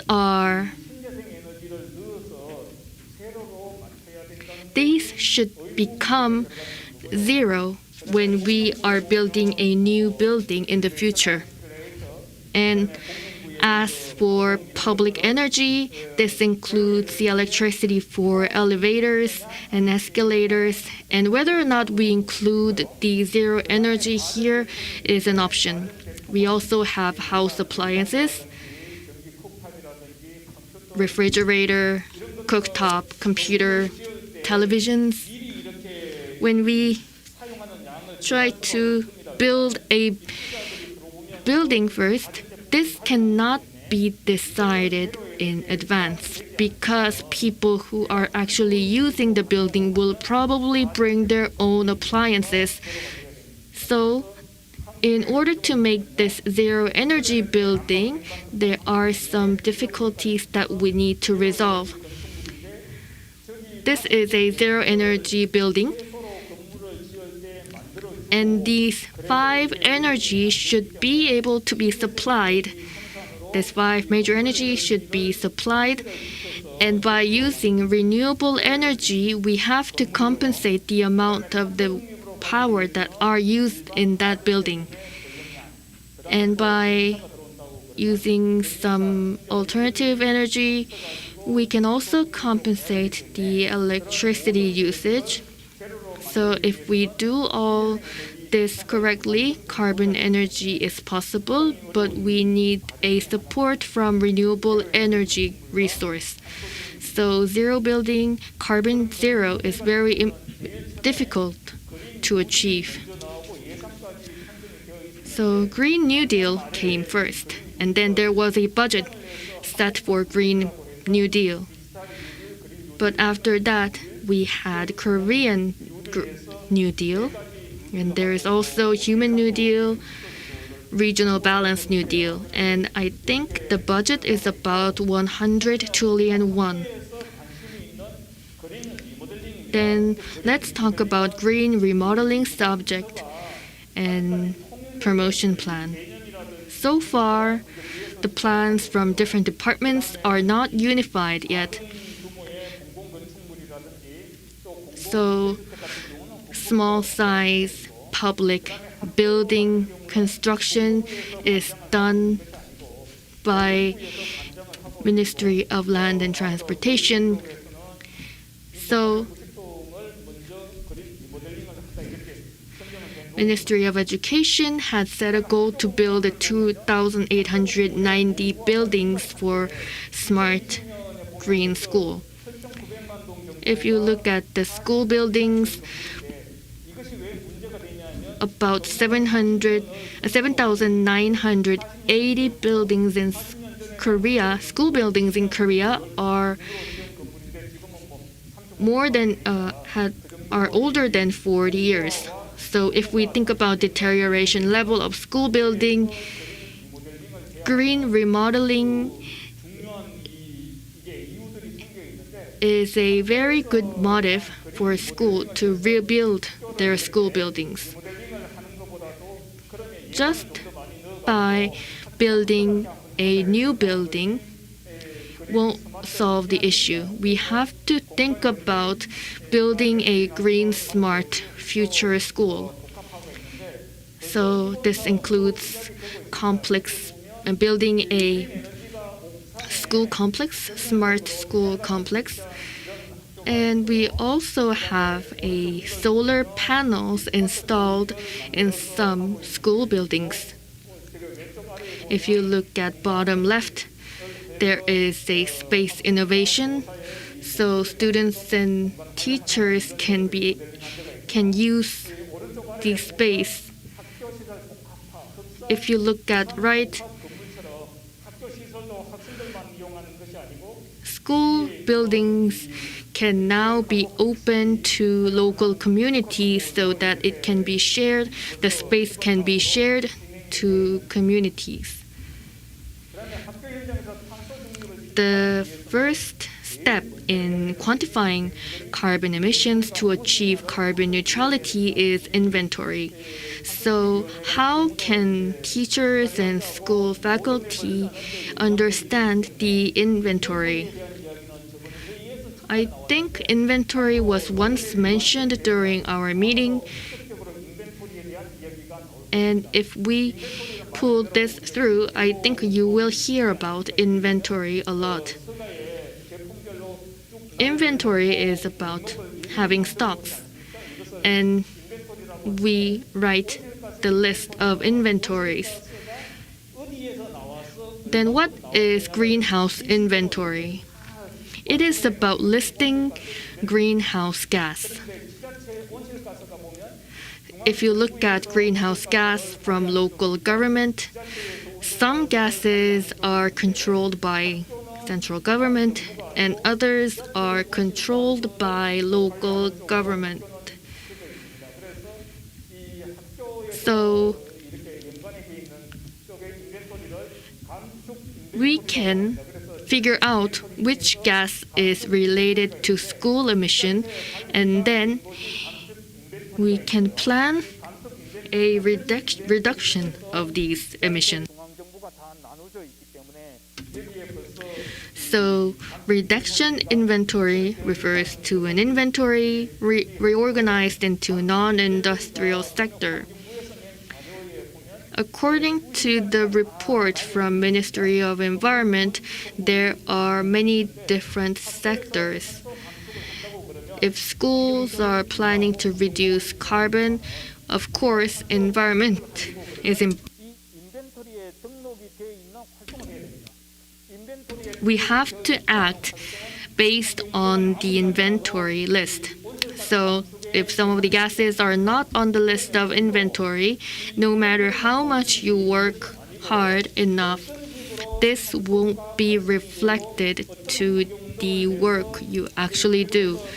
So we have to track all the carbon that is emitted, and we have to figure out how we can calculate those emissions accurately, so that if we keep the track and if we have the list recorded, then we will be able to track all the GHG with the inventory we created.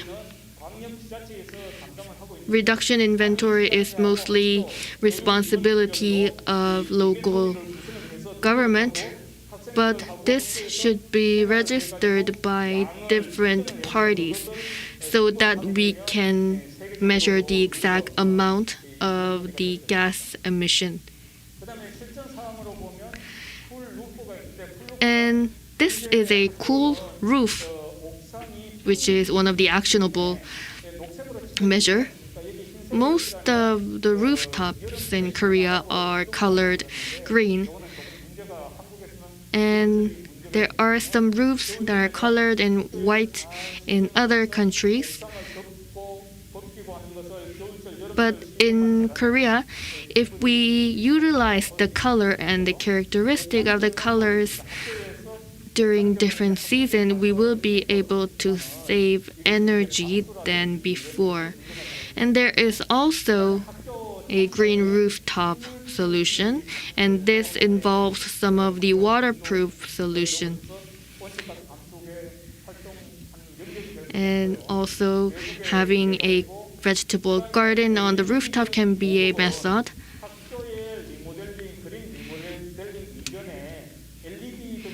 Before we talk about green remodeling, there was a change with the lighting, exchanging the existing lighting with LED light bulb. So we have to calculate how much energy we can save by having LED installed. So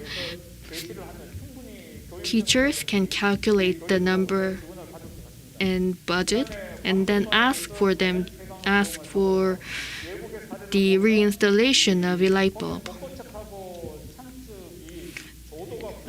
This is the examples of schools abroad. And sometimes natural lightings are not high enough for students. And this lighting examples can be a good solution. Sucheon Elementary School in Daegu, they are using and utilizing natural light in schools. And this is also a lighting in large size buildings. So far, I have mentioned about carbon neutrality in school and also explained the suggestion that's been made to school, which is actionable. Thank you very much for listening. Thank you, Professor Iung-shin.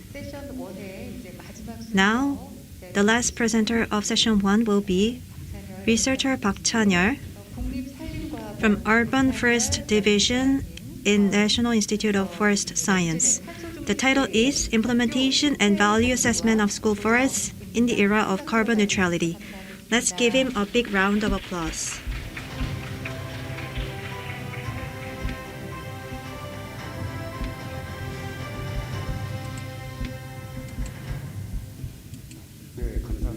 Thank you for inviting me here. I'm researching forests, trees, and the National Institute of Forest Science. Today's theme is school forests. So in the era of carbon neutrality, school forest means legally, it refers to the forest located within schools and on the walkway to schools. So what is the value of school forest? I would like to mention this. This is the table of contents, mainly about effects of establishing school forest, temperature lowering effect by school forest. And globally, there are many various effects that school forest can bring to us. I think I'll skip some of the slides. I think my latest version hasn't been applied here. I'll first mention about this. On today's occasion, you already know of the formula of how the leaves can absorb carbon oxides and then generate oxygen. So unlike humans who are only emitting CO2s, but what's key point here is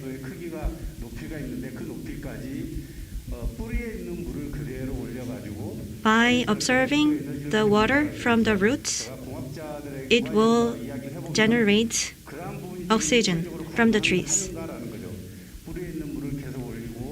But when I discuss this with other engineering professionals, there could be a possibility that there could be a system that we can make by making trees keep observing water from their roots and generate oxygen. Instead of this formula, complicated formula, by making it simpler, it would be better to teach students, be aware of this, and then encourage them to take action. I think that could be the key point of my session. Then, how much amount of oxygen need to be stored and observed? As you can see this slide, for the CO2, it explains how much it is observed. In case of this size of tree, per year, on average, 5 kilograms can be observed, and for the storage amount, for a 15 centimeter tall trees, about 35 kilograms will be stored. It can be quantified in this way. By doing so, if we plant how many trees in our schools, then we can also calculate how much oxygen that we can generate. This is already known by many people. If we establish school first, then it can increase concentration and curiosity. And another effect is, I would like to mention the power of experience and observation. When we do observation at school, how or which changes will bring to our students. Those are needed to our students. It's also already known by others as well. If we create nests for wild birds and if we make students observe them, then their environmental sensitivity will increase. After establishing school forests, the number of immune cells will increase and cortisol level will increase. There are such data as well. When I deeply explain this to students, then we can enhance the understanding of our students. If you see this slide, according to a thesis, in with dense school forest, there's a result that the level of depression decreases. During the day, students can experience, and during the night, wild birds can rest. So they can have a communication with those wild birds. And throughout that process, their depression can be lowered down. About 92% of Korean citizens live in cities, and most of the schools are located in cities. However, if we establish urban forests, then we can also bring benefits. We are conducting a research under the term of 4 containers, which is abbreviated as SCREW. And we need to also have a program customized to middle and high school students. By creating functional practices, we are implementing this, such as reducing the heat waves. It is not just measuring the temperature of the trees, but when we measure the face temperature of students who are under the trees, we can quantify how many level of heat waves can be reduced. Even if the temperature is low, during the day, the peak time heat wave level can be high. When we plant trees, we need to quantify how much cooling effect it can bring to us. If we plant a tree on the street, the shade effect will be the same, but as I said already, trees have water evaporation effect. So it is the same as when we pour down cool water on the hot roads, the temperature of the road lowers down. As I mentioned already briefly, albedo effect can occur. We have such study results. And if these contents can be used as our text material, then it could be useful for our students. If we take a look at the trees at the bus stops, and if we measure their face temperature, then some of the students who are not tall, they expose more to the direct sun. And we also have the sequestration effect of fine dust as well. And if you go to our website, you can find more detailed information. And as we have discussed already, for the first step, there's a process of blocking and absorption. And it is very difficult to study those steps. But in order to make it more understandable, then I think we need to prepare more materials. Then, how much fine dust can be observed? And in case of spindle tree, and if we take a look at front and back of the leaves, and also for the pine tree, it has a porosity, and the front and back side of the leaves look different, and the function of those leaves are different as well. And when we look at the same time period for the urban forests, cities and forests, the level of fine dust differs. If you look on the right side, if you look bottom, you can see the different colors. That's because the number of particles, small particles and large particles, differ. In the city, the small particles stay in the air.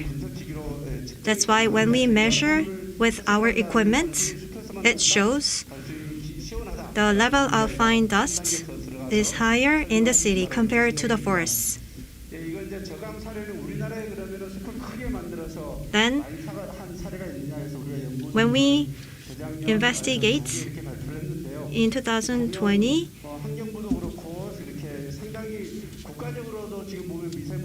we looked into the reduction cases of Buffer Green Shihwa Industrial Complex. The slope of reduction was different when we created Buffer Green of Shihwa Industrial Complex and the places where we didn't establish. This graphic design is not included in our journal, but in order to make it understandable to our students, such graphs need to be included. According to the data made by Ministry of Environment, and when we made comparative analysis in terms of graph, it showed 50 to 80% reduction confirmed. When we made it into pictures, it can be more understandable to students. Even if we plant more trees, we cannot lower down or reduce the emission amount of air pollutants. with such graphic design, we need to keep explaining this to our students.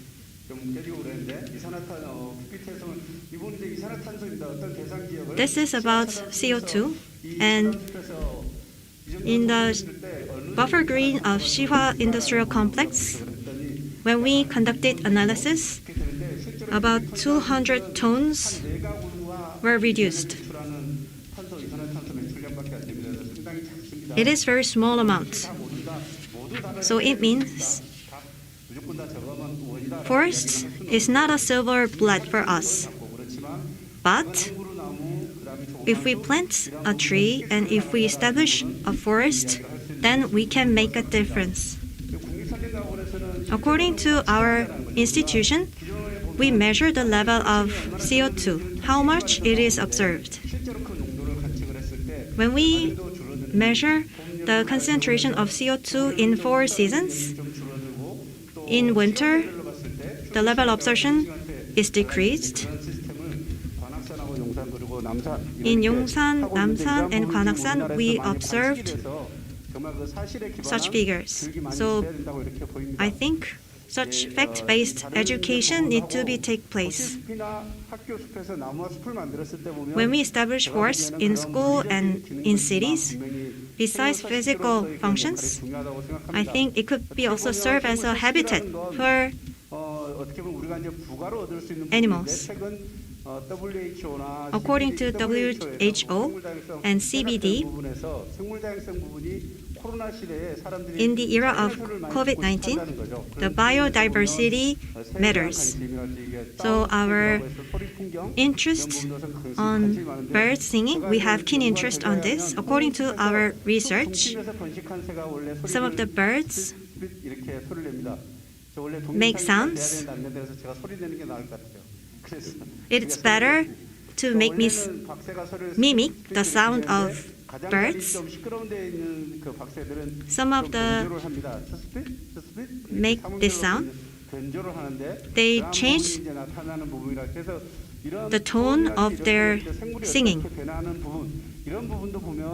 So if we observe their change in the tone, it could be also educational to our students.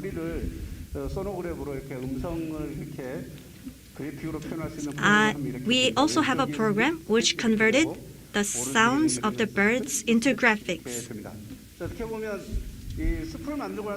After establishing forests, we can have a dialogue or communicate with birds.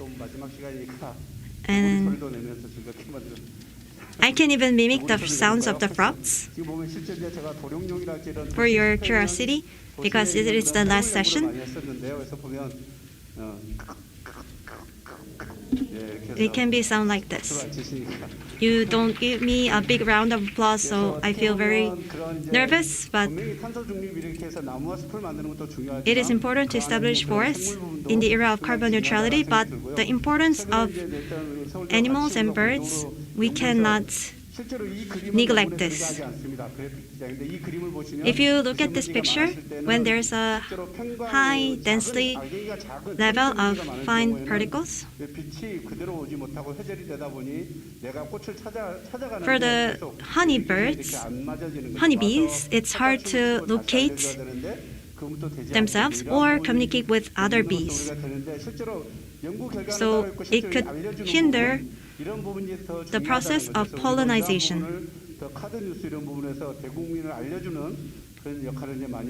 And we are promoting this information throughout many channels.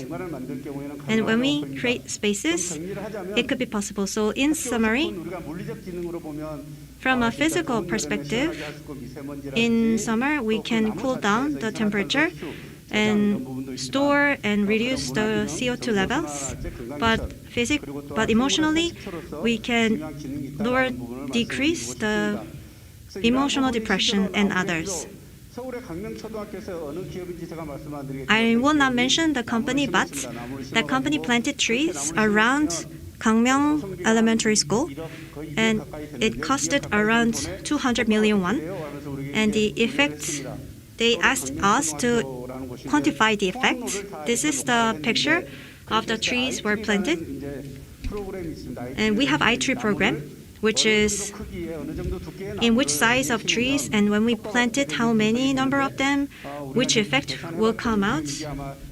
잘못 찍혀 있는 건데요. 제가 마지막 슬라이드로 바뀌었는데 한 1억 8천에서 약 2억 정도의 It's around, we confirmed around 200 million won effect was confirmed, but they were disappointed compared to their investment money. But if we keep maintaining this, I believe we can make a difference. After planting trees, since we have a program that we can analyze the economical effects, so we need to try it. And tumbum, which is splashing, this is also important. I studied birds, so I would like to show you some of the pictures of birds. And lastly, it's spring, and I mimic some of the sounds of the birds and frogs. And while listening to their singing, I think we can also know a lot of information. We are supposed to listen the sounds of the birds, but I'm not sure whether it will work. I cannot mimic this bird sound, so this is rain.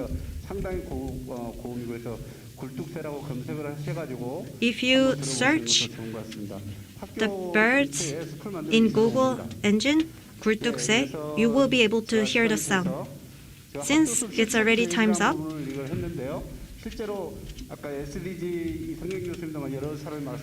as previous lecturers mentioned about SDG and other action plans, and in 2013-17, Seoul Action Plan was also created. And there's also Mantova Action Plan of 2019 and last year, and the Bangkok Initiative, we also made action plan. And many professors mentioned many good remarks. For School Green, School First action plan, if we make this, then I think we will have brighter future. That's all for me. Thank you for listening.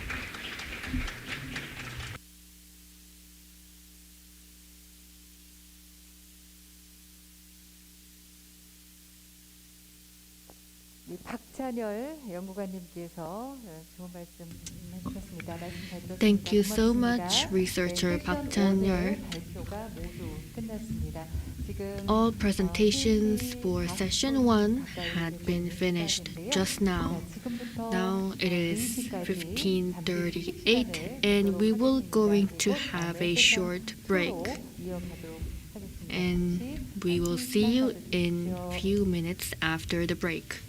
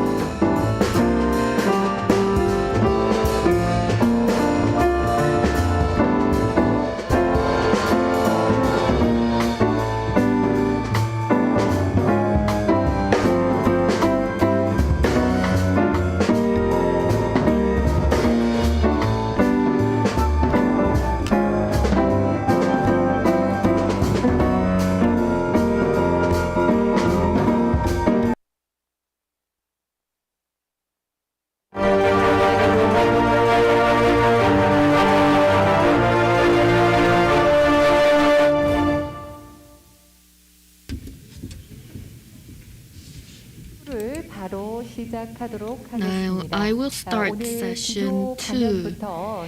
It seems like we have had a long day starting from the keynote speech in the morning. Are you refreshed? Now, let's resume the conference. 2022 International Conference on Environmental Education and Carbon Neutrality in School. The theme of session 2 is Learning to Achieve Carbon Neutral Schools. Now let's hear about best examples from schools in home and abroad. First, let's hear the examples from Germany through the screen.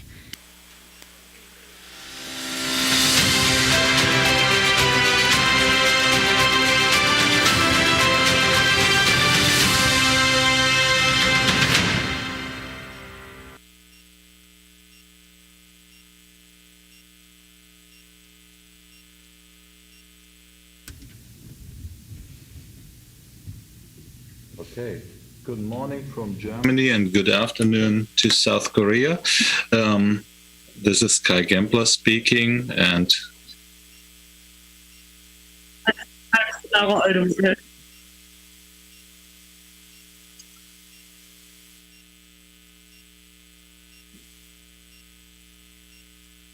okay. Yeah, we have a bit time shift when we're speaking, so we hear us a bit later. That makes it a bit interesting for us. But okay, yeah. First of all, greetings from the German ASP.NET coordination. We are an ASP.NET school in Germany, and we are one of about 300 ASP.NET schools in Germany. The Max Windmüller Gymnasium is a school with about 700 students and 65 teachers. So we are not that big, but that's quite good for our organizational form, which we're talking about. Okay, as you can see, we have a new organizational form which we've called the Climate Parliament, and that is something we have invented during our participation in a project of the ASP.NET, which started in 2017. This project was called Climate Action Project, and it was a project with a lot of schools in the whole world in 13 countries, and with about 26 schools in Germany. The idea of this project was how can we start to make climate change a topic in schools? How can we make schools climate ready? That was the idea. And for that reason, we thought about how can we involve as many students as possible, as many teachers as possible, as many parents as possible. That's what we call the whole school approach. And for that reason, we started to think about new organizational forms. And our idea was to invent a new organizational form, which we've called the Climate Parliament. What is the Climate Parliament? Waiting for the next sheet. Okay. Okay, here you can see what I've said. And now I show you the next sheet. Okay, the Climate Parliament. The Climate Parliament is an organizational form which comes together from students of all classes. Students of all classes in our school vote members of the Climate Parliament. These students, as parliamentarians, vote the Climate Council. And this council votes a chairperson, which is right next to me. Laura is one of our chairpersons that we have in the moment. So you can see this structure is very democratic. We have students that vote other students for this topic, and they represent their classes, their students in the parliament and in the council. So what do they do in this climate parliament and in the climate council? First of all, the climate parliament is quite big. As you can see, we have about 700 students, and each class votes about 3 or 4 parliamentarians. That means we have about 80 to 100 parliamentarians. That's quite a lot. So we can't meet that often. We did it the last 2 years during video conferences like we do now, but normally it's not that easy. So we meet about 2 to 3 times a year and have something like workshops about climate change, things like that, to keep all the students in work and in touch with the topic. Quite more often, the Climate Council meets. This is an organizational form that's a bit more, easier to handle, because in this Climate Council we have about 20 students of all ages or classes that are able to act a bit faster, that are able to meet with institutions, with the mayor, with the headmaster of our school, with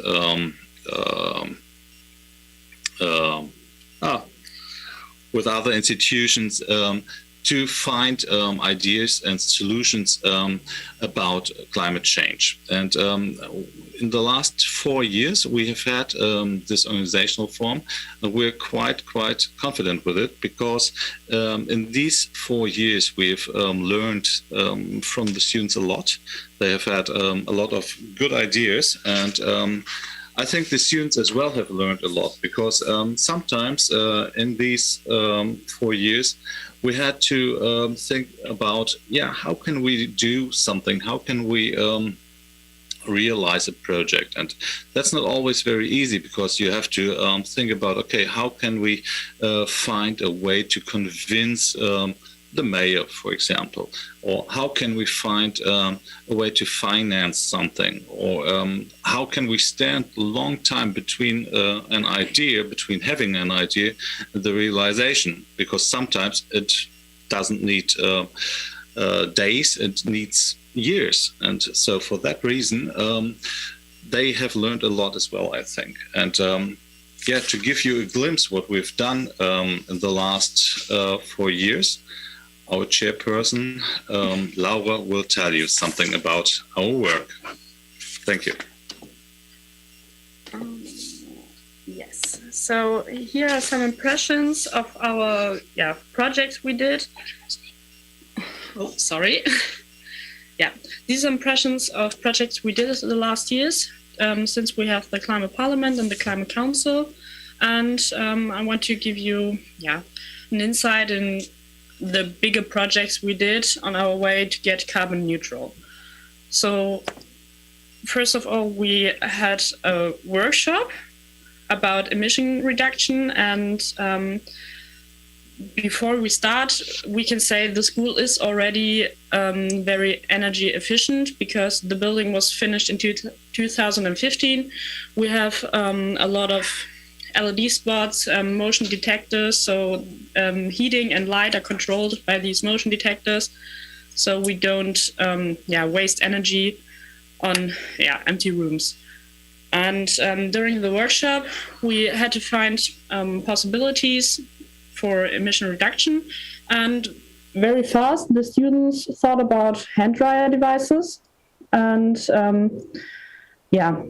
at first we weren't okay, there are a lot of waste, and but is it effective to switch to hand dryer devices for the climate? Are the emissions that high? And we took a closer inspection. And the next page, you can see how much carbon dioxide savings we have over the years. And the blue ones are the carbon emissions by paper towels. You can see that they are very, very high. And the orange ones are the carbon emissions by hand-dry devices over the years. And you can see that there's a big difference between them. So we thought about how we convince our community that is responsible for the schools.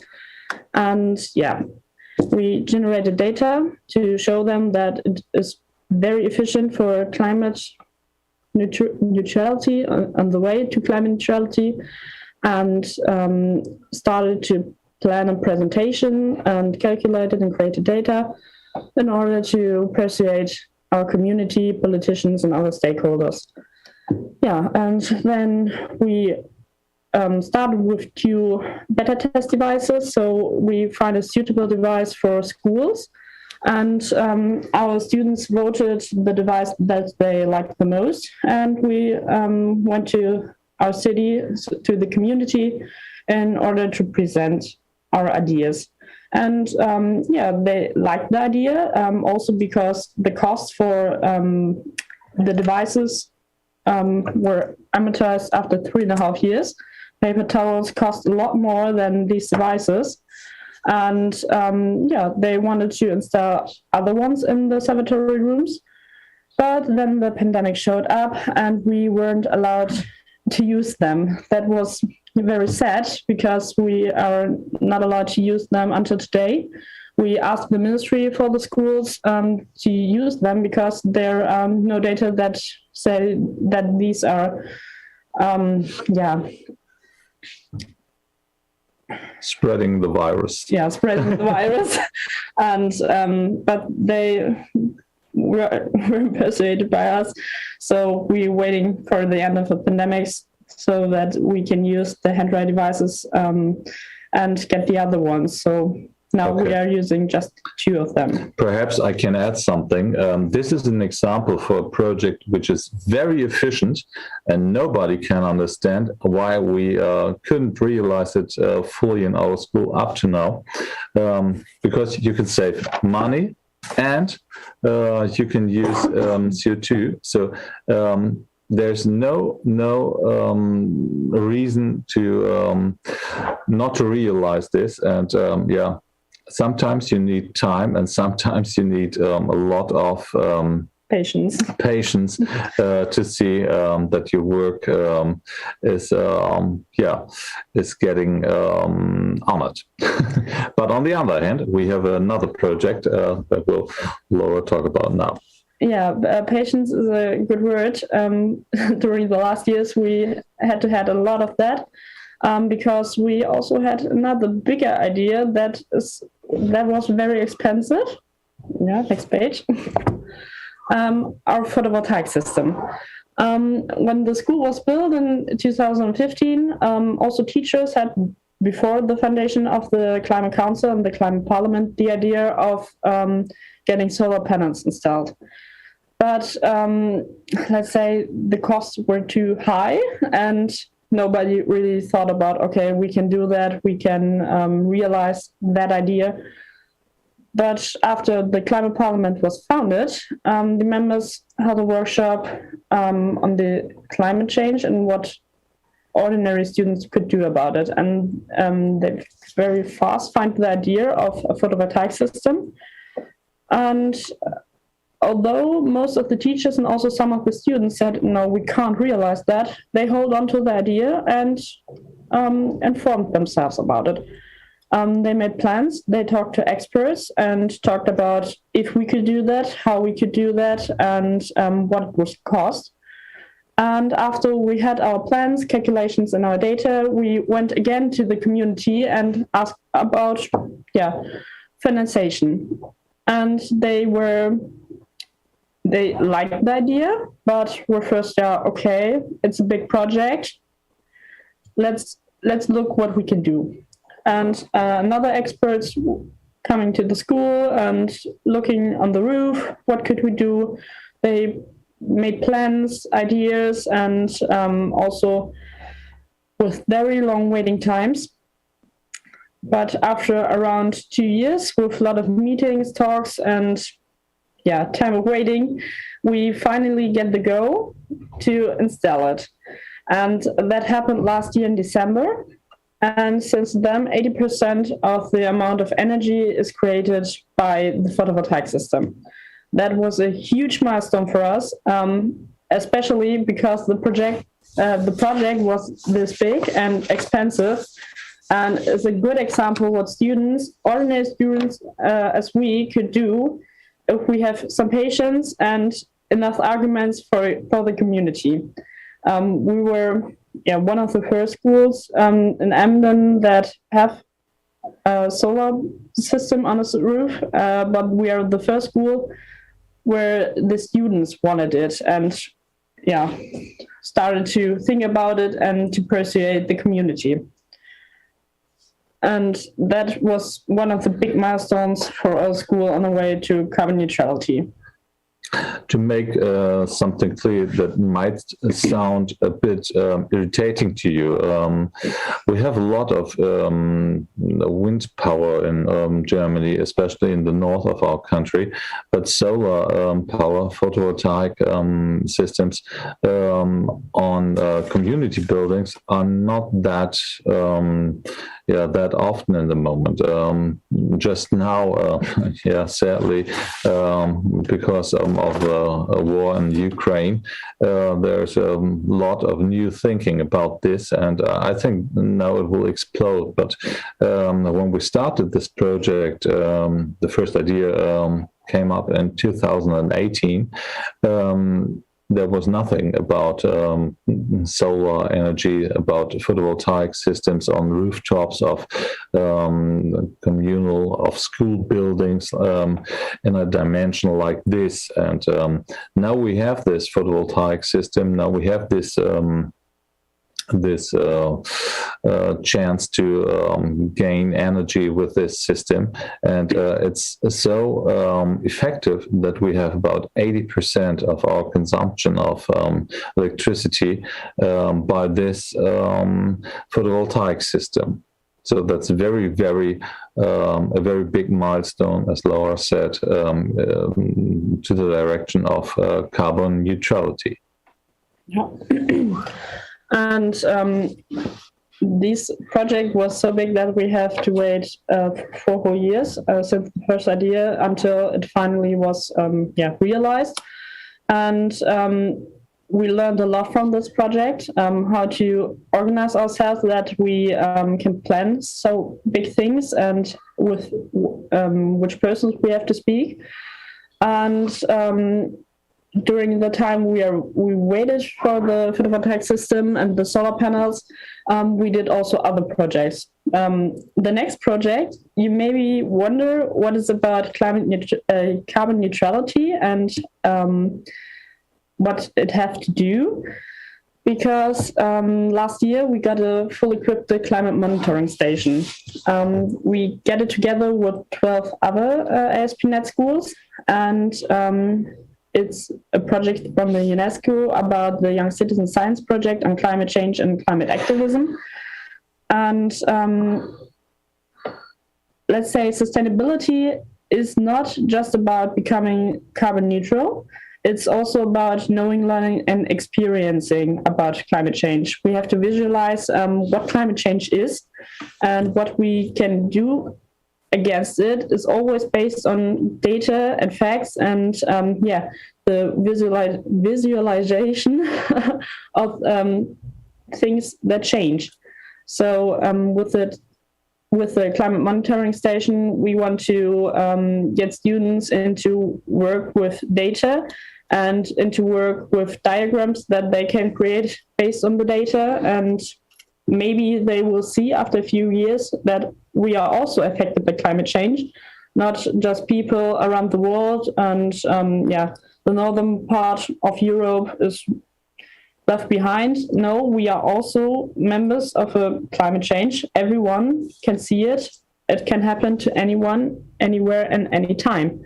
And we think that this is very important. And with data, with scientific work, we want students to get to see the local effects. And perhaps I may add something. this idea of having a monitoring station, a climate monitoring station, is a new step, I think, in teaching the climate change, because we hear a lot of climate change, and perhaps you have the same situation in South Korea. I'm sure you have, but knowing something from the media, from people who say you have climate change is something different than being engaged in getting data, being engaged in a network of monitoring stations. And for that reason, I think this is a new step that makes it more visible and that makes it more scientific. We need to improve the scientific situation of getting along with the climate change, because these data, this approach is very, very necessary for the future generations. And for this reason, I am and we are very happy to have this station, to get this data in the next years. And I hope we will work with a lot of other places in Germany, a lot of other schools. In the moment, it's about 12, but in future, we hope that we can get another stations all over the world. That's the idea. Yeah. Currently, we are waiting for installing electricity. Last year, we built up with some students of the Climate Parliament and the Climate Council the fundaments of the fence and the climate station itself.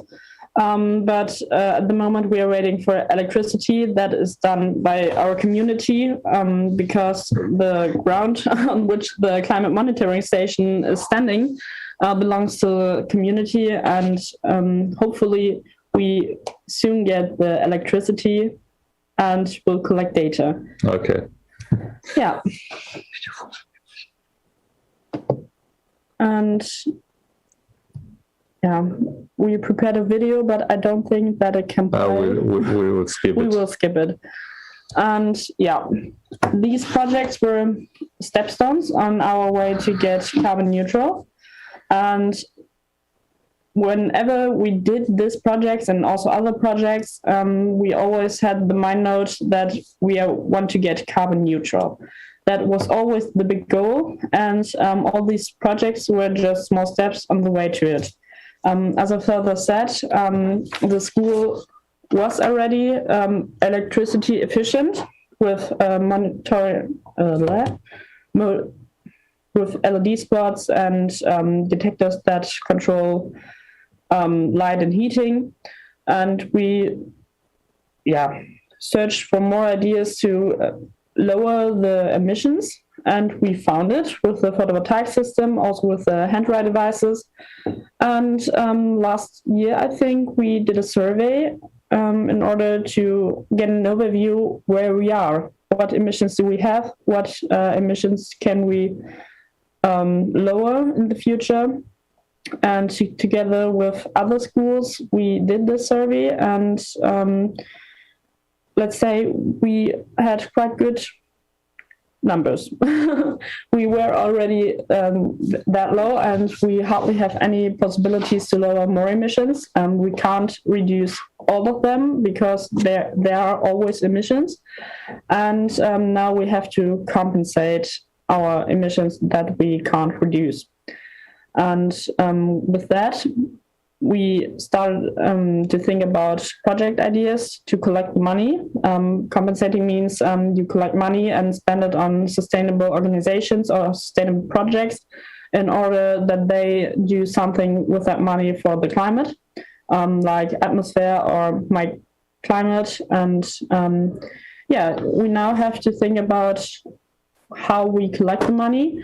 And we had some ideas. So always working is fundraising, like running or swimming, or in our case, we think about rowing fundraise. And with that, we want to wait until the pandemic is over because it would a lot more easier. And we want to do in May a blood donation for climate. It sounds a bit strange, but with the money that is collected during the blood donation, we want to finance our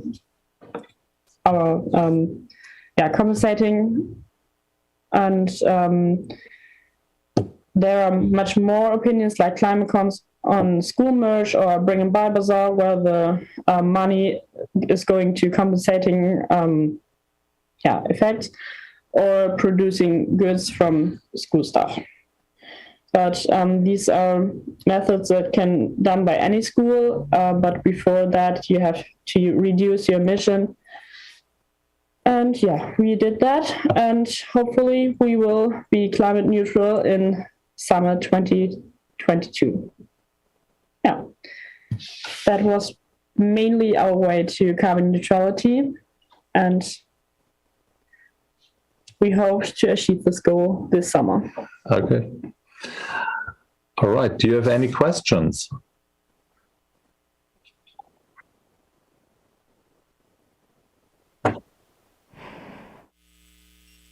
지금 혹시 질문이 있으신가요? 라고 물으셨어요. 네. 자, 혹시 질문이 있으신 분, 네, 맨 뒤쪽에. Do you have any question? 손을 들어주셨는데요. 네, 일어나셔서 Person with white shirts, please stand up 마이크 이동 부탁드리겠습니다. and ask a question. 네. 감사합니다.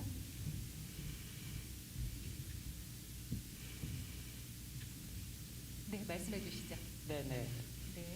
청소년 녹색당 최혜성이라고. I am Choi Hae-sung from Youth Green Party. I know that there was a numerous persuasion process before you actually established Climate Parliament.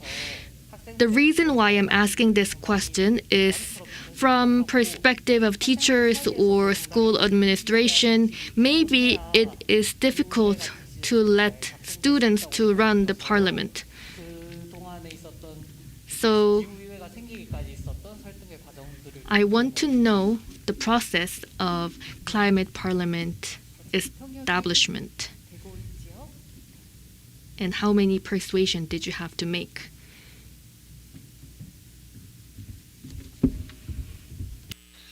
Okay. 네.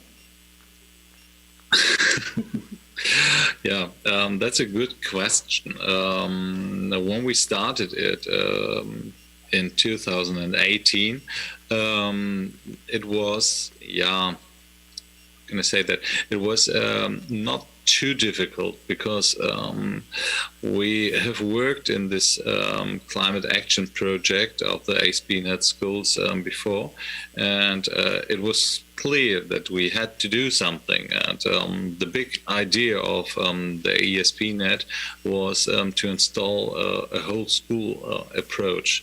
In a lot of schools, they had some groups that cared for climate action measures and that cared for ideas to do something. But in our case, we thought that won't be too successful because you need much more persons, much more participation, and for that reason we showed up with this idea, and our headmaster liked it. For that reason we started to work with it, and the reactions of the students were overwhelming. We were surprised how interested they were and how many of them wanted to engage in this climate parliament and the climate council, and so it became very successful very quick, and for that reason it was not a too big and it was not too difficult to convince our school community about this new way.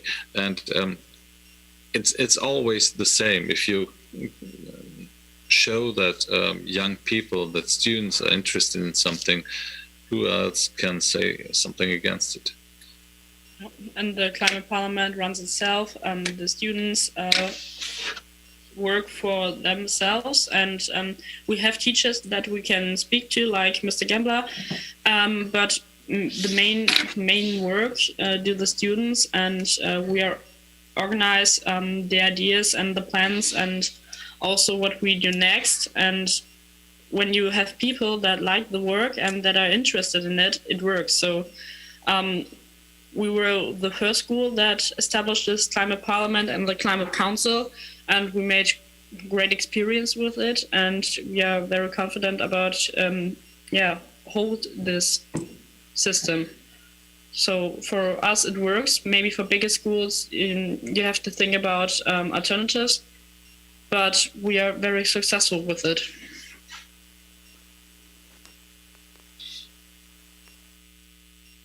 Question answered? 네, 감사합니다. Thank you. Thank you for asking question. And Q&A session will be finished here. We've just heard about cases in Germany. Being humble, having a humble attitude, you are stepping toward carbon neutrality. That was very impressive to us. And I've heard about hand dryer, and I hope this can spread in Korea also. Thank you so much for your presentation. Next, we are going to hear about climate change education in Indonesia. We are going to invite Liri Rosalio, teacher at Wiklama Vocational School.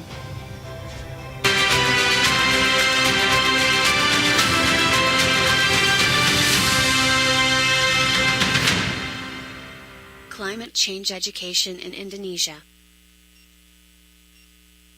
Hello everyone, I'm truly excited to speak to you all. My name is Wiwi Rosaria, a teacher from Senior High School 1 Padang. I will represent Ms. Hasna Gassam, National Coordinator of UNESCO ASP.NET, Indonesian National Commission for UNESCO, Ministry of Education, Culture, Research, and Technology. Okay, on this fruitful occasion, I will read Ms. Hasna Gassam's presentation on 3 models of climate change education in Indonesia. This presentation, based on 3 documents of climate change education in Indonesia. The first one is Getting Climate Ready. Number 2 is Youth Exchange. And the third is Adawayata Green School. These 3 presentations will be presented by different person. But before their presentations, I will ask Mr. Resi to present his presentation on how he implemented the 6 UNESCO guidelines. Good morning everyone, and welcome to our presentations. We are from a Green School team of SMA Negeri 81 Jakarta, Indonesia, would like to deliver our presentations about taking action in minimizing climate change. There are 6 guidelines on climate change given by UNESCO that can be implemented by an educational institutions. First, creating a climate action team. Second, teaching climate change in all subjects. Third, teaching critical, creative, and futures thinking. Fourth, empowering students to take actions. Fifth, making your school a model of climate actions. And sixth, building community partnership for learning and teaching. First, creating a climate action team. Our school make a team helping the school in minimizing climate change. We call it as a Green School team. Second, teaching climate change in all subjects. Here are some of products from PKWU subject, recycled craft. Third, teaching critical, creative, and futures thinking. There are 3 products here. The first one is pineapple fiber cloth for embroidery. The second product is Nurture, stands for Notes by Nature. It is a binder that is eco-friendly. And the last product is Binomia. It is a product for overcoming insomnia. And the sales revenue of this product will be donated for protecting our forest. Fourth, empowering students to take actions. The students are encouraged to take action in minimizing climate change. Here are some of their activities. First, planting at school garden, then planting at roadside, making compost,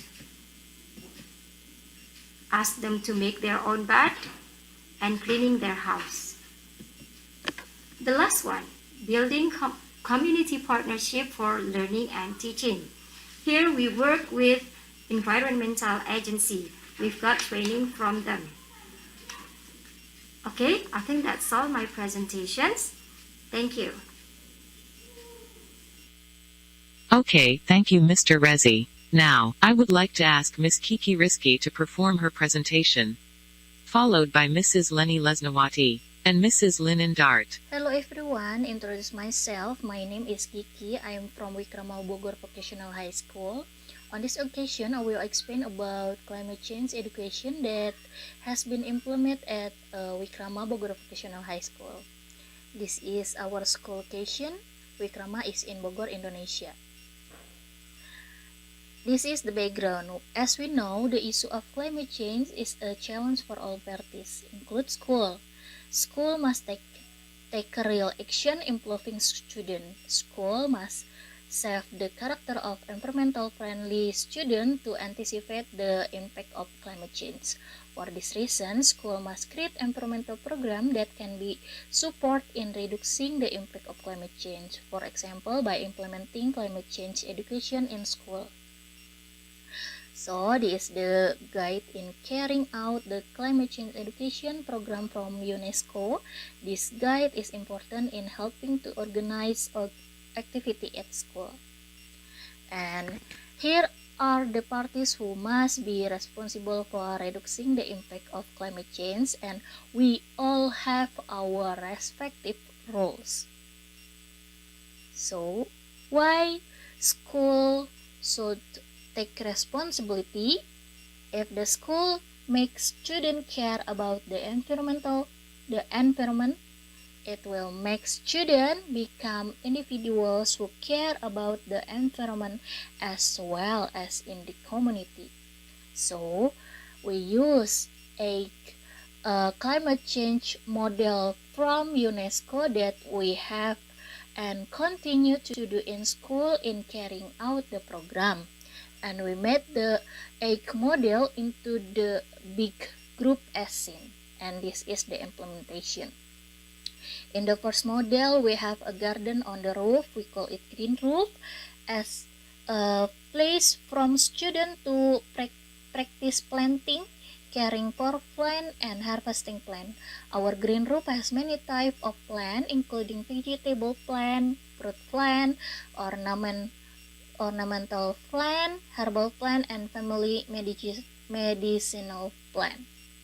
We also have oyster mushroom cultivation activity in collaborating with Seamio Biotrop, and all activities are carried out by students. This is our effort to reduce energy. The school building has a lot of ventilation and windows.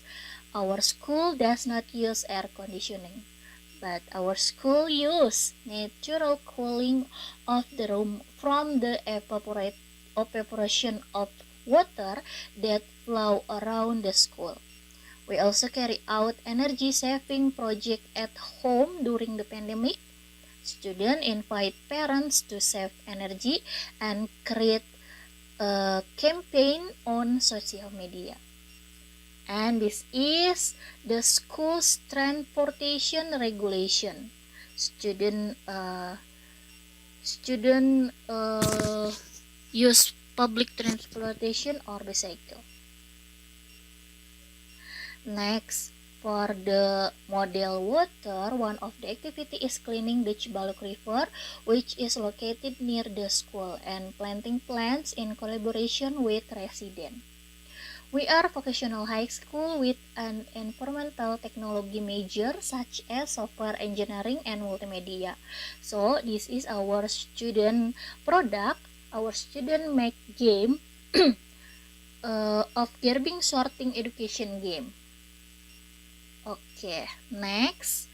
This is the waste management table in our school, and all the activities are carried out by students at school and at home. The next one, the health activities. We carry out breakfast activities together with a balanced nutritional menu at school, and also collaborate with school with community health center to reduce anemia in students. The next one, this is our school canteen. Number 2 is our school, the main canteen and cafe that provide healthy food, proper hand washing, and closed food storage. And also, we carry out regular food checking, conduct training for food handlers and students. We also have received a sanitation hygiene certificate from the Bogor City Health Office and a food safety star charter from the Food and Drug Administration. Okay, maybe that is all I can describe about our school, so you can check our social media, and thank you.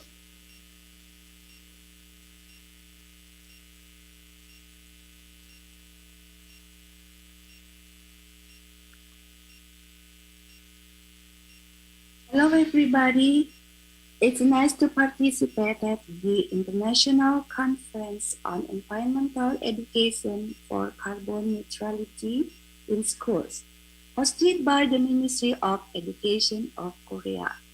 My name is Leni Lesnawati. My presentation entitles Climate Change Education and Lifestyle.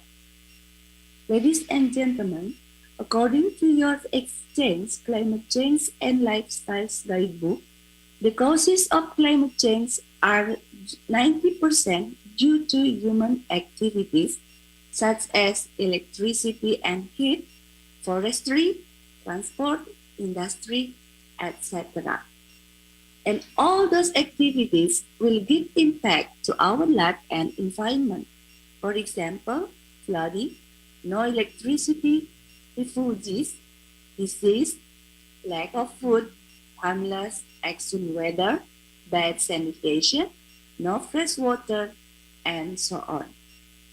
Regarding to the adaptation and mitigation of the effects of climate change, UNESCO emphasizes the role of education not only by providing skills and capacities, but also through shaping the values, attitudes, and behavior. UNESCO gives us guidelines on climate action through the whole school approach to education for sustainable development and climate change. There are 6 guidelines that can be implemented by an educational institution, which includes action for reducing climate change in every aspect of school life. The 6 guidelines, for example, creating a climate action team, teaching climate change in all subject areas, teaching critical, creative, future thinking, empowering students to take action, making your school as a model of climate action, and building community partnership. So the main goals of this forum is to reduce the negative impact on the environment through positive changes in lifestyles by rethinking our way of living, transforming our society, and living in harmony with our natural environment. I will give some example of positive lifestyles from the students of SMPN 1 Tanjung Siang from Subang Regency, West Java Province, Indonesia. Here are the examples of lifestyle choices. First, good life. We can do low carbon lifestyle such as less travel, especially by air and car, more efficient use of energy in appliances and homes. Another example, students can bring their own food and drink. Second, food. We can consume local, organic, or seasonal food. Third, energy control, such as switch a light off, sharing television and computers, using a fan instead of air conditioner, buying a solar charger. Fourth, for lifestyles regarding travel and transport, we can walk and bike for a short trip or use public transportation. Fifth, leisure and entertainment. At school, we hold green festivals by using washable and recyclable cutlery or doing low carbon sports such as cycling, football, sailing, etc. Six, if we go shopping for stuff, we can use paper bag and paper packaging. Seven, regarding money and jobs, for example, by using online banking, it means that we save the fuel to reach your bank. 8. Connecting with others to share and discuss to find solutions to problems of how to reduce global warming, such as via Facebook, WhatsApp, email, or joining the community. Well, that's all the student activities regarding the lifestyles. Thank you very much.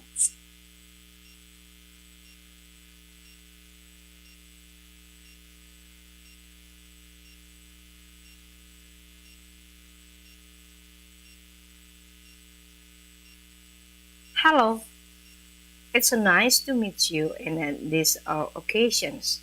It is a great chance for me to join an international conference on environmental education for carbon neutrality in schools.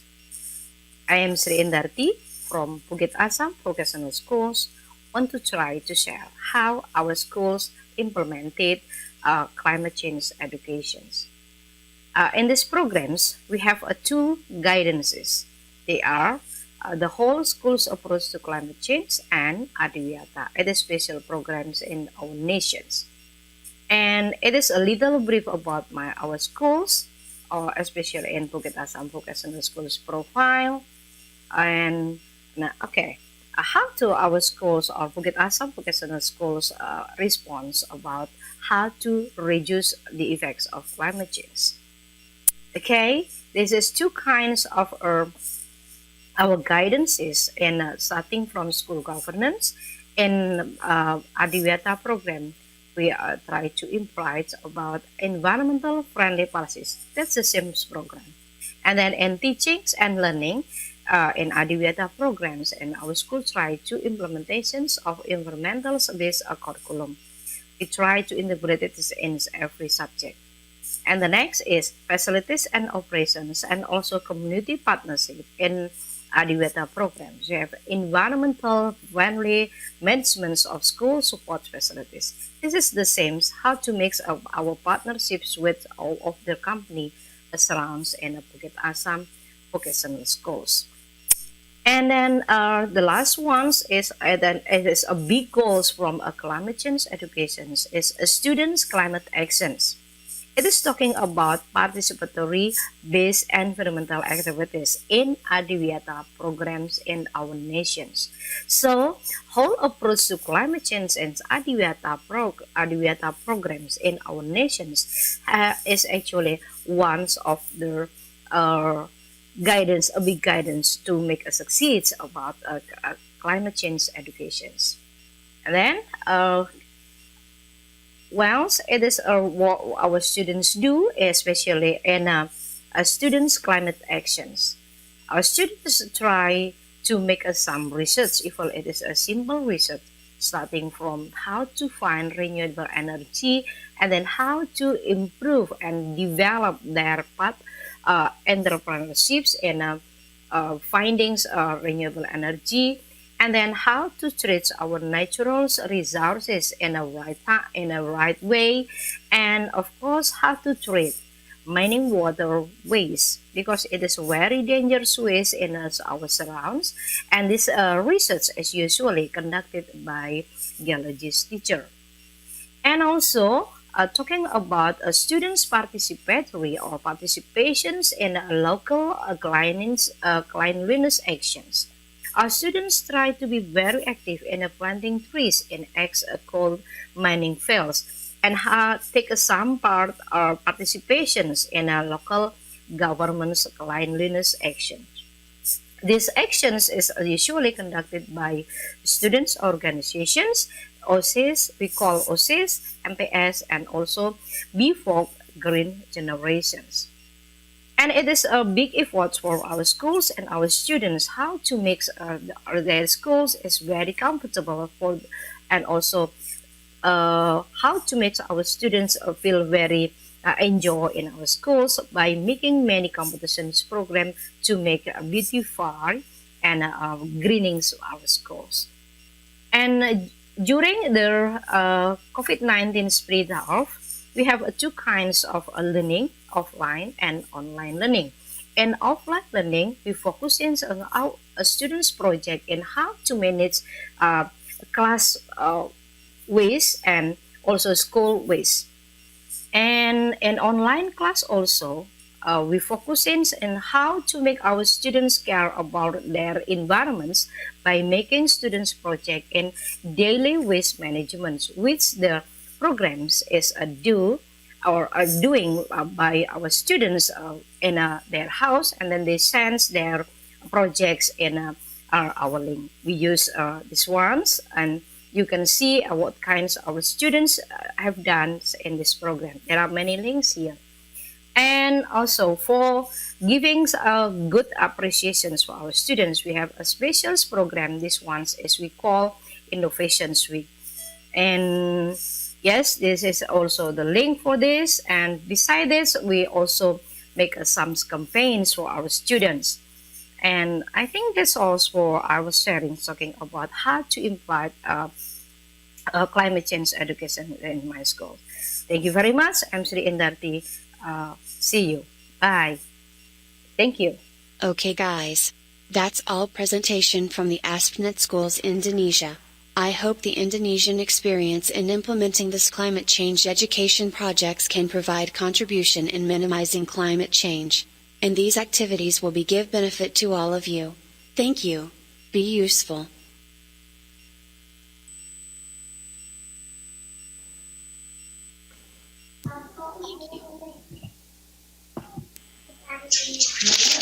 Okay, thank you. Good afternoon, everybody. So you just watched a video providing information about 3 model of climate change education project carried out from January to June 2021, involving ASPNet school in Indonesia, under the guidance of Ms. Hasna Gassim, National Coordinator of ASPNet School, UNESCO Indonesia.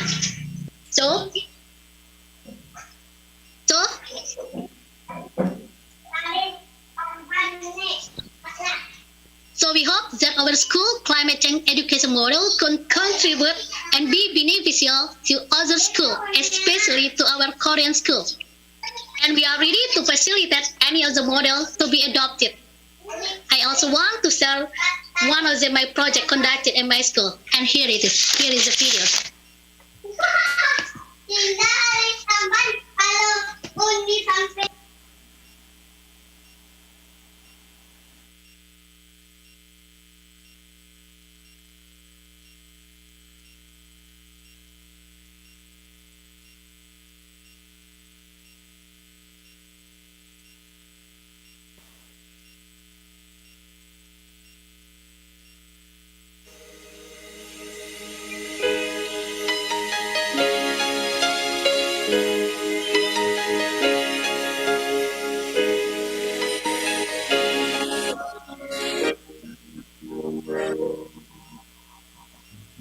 Hello everybody, we are from Small One Padang, Senior High School 1 Padang, Indonesia.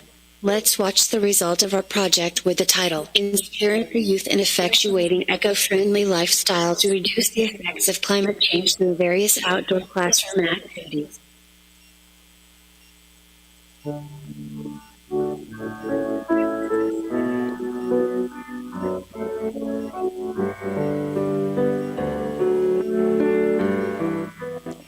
네. 인도네시아의 기후 변화 We heard about climate change education in Indonesia. 이 부분에 대한 그 질문이 If you have any questions on this presentation, feel free to ask. The first action we have conducted is the creation of funds for defeating climate change. 잠시 화면이 고르지 못했던 점 죄송하고요. We would like to ask your understanding for not delivering the proper video, since the video has been delivered to us yet. 영상을 좀 보내주시기를 부탁드리겠습니다. If you can, please send us the video again. 네. 영상을 다시 한번 부탁드리겠습니다. If you can, please play the video again.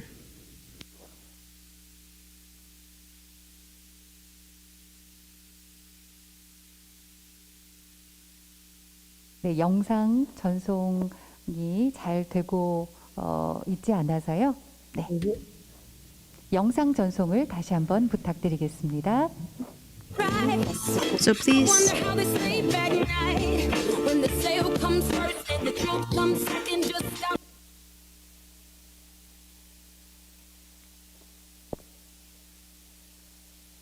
네.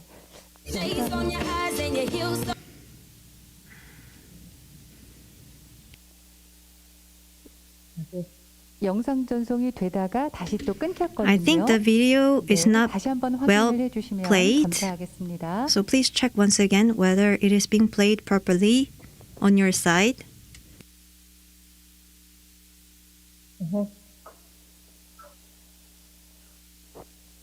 네, 영상 전송이 고르지 못해서 Since the video is not well played on our side, we are trying to finish up here. 인도네시아의 기후 변화 교육에 대한 Regarding the topic of climate change education in Indonesia, 고등학교의 교사로 일하고 있는 위윅 로살리오를 만나봤습니다. we have met with Lily Rosalio. Thank you for joining us today. 이번에는 세션 2의 마지막 순서입니다.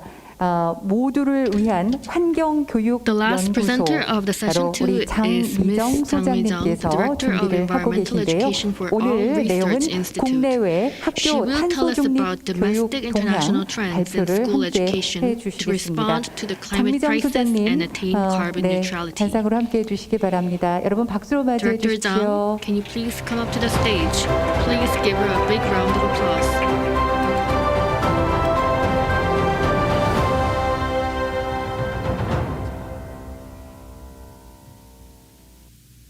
네.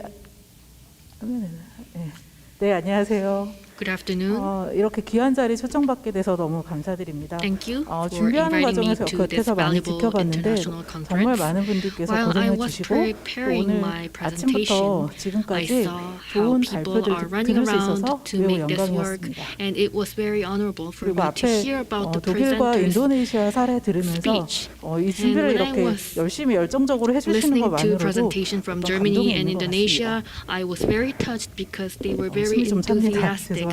with their 오늘 제가 presentation and 맡은 sharing 부분은 their 오늘 experiences. 이 행사를 주관하고 Today, 준비한 기간 중에 변화를 꿈꾸는 과학기술 네트워크에서 같이 저희 그동안의 환경교육, 기후변화 교육, 탄소중립 교육이 어떻게 되고 있는지 전체적인 현황을 조사하고 그거를 발표하는 그런 연구를 수행을 했습니다. 지난 2달 동안 저희 동료들과 함께 For the 조사한 last 내용을 2 오늘 months, 소개해 me and my 드리려고 합니다. colleagues had made some investigation, and I would like to present that today.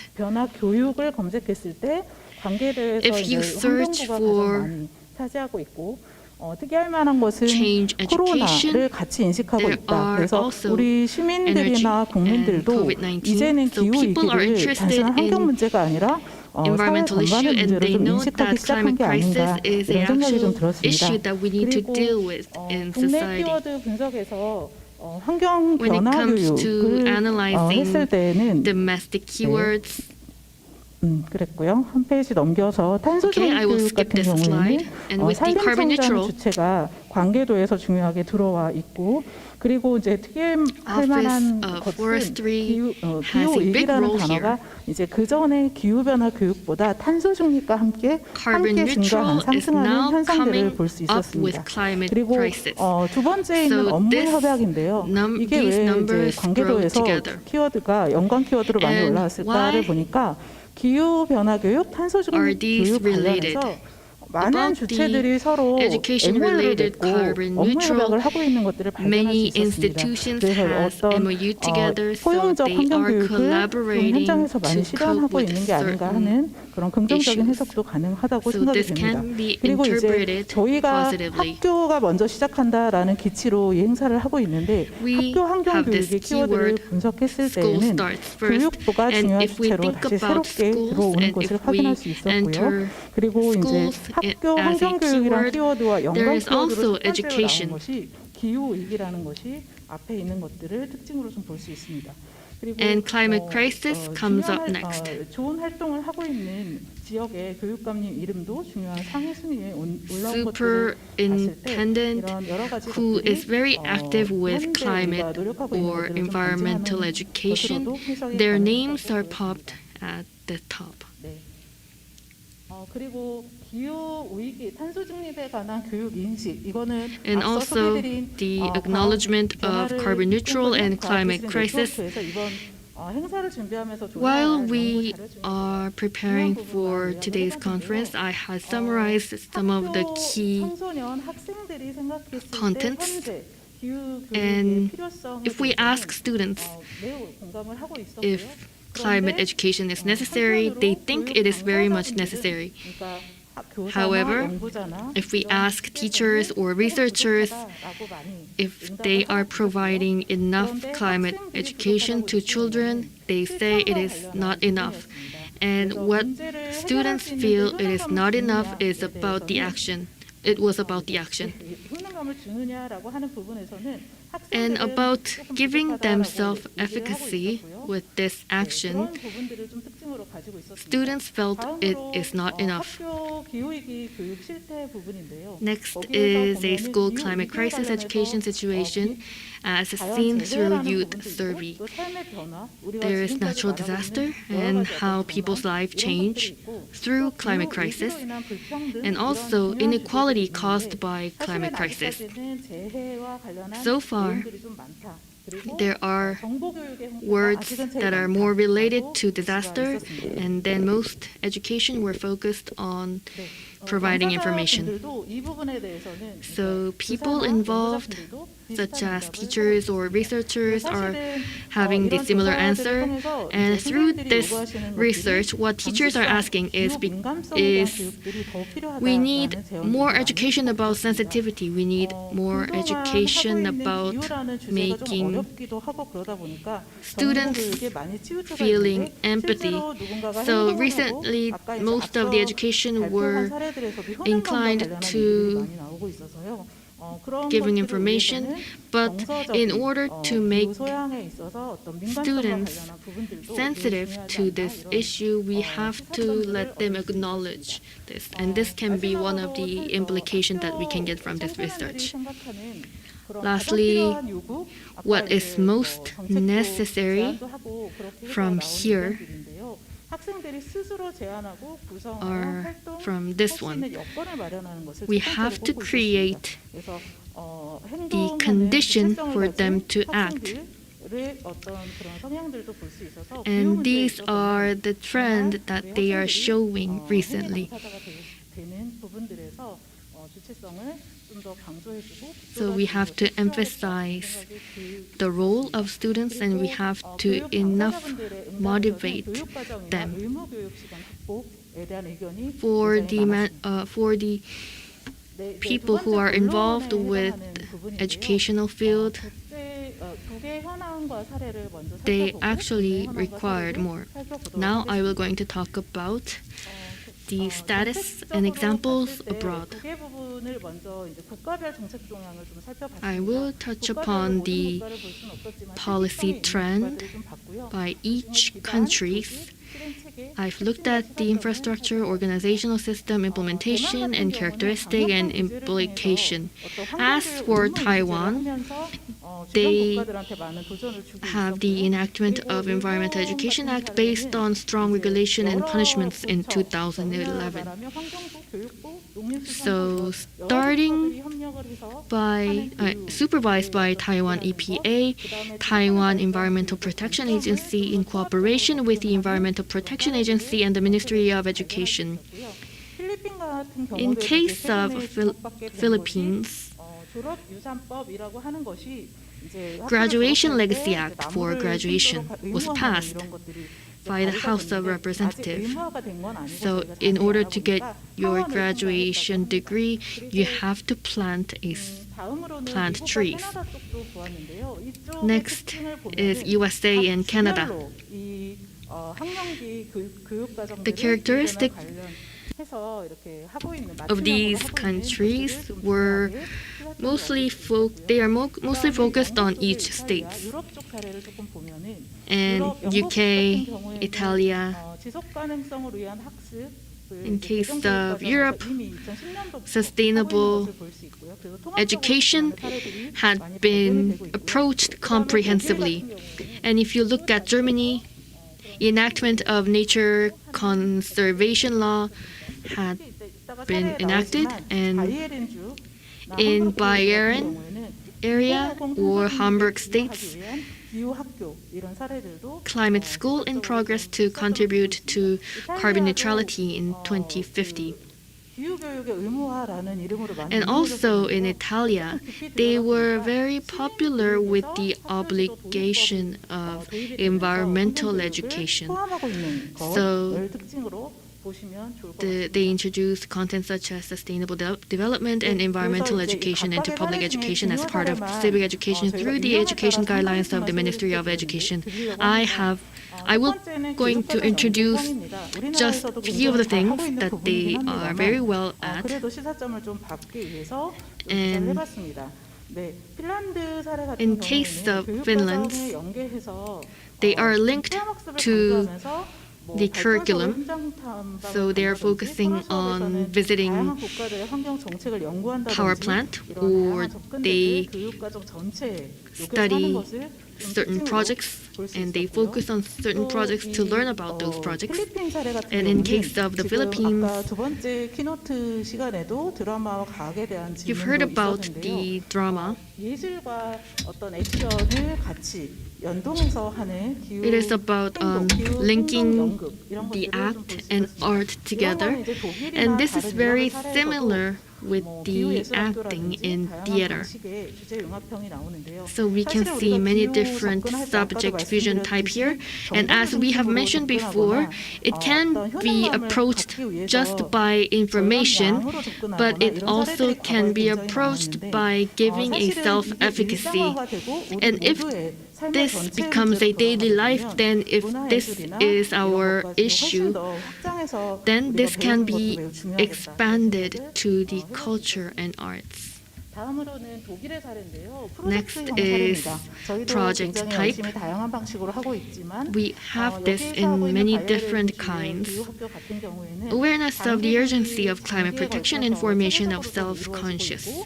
This is happening systematically, and it has a certification system by each different stages. And also, community-linked type is happening in various cases. here we have UK cases. It is about asking questions and then learn about the subject by asking questions. And we share the results together to the community, and we plan for a festival that can be very festive to community. And these can be one of the good cases. This slide is about young scientists in Tanzania. There are scientists and researchers who had started this together with us so that they can contribute to the better world. In many cases in Europe, students in school, they partner with experts. So from now on, I hope this can be applied to cases in Korea so that we can come up with a good solutions. If you look at the parts in Korea, there are curriculums that are specific. I had to look up to this in a specific way. Like other presenter just talked about, I will going to skip the details and I will just point out what is very important is we have to make approach in a whole method, and how can it be realized. So in order to realize this, we have to have additional discussions. And what is very positive here, there are 17 provincial office of education, and they are coming up with the ordinances. Thanks to that foundation, maybe we can move on one step more. Next is education current status. Since we did not have enough time, we were not able to implement many different researches. I just came up with important data. There are living environment, natural environment, earth environment, and cultural environment. These climate issues are linked to everything that we have, everything we enjoy. So I have looked into some of the cases that are related to the subject that we deal with, and we had realized that this is very serious to the climate crisis, and this is also very serious to the lives that we are in. And this was about 10% or 20% of the for young people. It is very important to deal with the living environment and earth environment, so we have to have a comprehensive perspective to resolve the issue. What's been directly mentioned here was only about 5%. So in that program, there are high portion of public agencies, and if we want to broaden all that, if we include Google or other portal sites here, we will be able to see more information here. If we want to interpret this in a different way, we have to come out of the frame, so that if we communicate with other community, this activism can be more vibrant. There are 4 different cases, 4 different types in cases in Korea. I will touch upon one by one. First, software type. This is providing curriculum and contents. If you look at this, there is Ministry of Education, Ministry of Fishery, and they are selecting carbon neutral school. And this is very close to comprehensive solution. And if all different departments have to cooperate together, they have to give the similar solution. And I know that this will be the first subject for tomorrow's session. And there are also the cases of supporting the related communities. 그다음에 공간과 관련해서 오늘 첫 번째 세션에서 다양한 And with the 새로 spatial matter, 방식이라든가 다른 얘기들을 좀 들으셨는데 I know that we've heard about the energy monitoring station, and these are very important cases that is representing what can be done. So by innovating space, innovating schools, or making a complex buildings, we can have another innovation here. 다주체가 협력해서 뭔가를 해나가는 사례들이 굉장히 많습니다. Domestic cases related to climate and carbon neutral education in schools can also involve multi-stakeholder cooperation. Schools, local governments, private organization, corporate cooperation means energy guardian angels. This means we can have more education that can help students can learn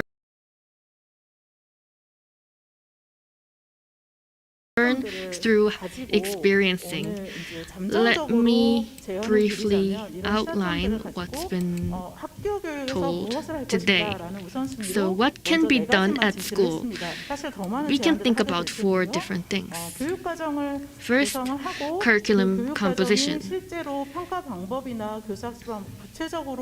2022 revised education themes and goals are connected with the focus on climate crisis. And next, we have to establish a cooperative relationship between the Ministry of Environment and Ministry of Education and laying the groundwork for revitalizing climate crisis response. Third, we have to use partnerships and network. We have to utilize expert network and the hub centers in community. Last, space innovation is also very important. Since I don't have enough time, I will finish up now. Thank you very much for listening.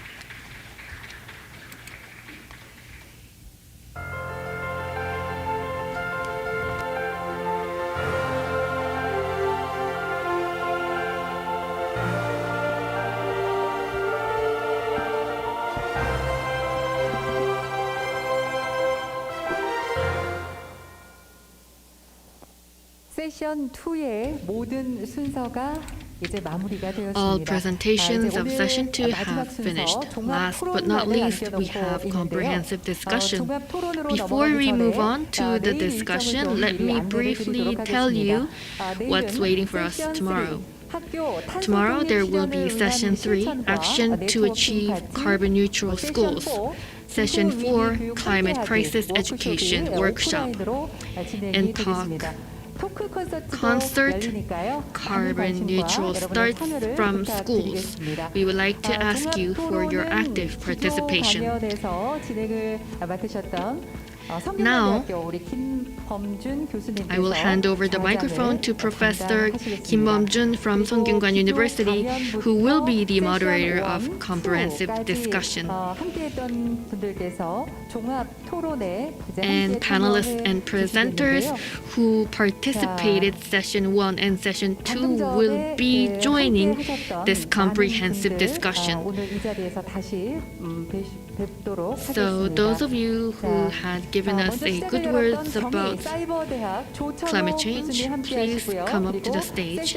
First, we have Professor Jo Chun-ho from Future Human Science and School in Gyeonggi Cyber University. Next, we have researcher from Urban Forest Division in National Institute of Forest Science. And we also have the last presenter, Director Jang Mi-jung, joining us. And we also have Trimer Denigo, Joint Research Center European Commission, joining us. And also Professor Peter White from Deakin University will be joining us as a panelist.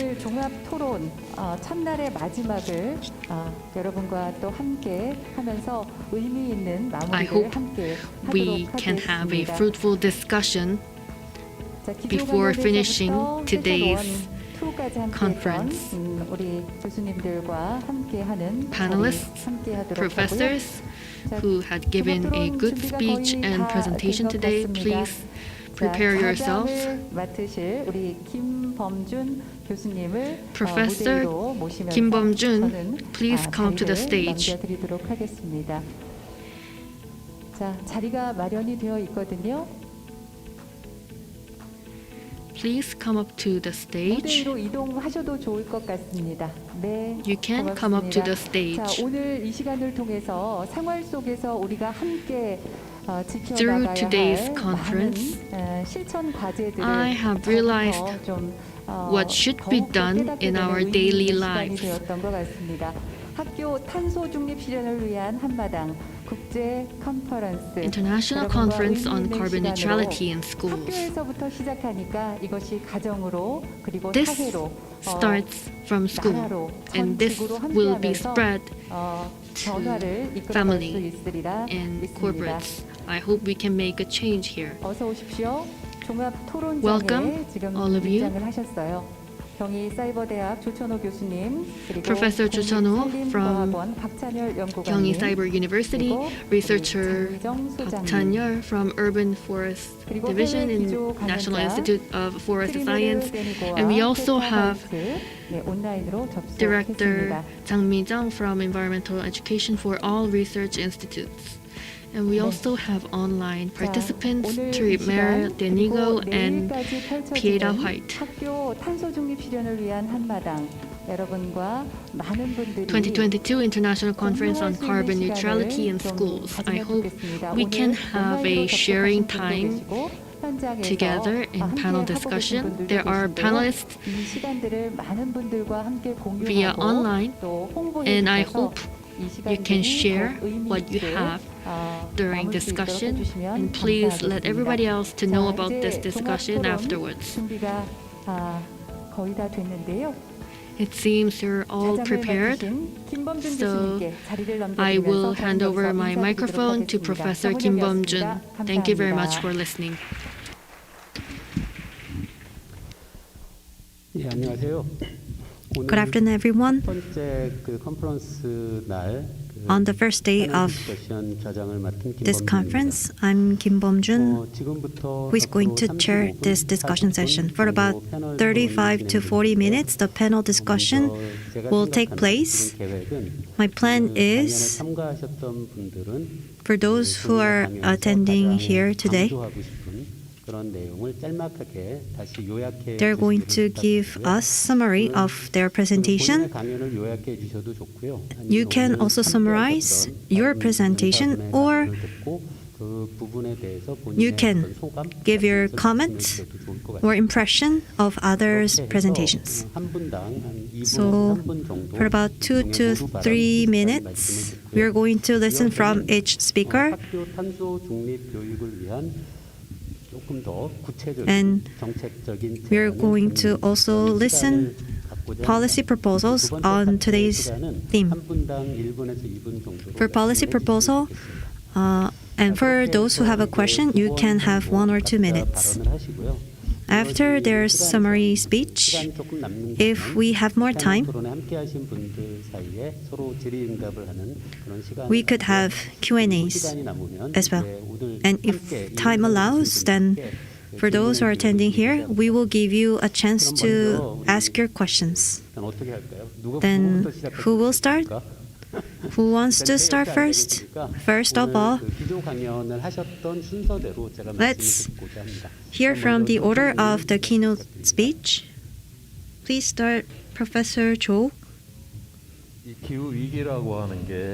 The climate crisis is having more scientific evidence, and it is getting clear and obvious.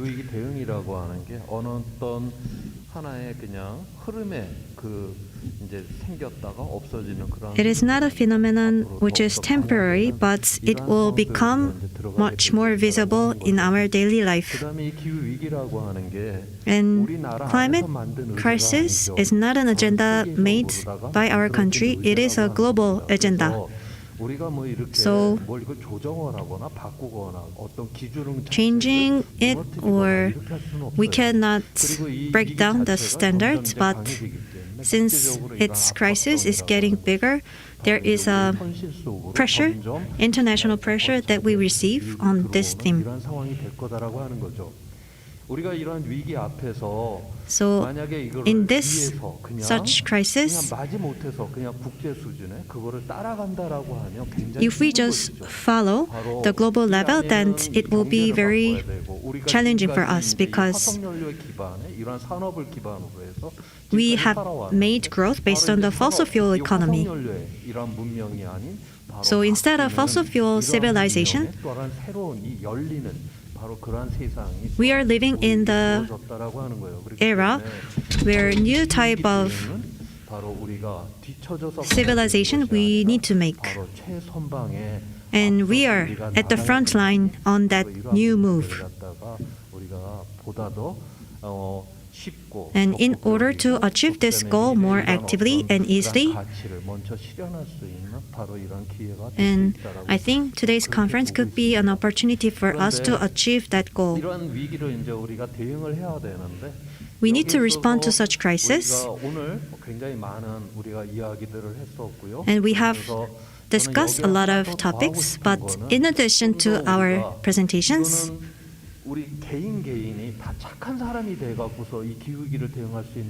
it is not an issue that it can be addressed by our kind mind, but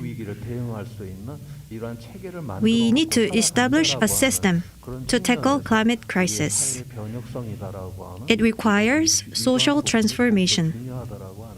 I think social transformation is much more important. Thank you.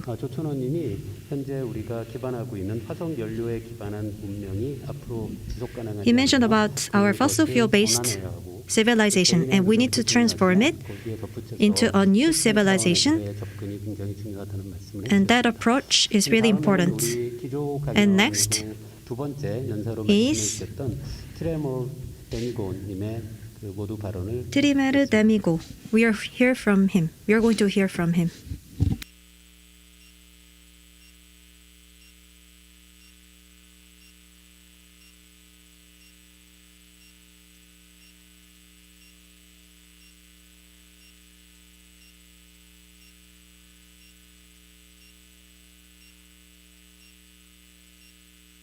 You're on mute. We cannot hear your voice at all.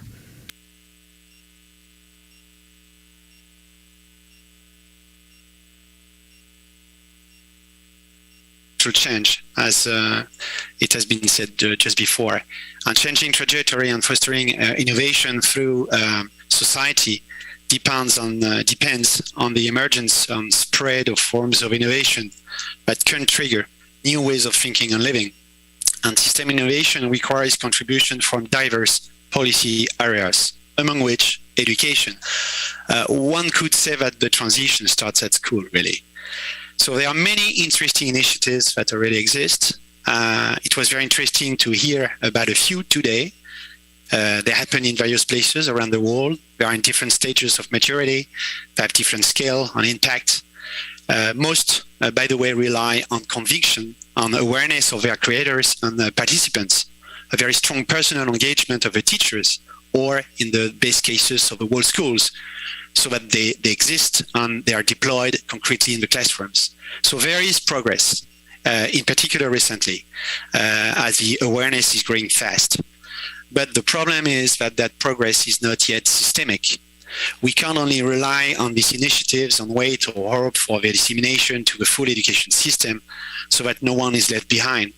We don't have a luxury of time, and we can't fail. So the main message is that we need systemic change, which means a full set of commitment and actions from the top to the bottom and from the bottom to the top. There is no magic wand, and we must admit it will take time and require efforts, resources, and most importantly, collaboration to tackle fragmentation. We must accept the level of complexity of such a change with humility and act to make it happen. So we need to deploy full integrated approaches to education for sustainable development. So this is what I tried to explain this morning, because the EU approach is based on that idea. So on one hand, without the commitment of public authorities, we won't have the appropriate conditions for the change to happen. We need to leave space for experimentation. It's a matter of time, resources, organization, curriculum to make sustainability fully embedded in the schools and education system. So without a strong commitment of the public authorities, good practices won't percolate. Education for sustainable development must become a priority area in education and training, as the Council recommendation I was presenting this morning clearly stands. But to tell the truth, it's even more than an area of education. It's about working transversally through the curricula, domains and topics at all school level and system. On the other hand, we also need to give the means to teachers and students to strengthen their skills and knowledge and be in the situation to co-create adapted and efficient education solutions. And the key here is to foster ways of teaching and learning that focus very much on participation, collaboration, so that everyone could be an agent of change. So we need to tackle fragmentation within the schools, between the schools, and unleash the creative energy of the whole education community. Thank you.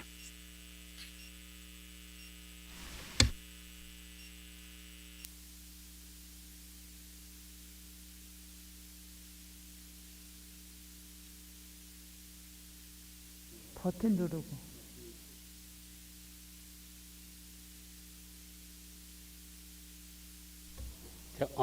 죄송합니다. 예, 그럼 다음에는 피터 화이트님의 말씀을 듣겠습니다. 저 죄송하지만 스태프분 중에 한 분이 제게 그 인이어를 좀 전달해 주시겠어요? 여기 잘 안 들리네요.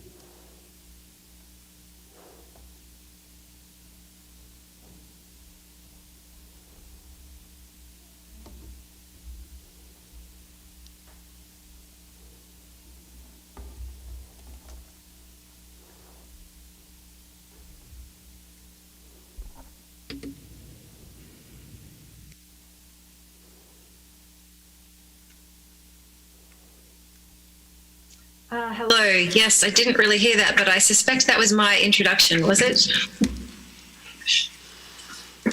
I'll take that as a yes. So in today's presentation, I reflected on some recent action.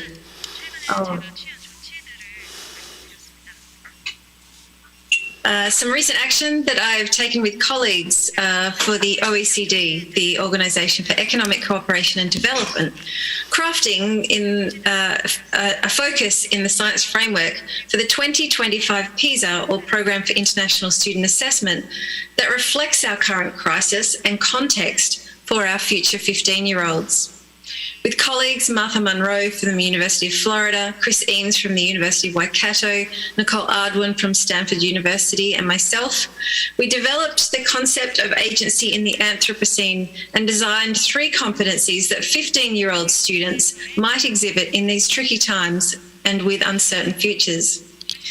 Because it's important to our education practices going forward, I thought that I might refocus on the definition of agency in the Anthropocene for you. Agency in the Anthropocene requires understanding that human impacts already have significantly altered Earth systems, and they continue to do so. Young people with agency in the Anthropocene believe that their actions will be appreciated, approved, and effective as they work to mitigate climate change, biodiversity loss, water scarcity, and many other complex issues and crises. Agency in the Anthropocene refers to ways of being and acting within the world that position people as part of, rather than separate from, ecosystems, acknowledging and respecting all species and the interdependence of life. Those with agency in the Anthropocene acknowledge the many ways societies may have created injustices and worked to empower all people to continue community and ecosystem well-being. They demonstrate hope, resilience, and efficacy in the face of crises that are both social and ecological or socio-ecological. Moreover, they respect and evaluate multiple perspectives and diverse knowledge systems, and demonstrate their ability to engage with other young people and adults across generations in civic processes that lead to improved community well-being and sustainable futures. Young people with agency in the Anthropocene work individually and with others across a range of scales, from local to global. To understand and address complex challenges that face all beings in our communities. So that was the definition of agency in the Anthropocene, and the 3 competencies that 15-year-olds in 2025 may demonstrate through the PISA are as follows. Number 1, explain the impact of human interactions within Earth's systems. 2, make informed decisions to act based on evaluation of diverse sources of evidence and application of creative and systems thinking to regenerate and sustain the environment. And 3, demonstrate respect for diverse perspectives and hope in seeking solutions to socio-ecological crises. As Korea is a country that values PISA and is often recognised as a high-achieving country, I anticipate that you'll find these suggestions about the 2025 PISA useful as you plan your future success. The support document that outlines the definition and the 3 competencies will be published by the OECD in the coming months. I then described some research conducted with other colleagues to consider ways that educators might support their young people to develop agency through practices such as learning about socio-scientific issues, with drama pedagogies, and by infusing contemporary science practice in schools. At the end of the keynote today, I noticed that many of you were hungry, but I thank Professor Byom for asking a question about drama and science. And I have a couple of links in the presentation that I've also sent over to share with you that could further that discussion. I also noted in the presentation today that the launch for the Australian Journal of Environmental Education special issue on school strikes for climate happened this afternoon. So please note that we have another 2 special issues that are open, and we would be very enthusiastic about innovative and contemporary research exploring these very important issues to be submitted to our journal for consideration. Excuse me. We welcome innovative and contemporary research as we continue to explore these issues. Finally, thank you for inviting me to be here with you today. I look forward to engaging with your questions now or in the future. You have my email address. Thank you.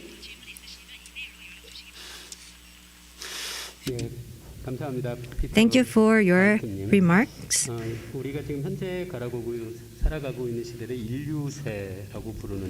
We are called the current era as Anthropocene, and in order to tackle complex issues,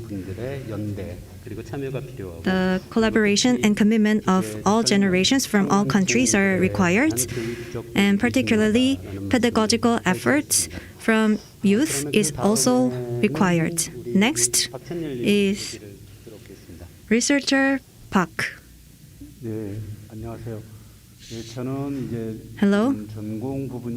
My major is not education but science education and forestry science. I learned a lot from today's conference.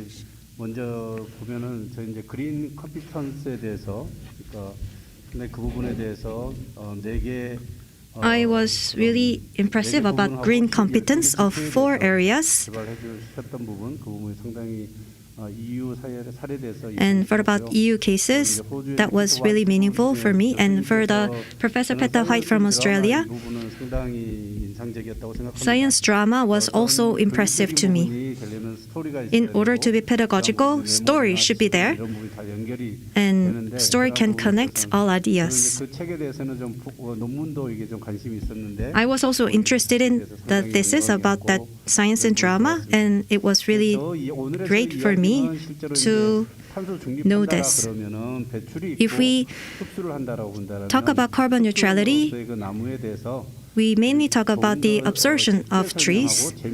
And in order to explain that process in a more easy way, in that way, we can make our students more interested in that issue. And in terms of communication with different generations, I have always thought about how we can facilitate discussion with cross generations, how we can save CO2 and observe CO2, and how we can reduce heat waves. With graphic designs, I was trying to explain it in a more easy way.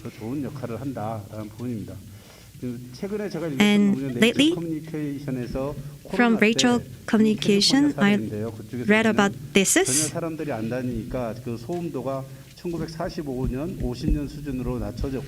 the COVID-19, in some area, the noise level dropped to the level of 1940s and 50s because there were not many people on the streets. And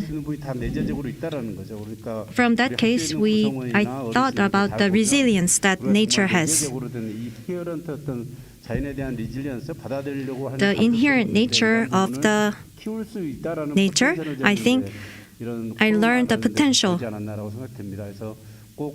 of the nature from that thesis and during the COVID-19. So maybe we can take use of that case as well. Thank you. Thank you for your remarks.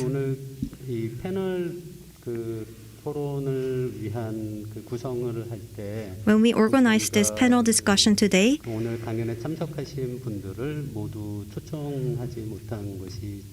first, I would like to say sorry for not being able to invite all the speakers of today. And next, let's hear from President Chang.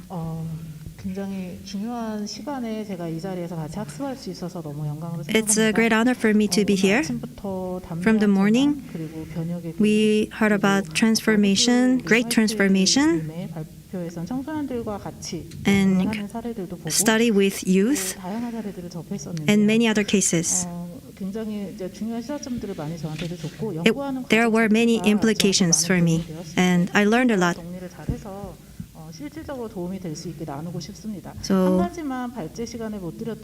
I wanted to tell you one point that I haven't spoke. While serving as an educator for about 25 years, I taught a lot of youth and children, but when we made investigation, the percentage of education for youth is 70 to 80%, and rest is for adults. But while listening to Mr.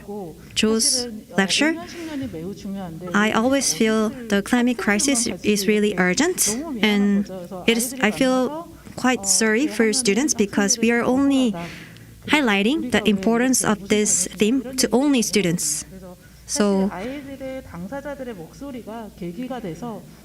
the voices of children and students could be used as a channel to raise awareness among adults. I think that is very important.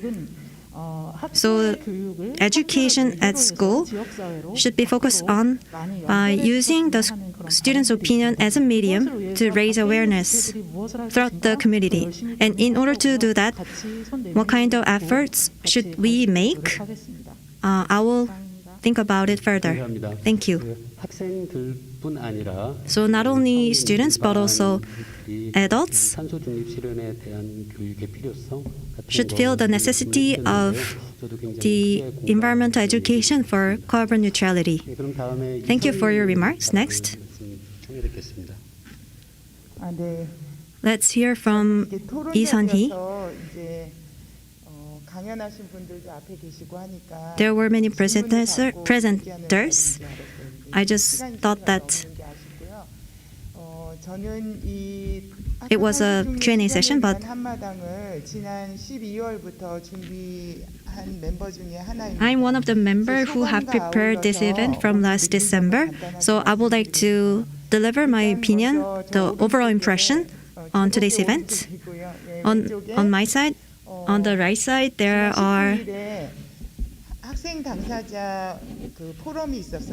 was a student forum, and we made a photo zone. 저희가 몇 사람이 같이 한 말이 교육부 장관이 저기서 인증샷만 찍지 말고 What we had discussed previously was it would be better to good use of that photo zone instead of just photo wall for high-level people. 어느 정도 좀 진심이 느껴지는 그런 행사였어요 오늘. So I think today's event achieves that goal. So I think today's event is meaningful. 행사들이 제법 있다는 것도 알고. And I know that there are many conferences like this and a lot of similar academic materials as well. So it's not just serve as a venue of hosting conferences. At this time of climate crisis, at first I thought about whether our event is just an event to show off or it really contains the sincerity for caring about carbon neutrality, because in the era of COVID-19. 정말 이게 3월에 이런 행사가 가능하구나라는 것 하나와 And I realized that we are able to host this event in March, and if we have a will to do something, then we can do this. So that's my impressions for today. 발음을 잘 모르겠네요. And while listening to the foreign speakers, Peta White and Trimeru Denigo, thank you for your presentations. And I would like to also express my gratitude to your speech. When he mentioned about 4 areas and also 3 sub-areas, you mentioned about 12 competences. That approach was very impressive. So if we draw your idea into a map, I think that we are able to find out the issues that we have and solutions, and we can create a clear solution and goal. And that question, the similar question was asked by an educator at the forum.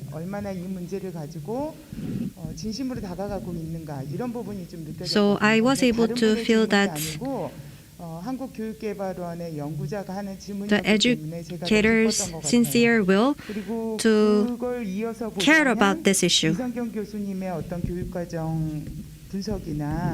And also Professor Lee and President Chang, from your keywords, I think I was able to relate to your ideas as well. And as a teacher of a school, what we lack is when we present curriculum to students, we tend to present only requirements to students. But I think we need to rather suggest more clear goals to students, and it needs to be supported by strong support.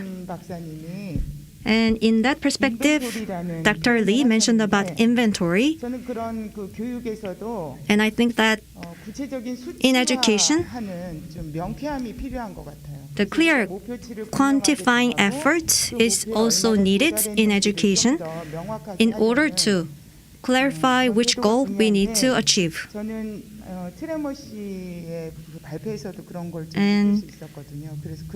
from the overseas speaker's presentation, I was able to also feel the same thought. And lastly, for Peta White, sorry for my lengthy speech. From your remark, education is making a practicable, implementable hope. And I thought that we are able to discover hope from that effort. From that respect, other speakers' speeches were also interrelated, I thought. 감사합니다. Thank you for your 오늘 그 하루 opinion. 종일 이 컨퍼런스에 참석하신 분들께도 제가 For those 가장 who are staying with us all throughout the day here, 정책 제안을 정말 그 정책을 the policy proposals made by students, 전달한 장면이었던 것 같습니다. you watched that. I think that was the scene that 정책 제안서라고 적혀 있었고요. 그 뒷면에 it was in the same vein of our theme. 모두 보일 정도로 학생들이 만들어낸 정책들이 정말 And some of the policies raised by students were very visible on the stage to all the attendees. So I think that such specific policies were surely delivered to policymakers and high-level people. 학생들이 전달한 정책이 어떻게 반영되는지를 So 모두 관심을 갖고 let's 지켜보면 좋겠습니다. 제가 take interest in those policies going forward. It is being keep delayed, so 생각했던 것은 what I have thought about for the second theme was 구체적인 정책적 제안 같은 것들을 해 주시기를 specific 말씀드렸는데요. 지금 한 번씩 policy 얘기를 proposal 다 for 잠금 carbon 시간이 neutral. 모자랄 것 같아서 So I don't think we have enough time to listen to all the panelists. 학교 탄소 중립 교육을 위한 구체적인 정책 Specific proposal 말씀해 주실 분이 for 있으면 carbon neutral. 발언- Do you have any ideas about this? Please raise your hand if you do. 제가 시간이 없다고 그랬더니 다들 Since I said we don't have enough time, you are not volunteering. 학교 현장에서 그 구체적으로 In schools, 학교 탄소 중립 실현을 what 위한 kind of 구체적인 제안 혹시 specific proposal can be made in 우리 schools? 혹시 기조 강연을 해주신 트레모님 그리고 화이트 Dr. Tremor Denigo, Dr. Peter White, do you have any proposal? Specific proposal? Yes. Yes, you can go on. Dr. Denigo.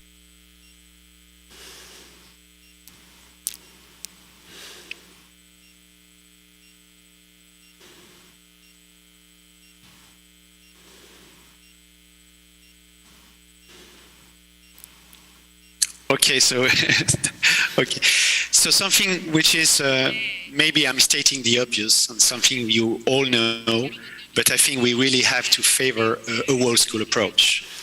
How could we pretend? Oh, sorry, I hear my voice in the. Okay, how could we pretend that we want to teach sustainability in schools? Where, for instance, canteens or use of paper, energy efficiency of the buildings, recycling of the waste, etc., are not fully sustainable. I mean, it seems to be very difficult. How can we promote systemic, critical, and exploratory thinking without applying to the very functioning of the whole school that approach by fully embedding sustainability in schools and work transversally through disciplines and domains? So this would be my recommendation in terms of policy. I think we don't have for sure to consider education for environmental sustainability as a box, but we can treat as a box, open it when we need it, and then close it. We have to think systemically. So whole school approach is for sure the method I would strongly suggest in terms of policy.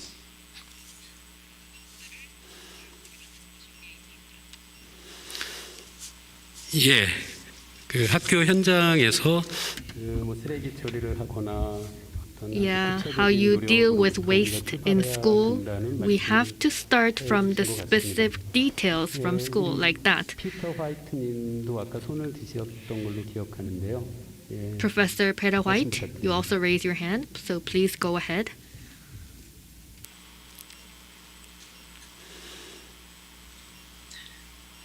Yes, I think maybe this space is for me. I'm sorry, it's just a little hard to hear sometimes, but thank you.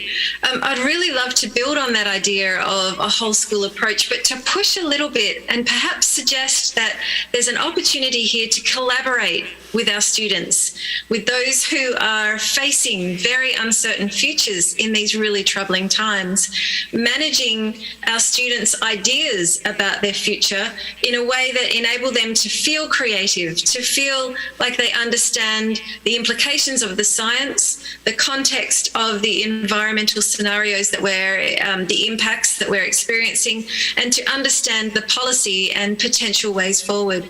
So I just encourage student agency and that idea of collaborating with our young people, encouraging student voice and finding ways to have students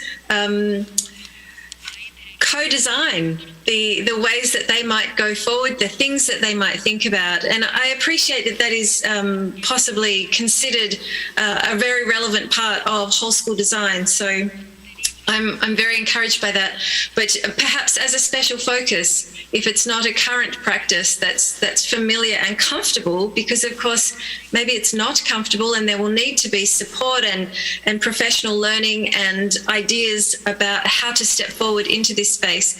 But I believe those pedagogical supports are available, and I encourage you to consider that as a policy move forward. Thank you. 예, 피터 화이트님 학생들과의 협업에 대한 강조. Professor Peter White had emphasized cooperation with the students, and she also emphasized the importance of students making their own voices. And she also mentioned agency, and this is very closely related concept, I think. So we've heard about summary of today's conference and how you feel about you just heard. And it's already 6 o'clock, so let's have a Q&A session with one of the participants on the venue.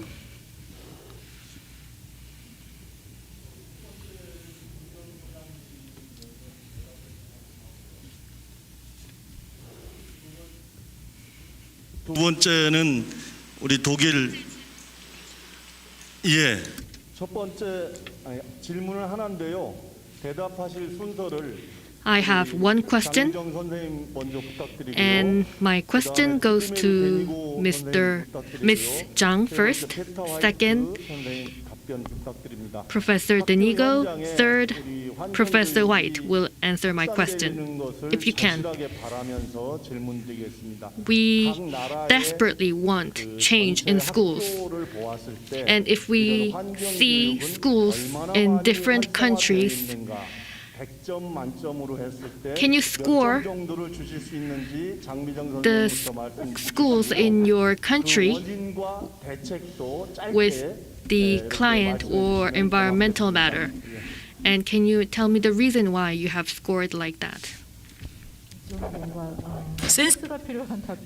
I think you need 글쎄요, 제가 a 양적인 거에 조금 약해가지고 점수는 잘 모르겠는데 sense of humor or sense of other things to score the schools in Korea.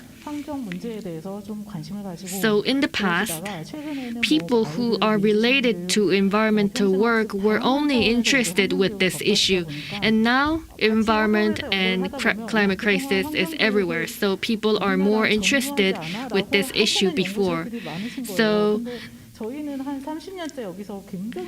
people thought environmental related workers never existed before, but I was in this field for more than 30 years, and I know that there are many people who worked like that. And I don't think I can score the schools right now, but now people are getting interested, stakeholders are getting interested. I want to score higher, maybe 70. They can pass now, and then they can work on it afterwards.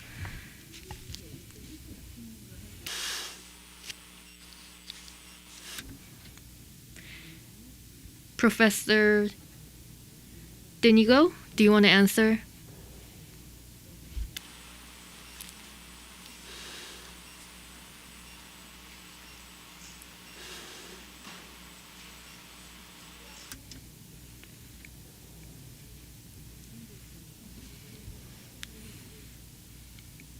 Professor Trimer Denigo, do you want to answer this question?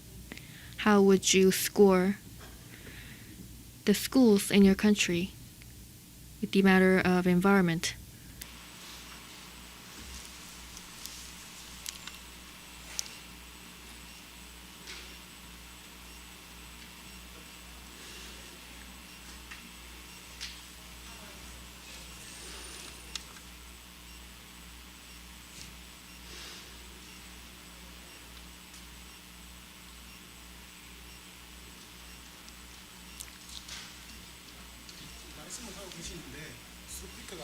꺼져 있는 것 같죠? 트레모님이 그 줌에서 마이크를 지금 꺼놓으신 것 같습니다.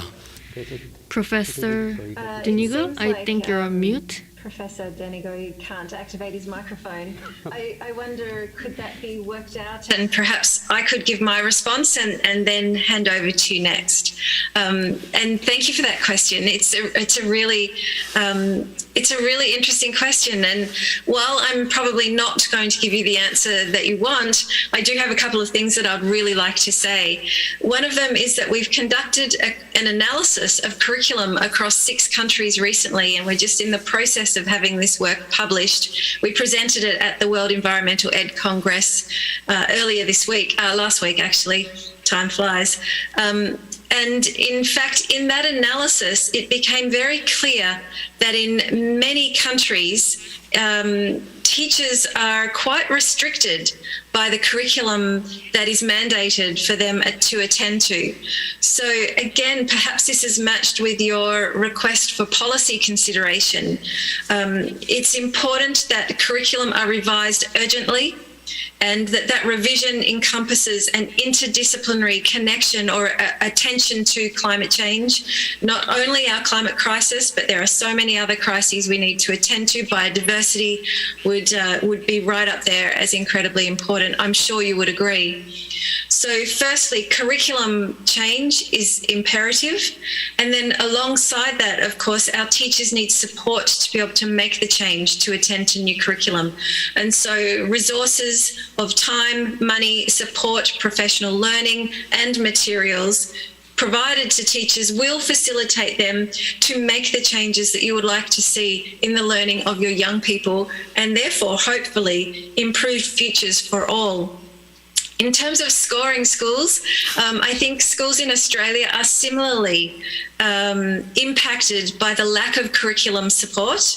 However, I do think there are quite a few resources available to Australian teachers, and they do have the ability to be creative and to adapt the curriculum to suit their needs if they feel that they have the confidence and the background knowledge to do so.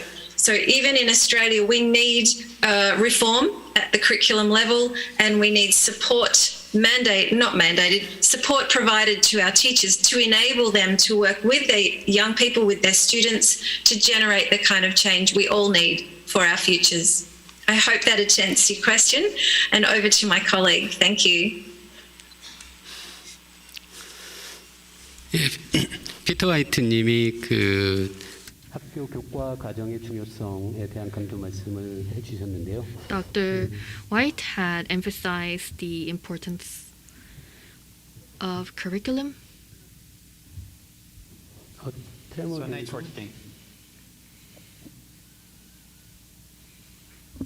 So I'm sorry because my connection fell down and then the microphone couldn't be activated. So now, I'm not even sure I will answer the question because I didn't catch everything.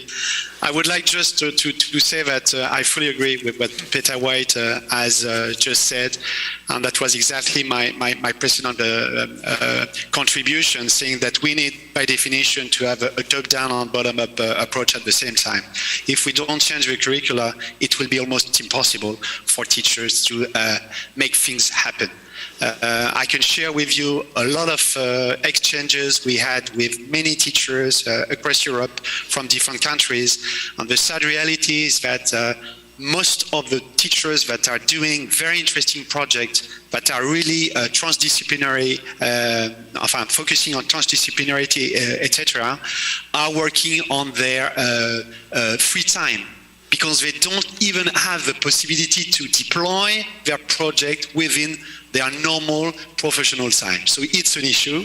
So if we don't change the curriculum, we don't give the possibility to teachers to concretely implement projects which are embedded within their normal professional time, things won't happen. Another thing I wanted to say, because I catch the last part of the contribution of the question, I'm sorry again about that, is that as a matter of fact, we did mapping for the competence framework. We did also a mapping of the existing initiatives when we start designing the Education for Climate Coalition, so the community of practice I explained, I presented this morning. And in both cases, it was very interesting to see the differences from one country to another in terms of quantity and in terms of quality. It's, as a matter of fact, not easy to compare the different things because countries are at different stages in terms of awareness and also of structuring some solutions. Really, I mean, I don't want to be too caricatural, but it's true that Nordic countries, for instance, are doing things that are impressive. Other countries might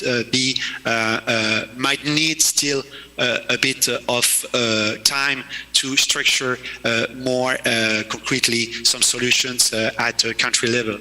But what was very striking when we did this mapping was that, as a matter of fact, as it has been said before, some initiatives exist for decades, absolutely. There are people and organizations that are focusing on education for sustainable development for 40 years. That's true. On the other hand, most of the initiatives I was going through in Erasmus initiatives, e-twinnings initiatives, a lot of initiatives that are transnational in Europe were maximum 4 years old. And most of the new projects were 2 years old. So it means that there is a sort of momentum. It's obvious that at the moment, all the education system and the education community at large are taking into consideration the absolute need to act and to strengthen their capabilities regarding education for sustainable development. And I should say that at systemic level, it's something which is relatively new. Even if, as I said before, there are initiatives that exist for a very long time. So we have, and that was the other thing I wanted to share with you, and sorry again if I'm stating the obvious, but we absolutely need to foster international collaboration and focus on knowledge sharing. We are facing the same challenge at the same time. So we all agree on the fact that we need to act. It's something which is of historic proportion, really. So we need more than ever to share the good practices, the ideas, and also the tools we already had, so that we can learn better from each other to learn better, I should say. So I'm not even sure I answered the question, but this is what I could say. 예, 감사합니다. 그 교육 현장에서의 여러 이니셔티브의 중요성. You mentioned about a lot of meaningful initiatives in the educational field, and in education, the importance. You also emphasize importance of national collaboration, and the impressive word was transdisciplinary. I think comprehensive efforts is needed from various disciplines. Since we already passed the scheduled time, so let's finish up the panel discussion here. Thank you for all the panelists and for those who are staying with us. Also, I would like to deliver thanks to all. 네, 감사합니다. 종합 토론을 Thank you. 끝으로 오늘 이 시간을 마무리하도록 하겠습니다. We are going to 더 늦기 전에 학교가 finish 먼저 today's 시작합니다. conference here 학교 탄소 중립 under the 실현을 theme 위한 of 첫째 날 함께해 schools 주신 start 여러분, first before it is too 대단히 late. 수고 많으셨고요. For those who are here today, thank you for your participation. 여러분께서는 그랜드 플라자 호텔 3층 우암홀로 이동해 For 부탁드리면서 those who need to go to Plaza Hotel, please move to the hotel. 수고 많으셨습니다. Thank you for all for being here with us.